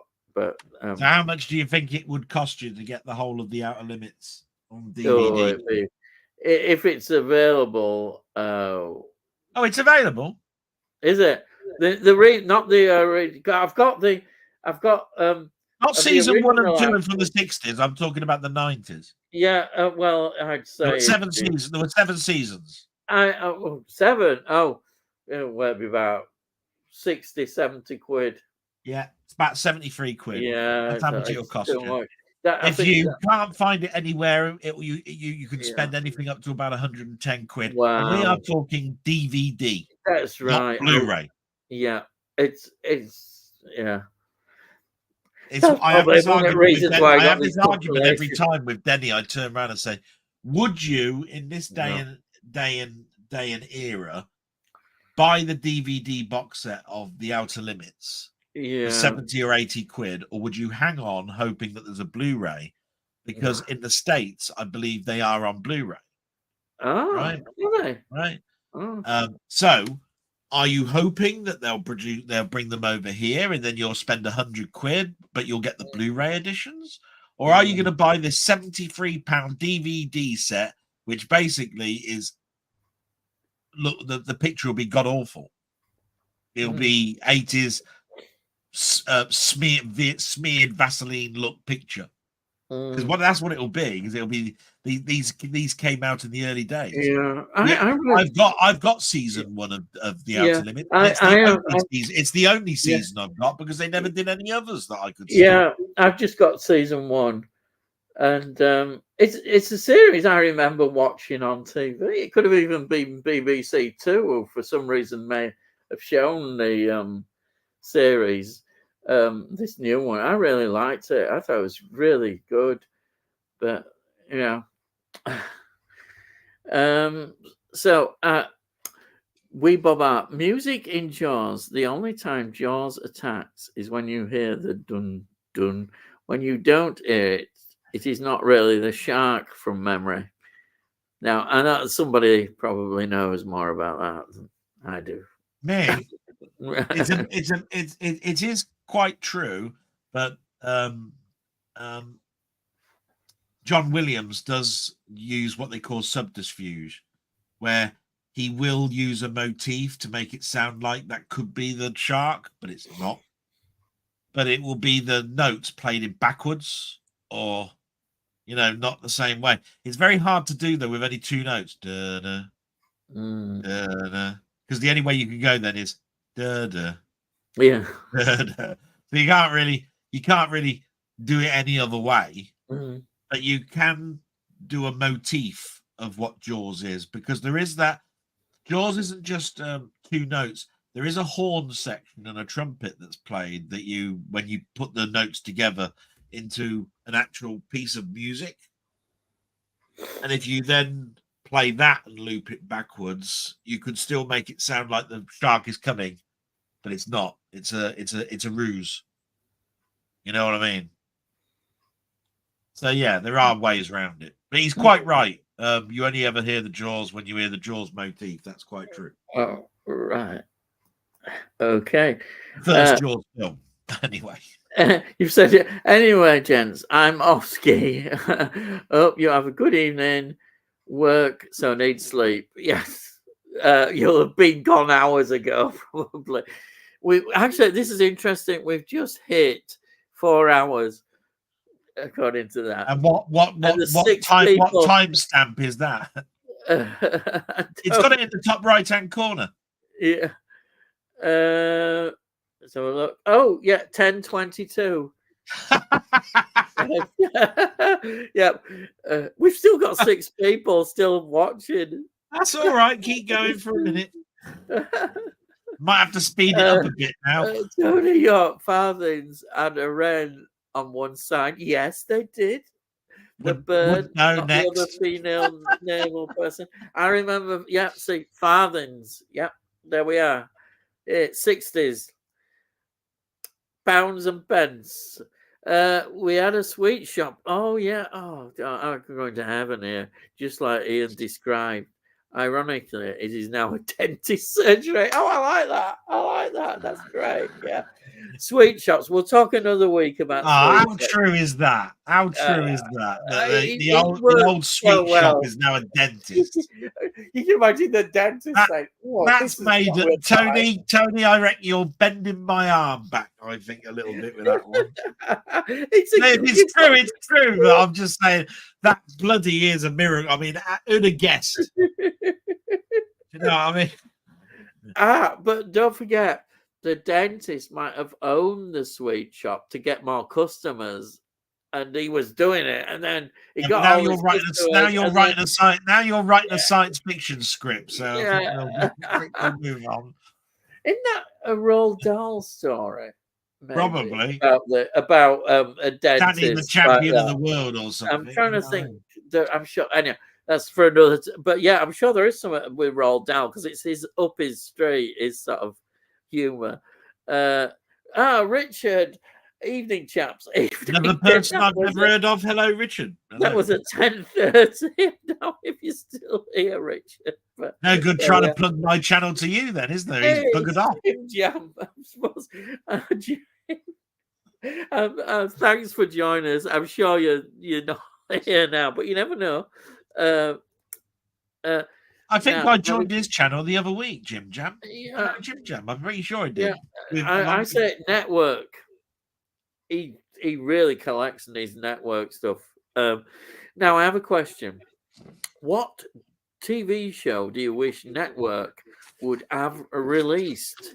Well, I'll let Delboy think Well, a minute. first of all, we know we've got an answer to network in the fact that there's a company called Old Gold that's basically bringing back some of the stuff. So that's good news. The other one is that Danny and I have always turned around and said that the biggest problem, that the biggest regret we have with network going down is that they were going to bring out Sapphire and Steel on Blu-ray. So we got them on DVD, but we never got the Blu-ray releases of them, and they were cleaning up the images ready for a release, and it never happened. With this Old Gold Media coming along, and they have already announced that they're going to be bringing out The World at War, George and Mildred. They're bringing back the Jack the Ripper from the network studios. That if they do get an interest in people buying those releases again, I hope they put the money into Sapphire and Steel and get that released. I don't think network had enough time to make the Persuaders or the Protectors work, because it came out right at the end when they went under, and therefore those box sets that they had out available to buy were snapped up and then never seen. And that would have been an initial run of only several thousand. So where there were millions of George and Mildreds, there was only a couple of thousands of the Persuaders, and so therefore it never got a chance. So I'd love to see that. Other than that, anything network that never came out, I'd like Crown Court to finish. They only did about 7 seasons of that, and there's 1,800 episodes. So, you know, it'd be really nice if they got every Crown Court out there. And I'll end it there, because I could spend an hour talking about my regret about network going under. They were such a big part of my DVD buying back in the day. And we'll never see the likes of them again, even with this new company. But I have hope that at least things like Robin's Nest, Man About the House, George and Mildred are now going to be available again to another audience. And hopefully they'll sell equally well and make some new products come out. Brilliant if it does. And Right, mine is going to be music based, and now on DVD I have got the first season of The Tube, and for some reason they've never issued any more of The Tube. The Tube is one of those shows that had some great music. The amount of people that appeared on that. So for me, I'd love to see The Tube definitely get a good network release, but whether it might be impossible because they never continued with DVDs. I don't even know if network released the DVD of The Tube. The other one that just crosses my mind is ITV had a series, and it, for all I know, it may have had some release on network, but I've not seen it. It was called Liftoff, and they would have had a good archive of 70s music, which I would love to see. But the only downside, which for me is in contrast to The Tube, was a lot of the Liftoff stuff was very pop chart orientated stuff, and some of it would probably be not that good. Whereas The Tube, you got good quality music, but sometimes these are interesting to look at. So that would be a series. I don't know if you heard of that. It was called Liftoff. I remember bits of it. Yeah. So that's my question. But yeah, The Tube. You know, I've watched The Tube. What I've got on DVD a few times, and I just can't understand. The problem I have with your answer is it's never going to happen. And the reason it's never going to happen is the exact same reason why Top of the Pops is not on DVD. Yeah. It's a music show. It came out weekly. Yeah. It had music that was in the charts that week. But the Tube wasn't every week. No, but then The again, nor Tube was the was big. No, every but so often.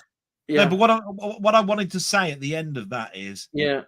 this is why you'll never see The Big Breakfast on DVD. Oh yeah. Yeah. Oh The yeah. Big Breakfast was interviews. It was Yeah. what's going on in the Yeah. week.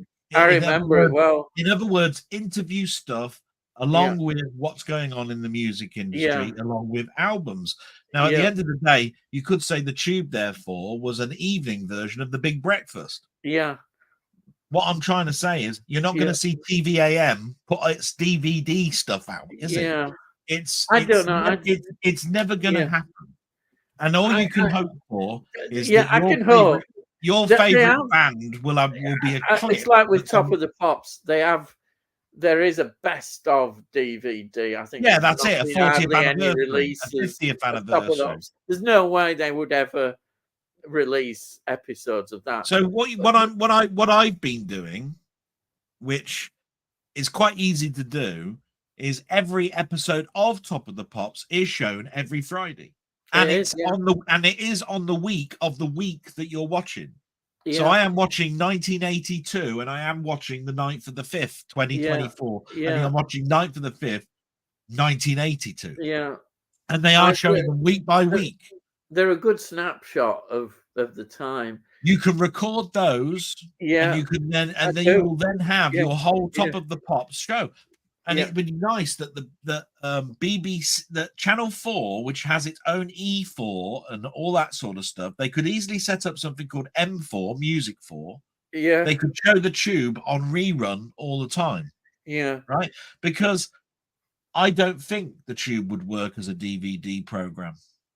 I really don't. Yeah. There'd be too much. There would be from a person other than yourself that's looking at it from a perspective of 90s TV. Yeah. And 80s all I would TV. say is that the Channel 4 are in a lot of financial problems at the moment. Yeah, they are. And but what I'm trying to get at is the audience that buys stuff these days wants absolutely everything to be what they want to watch. The Tube is such a mix; it would have bands that you would just be skipping past. That it wouldn't be viable for you to have it because you only bought it for one act. Yeah. They probably couldn't cope that the Tube had a band playing more than one song. You know, that's the thing. A lot of shows are chart orientated, but it's good to see.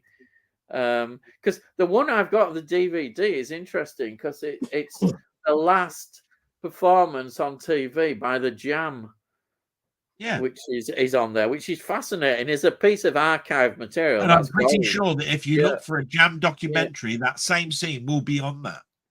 Well, it is actually as well. Well, there you are, and that's why I'm saying. That's where I'm saying you don't even need to watch the Tube to know that if you're a collector of the band, you'd have that clear. Yeah. There's a very good DVD which looks all their career, their singles and that, and you get and often on what I like about a lot of these, again, DVDs were really good, is you'd get all what they're doing, and then in the extras you'd get like live performances of the hits and all sorts of wonderful things. Anyway, I'm going on a bit.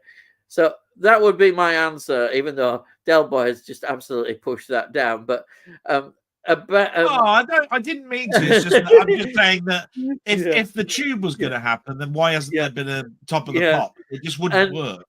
And Liftoff, as I remember, was an interesting series, but I just again I say it was probably more chart orientated, but it still might be interesting. It still might be interesting to see that, you know.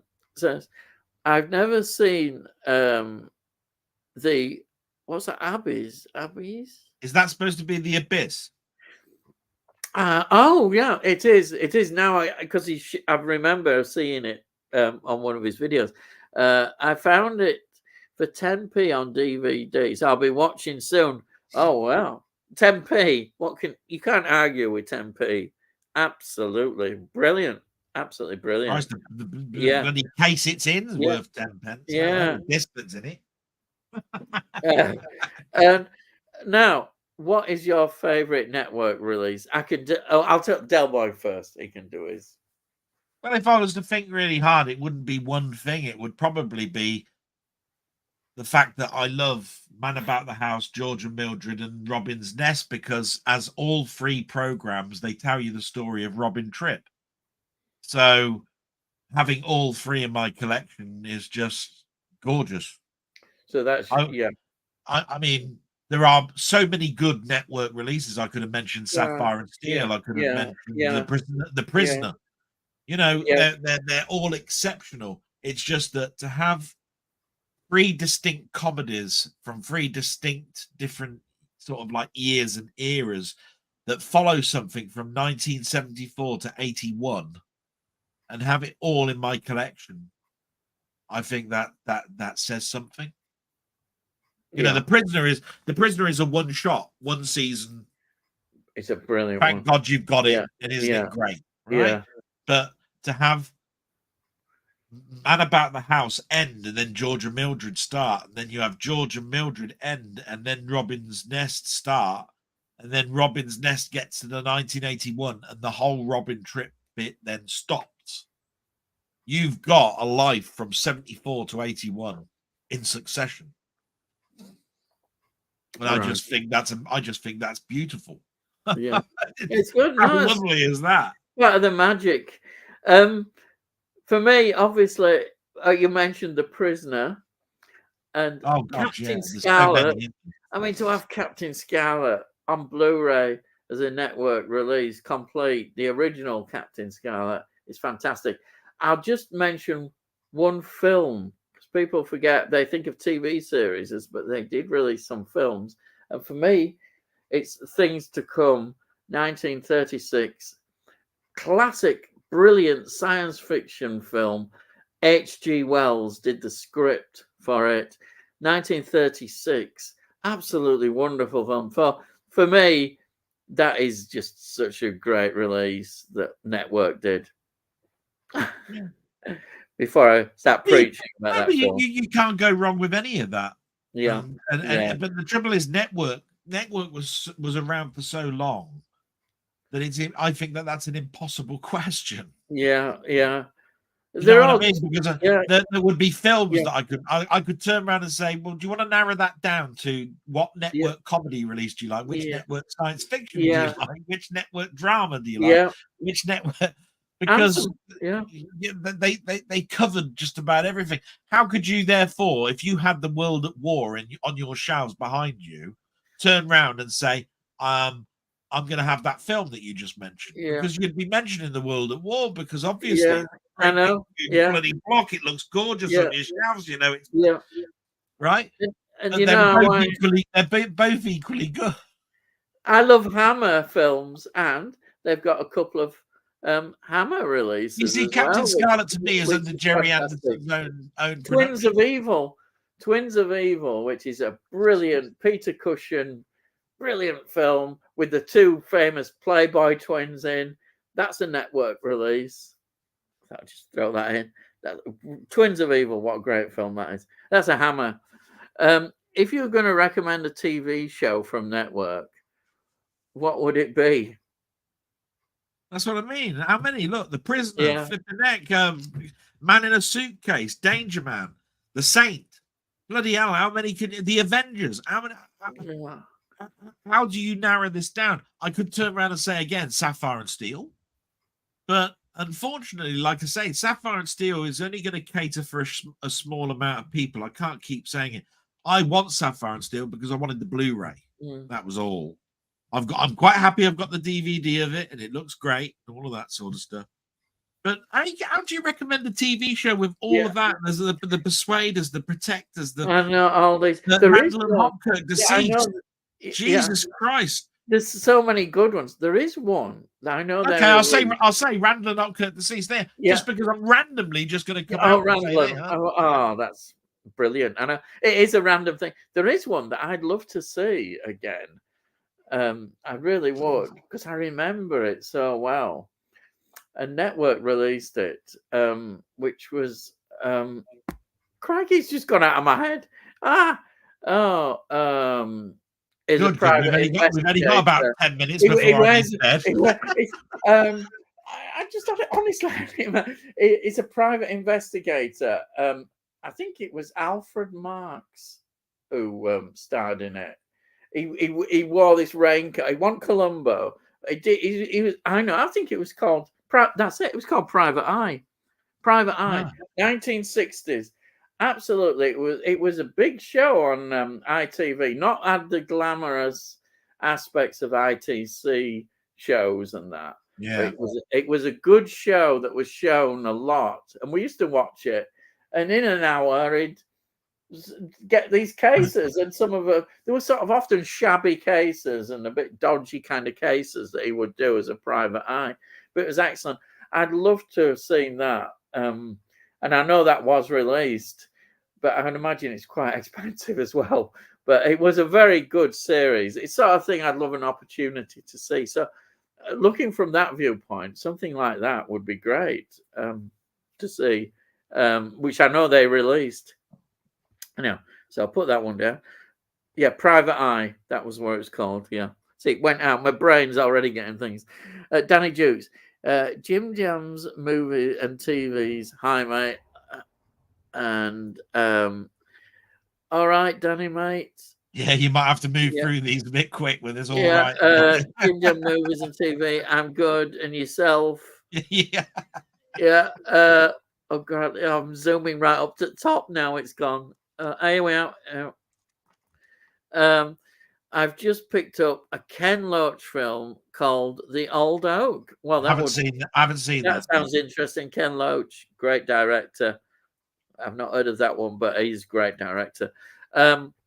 Stephen says it's like that scene in Open All Hours when that guy comes in for sweets and Ronnie Barker just puts them in his hand and doesn't give him a bag. That's your story about bags. That's a classic comedy. That's a classic comedy skit when the bloke comes in and says that you can't annoy me, and he says, "Can I have some those hundreds of thousands, please? Can I have 5,000 only? Can I have licorice all sorts, but I just want the blue ones."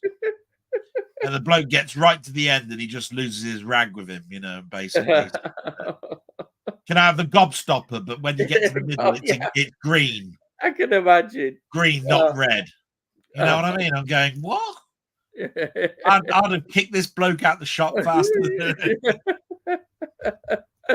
Oh dear. Norman Wisdom films are quality. Yeah, we've talked about Norman Wisdom before. I agree. I've got a few on DVD. I haven't got them all though. No, I've got them all. Yeah. Personally, I think most of the sitcoms were better back in the day. Definitely. I think you probably got a very good point there. Yeah. All good, mate. And I like this Jim Jam. He's got some interesting things to say. I like this Jim Jam. Shit, I'm pretty sure I've subscribed to him. You must subscribe to him. It's a great channel, it really is. Yes. Sorry. Jim Jam movies, and yes, they're good. Love Norman Wisdom. They are Norman. It's good to see people liking Norman Wisdom. Tony Ken Loach is a good director. Yeah. Favorites of Kes, of course. Kes, it is brilliant. Kes couldn't be any better. Land and Freedom. Oh, yeah, I've not heard of that. Is that Spanish Civil War? Oh, fascinates me. Spanish Civil War. And The Wind That Shakes the Barley. Oh, yes. Irish War of Independence. I've heard that one mentioned quite a lot. That would be fantastic. Yeah. Ken Loach, such a great collection of films. I enjoyed watching some classic films from my time. So, oh, yeah, you did some reviews of classic films. Yeah. You ought to do some more. Yeah, really. You've got such a good collection. Kez, what a film. I need to upgrade on Blue. Kez, I could talk about all the time. Yeah, you can get that on Blue. You can get that on Blu-ray. Yeah, and it's one we did at school. I don't know if a lot of people did it at school in English literature, Kez. And it was even, Brian Glover, fantastic. Yes, Jim Jam. Norman Wisdom is a unique character. Mr. Grimsdale. That's Tony says that. Well, he made him. He made Pitkin a unique character. Yeah. I wouldn't say it was anymore. I mean, it comes from an era where Chaplin was a character that was then central to a series of films. Yeah. That's not a new concept, but no, Norman Wisdom made that his own. Yeah. He sort of invented a world where these same characters that were in different films were in the same period of time doing different things. So you'd have it in one, this character that was a shop owner, but it'd be a vicar in the next one. But you can tell it's the same world and it's the same. Or a milkman. You remember the milkman one? Well, yeah, that's Early Bird. Yeah, that's it. That one. Yeah, and the Early Bird is famous because the tune that's made at the beginning was purposely made like ballerina steps, because they shot that one scene in one day, I think. Yeah. And they tried to do it in one take, but it actually ended up being 2 takes. Yeah. So every time he was going up them stairs, and every time he was peeling the wallpaper back, and he had those cups in his hand, and he got into all those different beds. Yeah. That music was timed to perfection. You know, he'd get into bed, and the music would go quieter, and then the person would wake up, and the music would get loud, and then basically the same ding dong type music would go till he gets to the bathroom. It was all choreographed. Yeah. Absolutely brilliant. No wonder that film is considered like probably the quintessential Norman Wisdom film. Yeah, I would say. Yeah. There are better Norman Wisdom films. I think you can probably say that 3 or 4 films in after The Trouble in Store, you know, the round peg. Some are quite emotional as well. You know what I liked about Norman Wisdom. But the Early Bird to me is almost like a prequel to Benny Hill's Ernie, the Fastest Milkman. Oh yeah. Right. Are You Being Served? How good was that show? I loved Are You Being Served. I know it went on a long time, but I really liked Are You Being Served. Again, I've got the whole box set, and it had a spin-off. I didn't like the spin-off. Will and Grace. What was it? They ran a hotel for the Grace brothers, didn't they? They turned into being waiters and waitresses in this manor house or something. It was I bet it wasn't. Yeah. Grace and Favor. Grace and Favor. The characters. Wasn't that what it was called? Driven. Ian? Go on then. Wasn't that what it was called? Grace and Favor. Ah, that's it. Yeah, I knew it was something. Yeah, like that. Yeah, bloody awful. Tony, the Eureka Masters of Cinema is a good Kes Blu-ray. All right, yeah. I was going to say it's on Blu-ray. Yeah, it's hard sometimes to give a film review without letting spoilers out. Yeah, you just got to not do that. I'll tell you how I look at that. It depends on the type of film. If you're talking about a comedy, it's very easy because all you got to do is avoid the one-line jokes. Yeah, it's not about the story really, because it's about how funny the scenes are.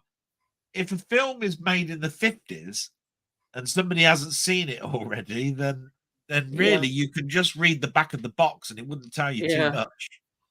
Yeah, you could go on Wiki and just read out the story synopsis, and you wouldn't be giving anything away. It can be quite easy from that perspective. Yeah, you don't want to sound a robot. You want to put your own emphasis on it. I'm learning to integrate a bit of the story in with a bit of fact about who directed it, who was in it, the year it was out, some of the stuff that was going on in the background. And then basically just tying it up by saying why it's an important thing to me and why I consider it to be something that you guys ought to watch or avoid. You know, because I'm going to have to obviously at some point do a bad one. Yeah. Haven't done one yet. Everyone's been a thumbs up. You got to watch this. It's great. I will review. If something's really terrible, I'm not wasting my time reviewing something. Oh yeah, but sometimes you want to warn people and say, do you know what? So you if you were Yeah. doing a Star Trek series and you were doing 1 to 10, at some point you've got to get to 5. You know what I I mean? just think, yeah, Everybody has got to have a point where they're doing a yeah. series, and I one of think, them is universally panned. yeah, You've got to come I out get and go, to, I get that point. It's like I've been thinking about the X-Files. I'm not going to do 11 seasons. I'm not. There's why no not? way. I I'm demand you do.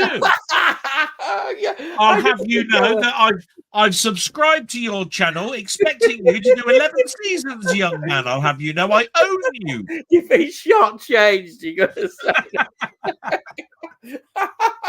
Well, okay. Well, that's how I feel at the moment. It feels a bit daunting. No, it would be. Honestly, we could understand if you got Yeah, to something like, I because don't know, halfway through especially, season 2 and went, bloody hell, yeah, especially when you're enjoying doing it. I'm enjoying. It's lovely, doing it, and I know I'm going to have that same feeling with Star Trek original series. But Well, when a if it series, was my channel, yeah, right, what I would be doing at the end of season 1, I'd give a season 1 overview. At yeah, the end, and I would do it separate from the last episode of that yeah, review, right? yeah, And I would go, now, as a whole, season 1, did it work? yeah, And I would then say it worked for me because yeah, um, does it work on DVD? Yes or no? Because remember, you're watching something that you watched weekly on TV. You were yeah, digesting the information. yeah, Does it work by watching one episode after another off of a DVD set and just going to the next and the next and the yeah, next, and watching them all yeah, 22 in a row yeah, over a week, right? yeah, And you might turn around and say, do you know what? No, don't. You'd get overkill. yeah, You would be bored. It yeah. works because you split it up and you're watching That's it over. exactly how I review it. I do one a week. I So review it as if what I'm I'm saying is, watching it. you Yeah, could have, and this is one way of looking at it.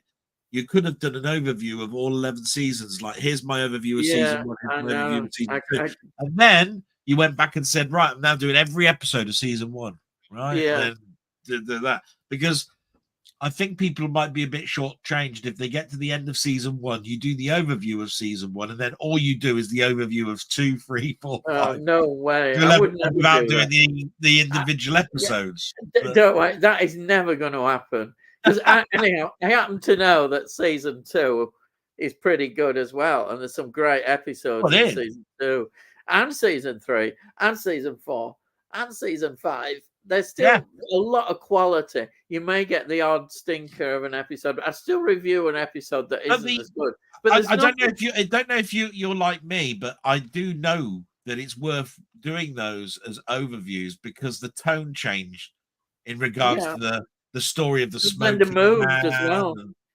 there's the smoking man and the Yeah, fact that there's yeah, there's these deaths and people come into the FBI and yeah, it all turns it upside down and all of that sort of stuff, right? And then yeah, David Duchovny left for a year and come back and yeah. all sorts of Exactly. stuff, There's right? all that stuff. So what I'm saying is it's worth doing, but when it comes to season 2 and 3, it's very hard to differentiate what makes 2 better Yeah. than 3 or 3 better than 2. And I like the idea that I know this.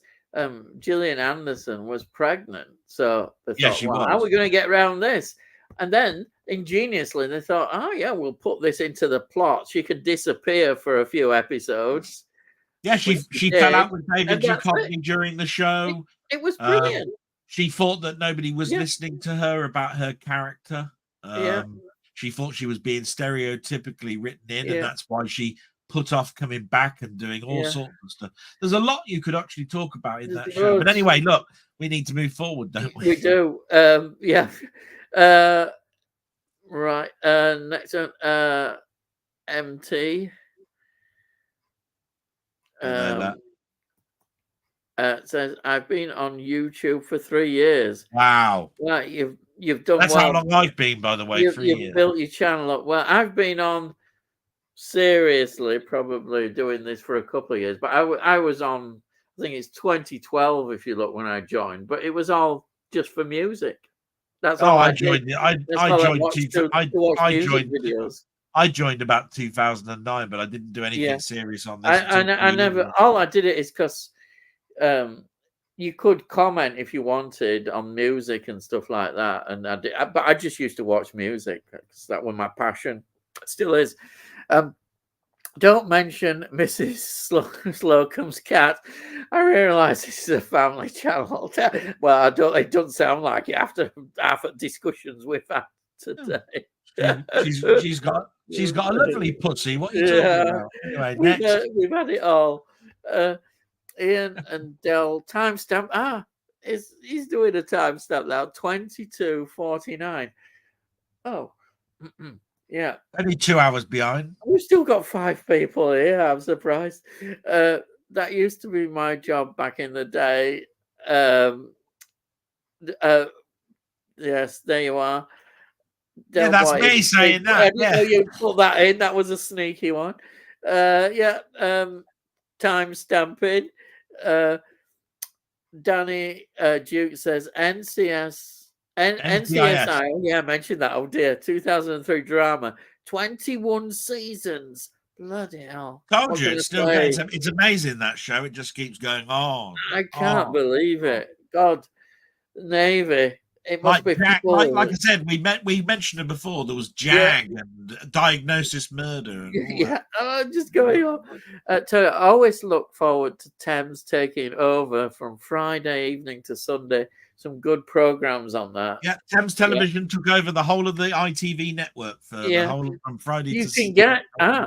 This is it. You can get that Barlow Ripper show on DVD. And yes, I forgot Zcars. Think it finished in. See, I was quite in 78. I knew it was pretty late into 70s. They finished. I have the available DVDs which show early to mid 70s episodes. Also have the Dixon and Doc Green one DVDs. Very few. Yeah, the BBC may well have not released. Yeah, it's 1962 is Zcars. Episodes still remain. More BBC binning, like Doctor Who. Yes, we know all about that. Tony York says Patrick Troughton played a criminal in a Sweeney episode. He killed George Carter's wife with his car in a car chase of mistaken identity. Yeah, Patrick Troughton, he was around everywhere. He actually played a Russian immigrant in Minder. Oh, well, there you are. Stephen says 3 old biddies. Eh? That's the Golden Girls. Ah, right. Yeah. It's a good job you're on the ball here. Stephen says Mark Harmon was great in the film The Presidio with Sean Connery. Yeah, that's Presidio is a great film. Then he's gone on to NCIS. That's because I told you that Mark Harmon, he was in a couple of good films.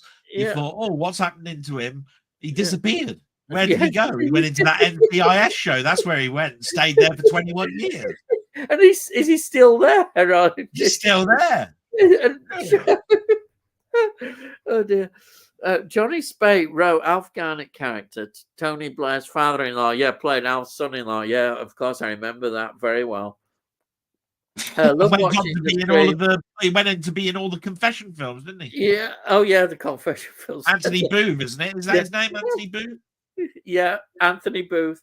Love watching the stream as I learn more every time I watch. I sit here and learning all the time. Yep, definitely. Like, look at that quark. You see, I've remembered that I learned about in 1977 series. Well, in a guest that would be discussing Mrs. Noah. Come back, Mrs. Noah. Scottish Geek Guy, hello. Thank you for joining us. Howdy, folks. Yep. Scottish Geek Guy, I have had mostly no issues with ordering from CX Web. Yeah, one time a steelbook arrived with no spine. Blooming heck. I had to send that back. Other than that, I've had a good experience. Well, that's good. It's always good to hear good stories.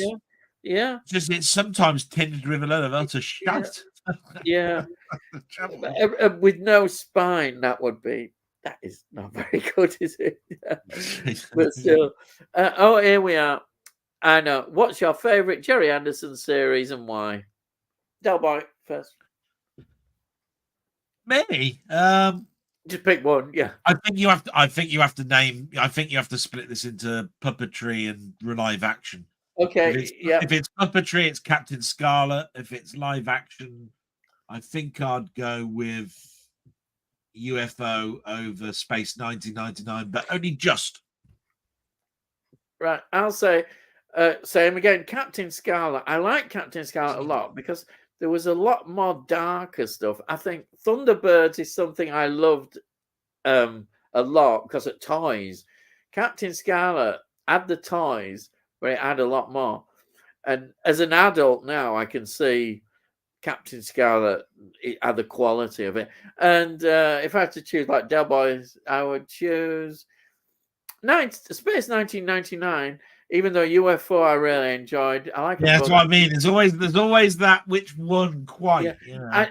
The reason I choose Space 1999 is because they had such a lot of great actors who guest starred. You just read through some actors and you think, wow, they appeared in, including Patrick Troughton in Space 1999. So, who's your favourite composer of music in films? Oh, don't bother even asking that's me. more him. Yeah. Oh. So no point even asking me that question. That's an impossible question to answer. You know choose that. one. I'm going to force you to choose one. No, you can't. Come on. We'll be here till Christmas. Look, I'm not joking. I'll name my top 5, and that is Ennio Morricone, Georges Delerue, Bernard Herrmann, Jerry Goldsmith. Let me throw in a weird one. Roy Budd. No, John Barry. John Barry. Yeah. Oh yeah. Well, you nearly made me choose that one now. So there you are. So I've chosen 5. Yeah, now, I'll stick with one. As you probably know, I don't know as much about music composers as I talked before. But I'll just choose one because I think it just sums up how good the films mean a lot to me, which is John Williams with his Spielberg films. What would Spielberg be like without John Williams? Have you noticed that I didn't mention? Did you notice that I didn't mention John Williams? Yeah, you did. I'm good because it makes me look as if I know what I'm on about. John Williams. John Williams. Yeah. Is great, right? Is great, but however, he is one of the biggest thieves in the world. Well, even if he is one of the biggest thieves in the world, when I watch Spielberg and the music, it's probably because the quality of the films just. No, but what I'm trying to say is, if you listen to Darth Vader's theme of the Imperial, the Imperial March, which nearly won him an Oscar. Yeah, it's actually Mars, Bringer of War. Classical music. It probably is, and of course, it's. Is that in the second one, Empire Strikes Back? It's the first film. First film. So what I'm trying to say is, he's making a career for himself, right? He's been in a jazz orchestra, right? And he's written the music to Guide for the Married Man, right? One of the first films he did the music to, right? Guide for the Married Man, right? Yeah. He then hits gold with Jaws. Right? And sets up a collaboration with Steven Spielberg. And then you've got great films, one after the other. You've got Superman and Indiana Jones and all of these sort of films, right? And Superman is like 1976. So basically, Jaws is like 1974, 75. And he's brought out one of the greatest pieces of music with 2 notes. Right? Yeah. Superman comes along and it's a march, right? But I tell you what, if you ever look at that the score music to Superman, it must be the most boringest piece of music to play ever. Right? Just think if you had to just play the bass line of that tune. Yeah. Right? So this is how it would go. You do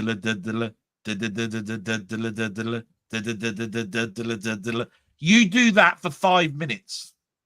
That's all you're playing for 5 minutes. You would be bored shitless. But I'm watching the film. I'm not bothered. Sorry. No, but you wanted to know really this is composer of music, not how good the film is. Yeah, This even if you counted the film as part of the music, which it is, music and the film. And I get your point, what you're saying. And you care a lot about and all I'm saying is Star Wars comes along in 1977 and he nicks the whole suite from Mars, the Bringer of War, a classical piece of music from the 19th century. Yeah. Probably that. And there's all these other composers that are writing brand new pieces of music that have got no conscientious mimicry, and this bloke's cloning left, right, and centre and getting Oscars. Well, there you are. All I'm saying, I do respect John Williams, but he is a thief. Yeah, he's one of the biggest thieves in Hollywood, and I've been in forums and talked about this, and everybody's turned around and said, "You're being a bit harsh." And I say, "Do you know what? I know I'm being a bit harsh." Yeah, and it's just that there are so many times where people have mocked me for liking Jerry Goldsmith. Yeah. And John Williams, Jerry Goldsmith has always been John Williams's knockoff. In other words, John Williams comes up with the score to Superman. What does Jerry Goldsmith do? He does Supergirl. Right? Which is a knockoff. You know, it's a cut down version. And if you look, John Williams did the music to Indiana Jones. And Jerry Goldsmith did Alan Quaterman, Alan Quarterman and the Lost Village of whatever it is. And in other words, a knockoff of Indiana Jones. And it's like that all the way through to where Jerry Goldsmith is considered a second runner. And I think that's wrong, because at the end of the day, it's just that, you choose a composer that's hot. Mm-hmm. And that's all it is. And he got lucky. As far as I'm concerned, John Williams got lucky. He got lucky. And I'm not saying that means that he's got a bad talent. It just means that he got noticed at a certain time that basically set his whole career up. Yeah. That's all. And that's not taking anything away from his genius, because he is genius. He is absolute Schindler's List, one of my favorite pieces of music. Jurassic Park, one of my favorite pieces of music, etc., etc. But I tell you what, I've looked at the score of Superman, and I tell you what, I would be bored. Repeat.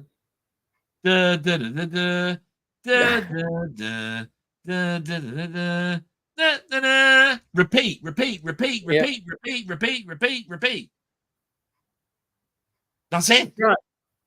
Okay. I have those Private Eye DVDs here. There you see. There we are. The Private Eye. Even though not much seems to happen, they are very enjoyable. I know what you mean. It's the sort of thing that wouldn't get made nowadays, but it's wonderful stuff. And guess what? We've got to the last comment. You're probably thinking, thank heaven. Danny Jukes. Here you are. We're back to him again. Mark Harmon left. It shows you how much we know. Mark Harmon left NCIS leave NCIS 2021. There you are. 2021. And he's still does that going. mean he's returning to films? I don't think so. After that, after a 20-year absence. We got I'll have to go, or my porridge will burn for breakfast. Yeah, I know what you mean. I've got to be in bed because I've got to wake up in the morning and do a job. Good morning, and thanks, gentlemen. Well, Tony, thank you for managing to stay this long, and all the 7 people that are actually still watching us after 4 hours, 47 minutes, and 47.8 seconds. I'm only sorry I ended on a rant, but it's just I'm quite passionate about certain I know things. you are. And Danny, have a good one. Thank you, Danny. As always, thank you so much. And thank you for everybody that has come in and watched us go on, and we're in the pub having a pint talking about what we like. And honestly, thank you everyone, and also thank you for Delboy. Thank you so much, Delboy, for coming on. Oh, And I've loved every minute of it. yeah. Oh, hey, that's my son. Bayek, a long stream, Mr. Hill. Yes. Hey, lad. Oh, I know. I tell you That's what my we have. son. I tell you what we haven't done. How many subscribers have I got? Let's have a look. Oh yeah. Before I go, if anybody hasn't subscribed to Delboy, I've put his link in the description. Not the That's nice title. of you. It's in the description, and it's all there. Please subscribe to him if you haven't subscribed to his channel, and you can enjoy his blog, and all those trailers at the end are the highlight of it. Even though it goes on for over 2.5 hours. It's shorter than this stream. So there you are. You can't say what a deal there. You can go and watch it. It's only about 2.5 hours. Don't worry. It'll just pass by a really short amount of time. It was all it was, fellas and guys and gals and all that sort of stuff, was that we've had a running gag the last 2 weeks. We've had some ups and downs with my channel. We didn't understand what the hell was going on. Last week, it was almost impossible. As soon as I got somebody subscribing to me, I'd lose 2. So it kept going between. It went from 2004 to 198. It went to 199. When it went to 200, it went back to 199. It went to 200. It went back to 199 again. It was almost like the world wanted to make a mockery of me because I put a comment out there saying, "Thanks for getting me to 200." Right. And it wanted to take the piss out of me because by showing me that I was 1 under all the time. Do you know what I mean? The nice thing is that thanks to Ian, and I think a lot of people that are around here that basically are just gluttons for punishment and watching my blog, we're at 206, which I think is very healthy. I think if I dropped 4, I'd be at 202. That's gone up since Sunday, you know what I mean? actually, hasn't it? I think that's gone up since Sunday, since you Yes. blog. So that's fantastic. Well done. Thank you so much, anybody that's subscribed to him. And if you haven't, please subscribe. And as I say, it's now 4 hours 50, and we better go and say bye, Egg. Have a reet grand time. I'll see thee again. Salute.